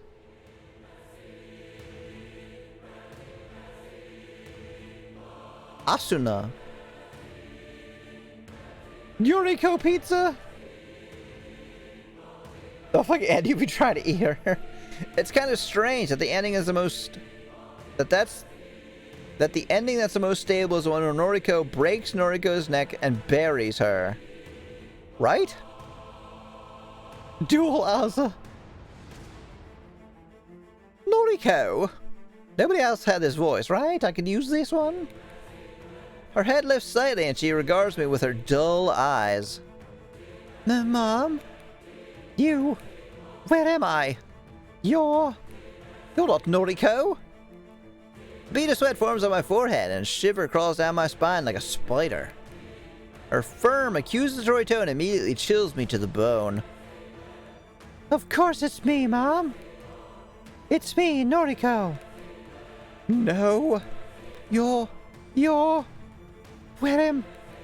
Panic settles on her delirious face. I don't exactly blame her for being scared and confused. She's been in a near vegetative state ever since her attempted suicide. And she dies. Is that you, Nokia?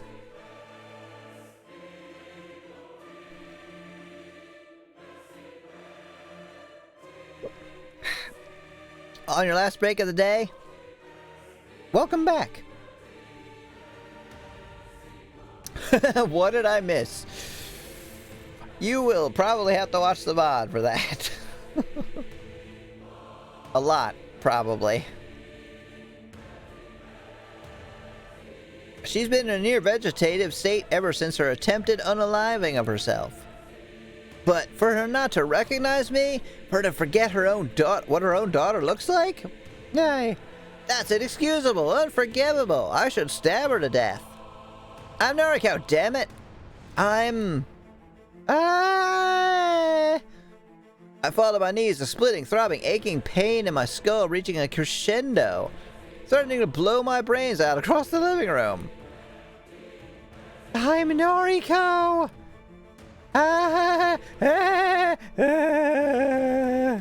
Noriko Kurosawa! Look at me, Mom! Look at me! Why aren't you looking at me? Mother's eyes widen and she looks like she's gonna vomit. She turns to see Yuriko, white and ghastly, in the seat next to her, and a tear forms in her eye. What have you done? What is this? Just shut up! Shut up and be a part of my perfect family! Look at us, all three of us! We're the Kurosawa family, and we're finally back together. We're happy, right? We're happy. Ba ba ba. Still on my knees, I slowly lower my head to the ground and let it rest on the soft carpet. I barely register the sound of the door opening behind me slowly. After the creaking hinges come to rest, a strong voice floods in my ears. Chio, Harold, your Noriko no longer got work for you. The sound of the voice wanders towards me and towers above my face-down form. He said I'm no longer Noriko. Alright, cool. Can my identity just slip away so easily?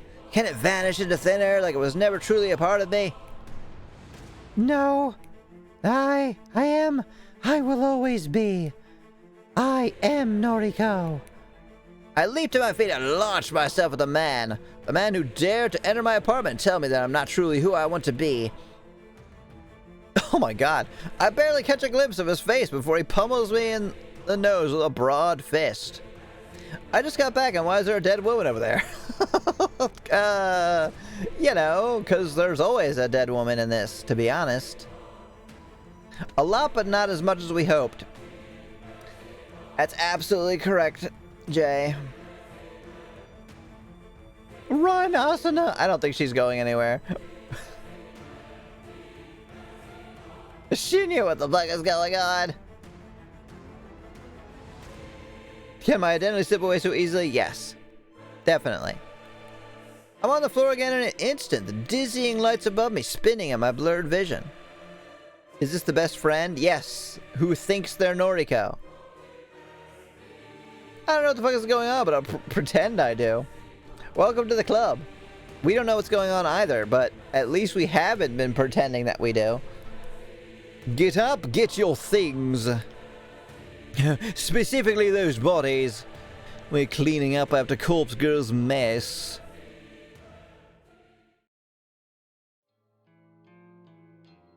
Alright. We got the achievement Hell Unleashed.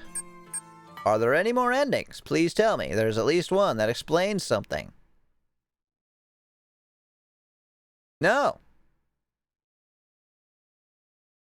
3 endings possible, plus an epilogue and a prologue. Well, okay. So, our time with Corpse Factory unceremoniously ends here. I would not have guessed that. Does anybody know if the,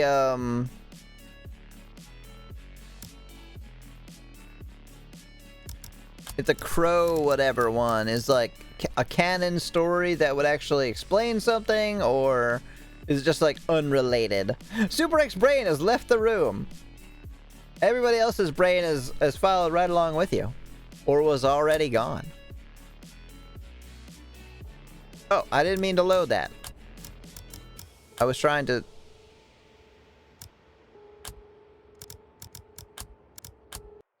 I was trying to save, not that it matters. Are we gonna check out Crow Factory at some point too? I don't know. That's what I was trying to figure out, if it's like important at all. How's that? Brain leaving noises. Goodbye, everybody's brain. You didn't need it anyway. Is there a sequel to this? No. No, there is not. Can someone sum up what happened? No. No, we cannot. I mean, I guess basically they're all their stories are true? Which kind of sucks. Because there's nothing like... There's not really any, like, satisfying conclusion to anything. It's just basically like, everybody was crazy. That's it. They were just kind of crazy.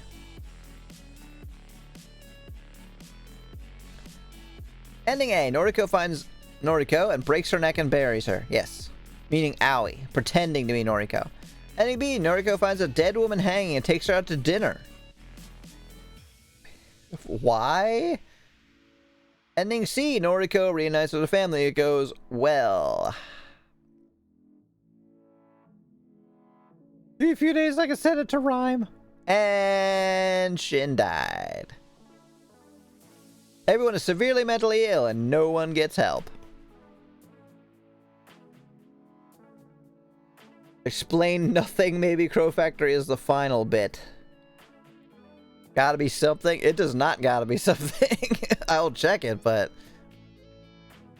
I am quite confident it's gonna tell us fuck all. Yeah, no, this is a joke. Nori Crow Sawa, it's not real. Yeah. It's cute and all, but That's maybe something to throw into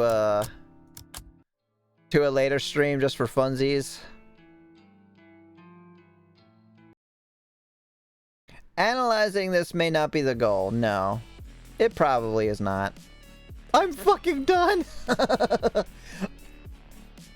I will say, first, no idea why people like this game. It's not terrible. It's not a terrible game. But why people would be like, oh yeah, this game is really good, I highly recommend it. I don't at all. I played this game for 46.5 hours.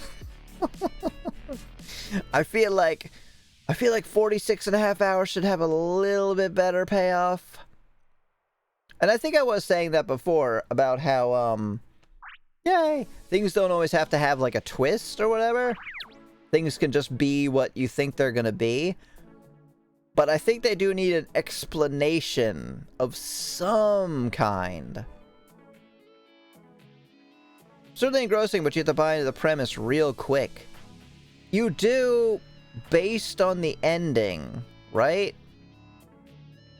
Shit went all hatful boyfriend. You know what they could have done? If they had just kept it ambiguous, that would have been fine. They have, that's what I was saying before about this this particular company, developer, whatever. They're really good at coming up with a premise.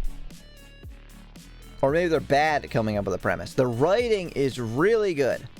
The writing itself is pretty excellent. The way they describe things, you know, events that happen, they're good at writing that. They are terrible at finishing the work.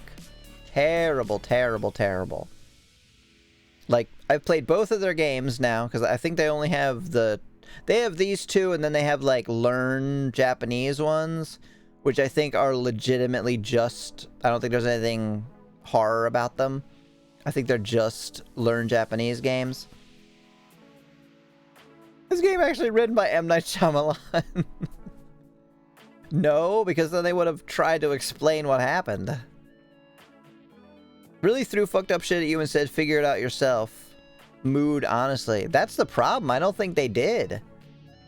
I think they just explained everything that happened, and it was just bad. They're great at writing trauma. The word salad with the MC meets a corpse or traumatizing event is pretty accurate. Yes, especially in How to Date a Magical Girl. That was excellent writing. I have not heard anywhere, or not read anywhere near that level of, like, word vomit writing in a believable way, except in that game. That really felt like this is what would go through your head if you found a dead body.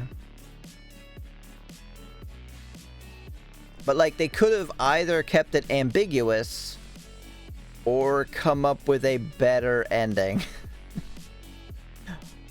Because what was the point of the whole, like, the whole colored words thing? The red, green.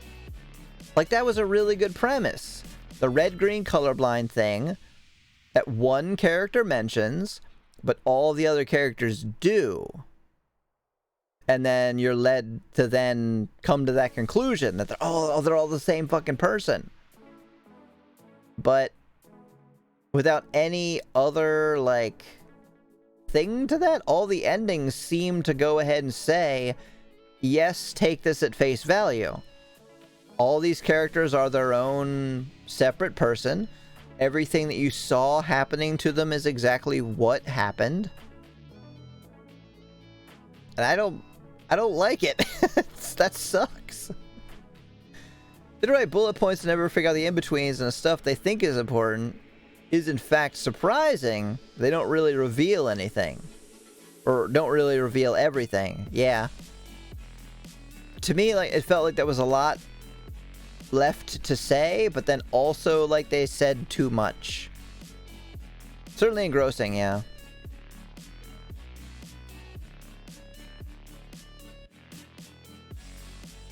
Yeah, the Kojiro being Noble Sinclair, what does that even matter? It doesn't. It doesn't matter at all. That almost felt like something that they were just like, at some point, like, oh, and Noble Sinclair will be Kojiro. Yeah, let's write that in. But it doesn't matter. But that makes literally no difference. And what was the point of them?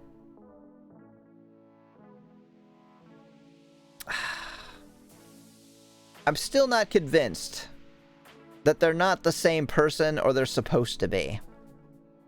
Need to go to bed, but this has been an interesting game. Not good or bad, just interesting. Everyone has fun and treats our lovely Emmy was super well. Thank you so much, Azza. Thank you for being here for the raid. Have a good night. Have a good sleep. Goodbye.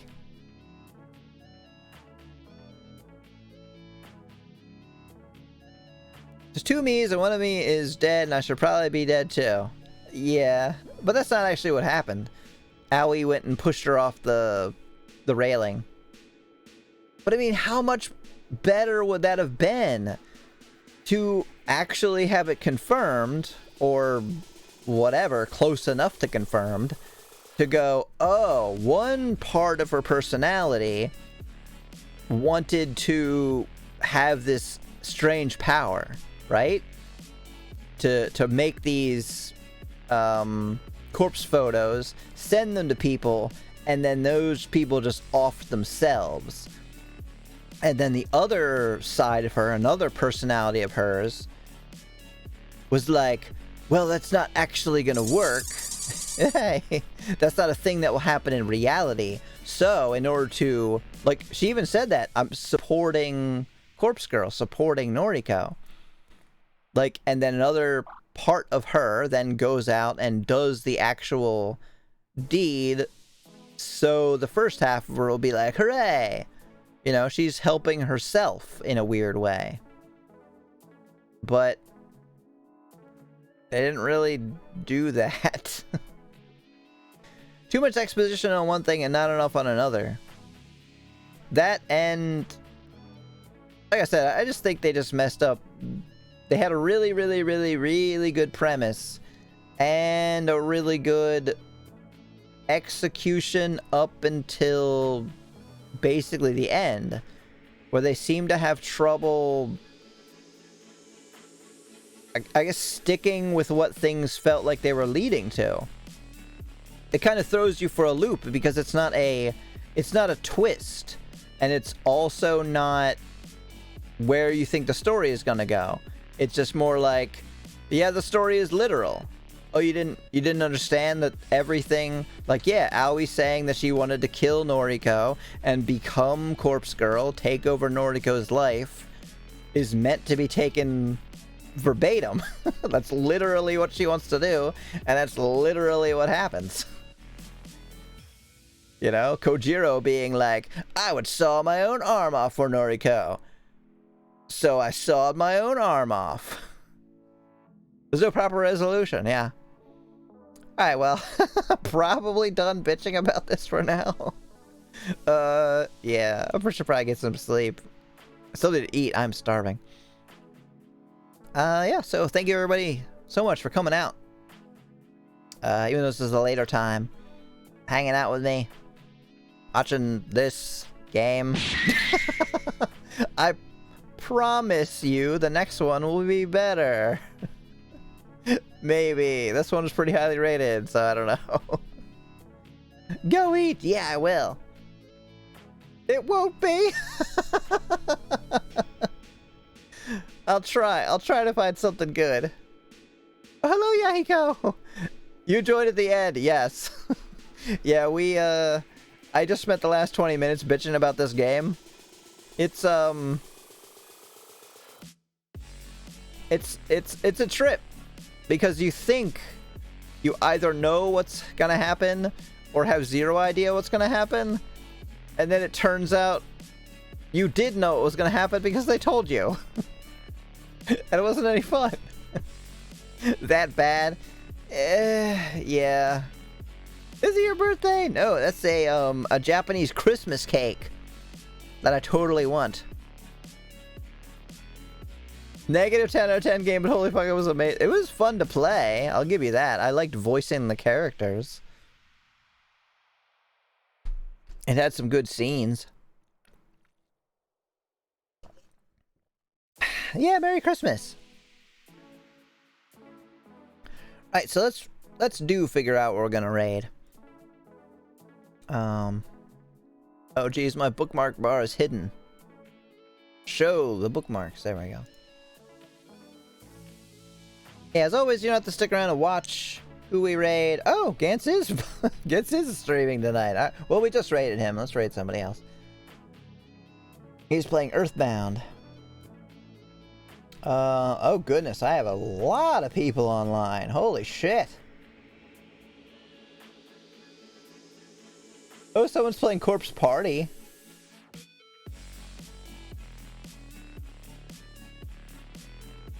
Let's see. Got so many people on.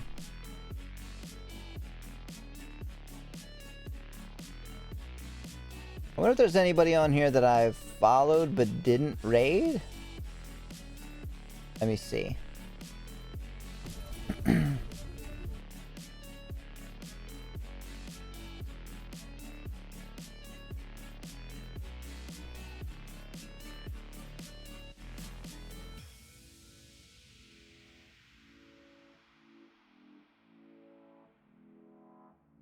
Are we seeing enough corpses for one day?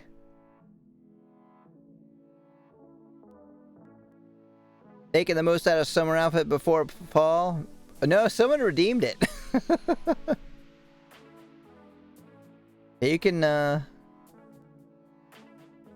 just redeem different outfits like that. Bam! Magic. So who do we think? Crusade doing art. Yeah! Yeah, thank you for all the love. Give us choices. Okay. We got SSR Neko playing Bloons TD. Yamakuma Una playing Zero Escape, Virtue's Last Reward. Sleepy Bug playing Amelie. Sue the Sloth playing Persona 5 Royale. Crusade doing art. Although I think I've rated Crusade relatively recently. Kitty Cat Juno. Indie Deer. Okay, so not them. I rated them fairly recently. Who is this person? Have I rated them? I don't think I've rated them. Sleepy Bug. They're very cute looking. So I think we'll do them. I don't think I've actually ever rated them. I think I followed them to watch them play something. But they don't look familiar. Let me listen to them for a second. These are all guest bedrooms. I have prepared this one for your use. If you find anything not to your standards, you can let me know. Oh, I don't know. And it looks like they're playing a, maybe... So it's some kind of visual novel. Can't tell if it's horror or not.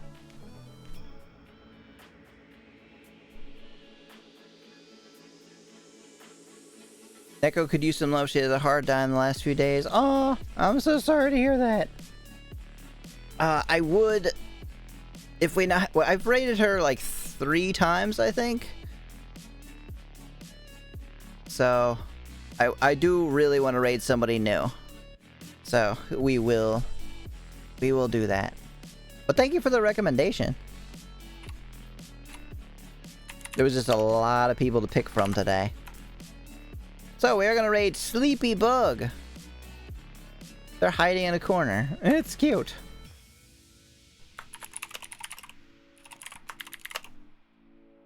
And our raid message, as always, is made with love. And some hearts if you got them. If not, yeah, made Shadow Legends. You could also throw these hearts in. You can use the 80 channel points to... Yeah, if you're me. If you're Al, you can put Mage Shadow Legends. Which you're not. You don't know that. Maybe we are. You know, this whole game that we just watched is all about identity, even though it isn't. It isn't about identity. Made bloodlines. I am not Al. You're not. Okay. Yeah. So thank you everybody so much for being here. Let's go raid this person. And I will be back, I believe, tomorrow. Not exactly sure when. Sometime between 12 and 2 is when I will start. No idea what we're playing since we finished this. Thank you everyone for being here. I love you all. Have a good night. Bye. Be MIA. Then I will see you some other time, Al. Good night. Bye.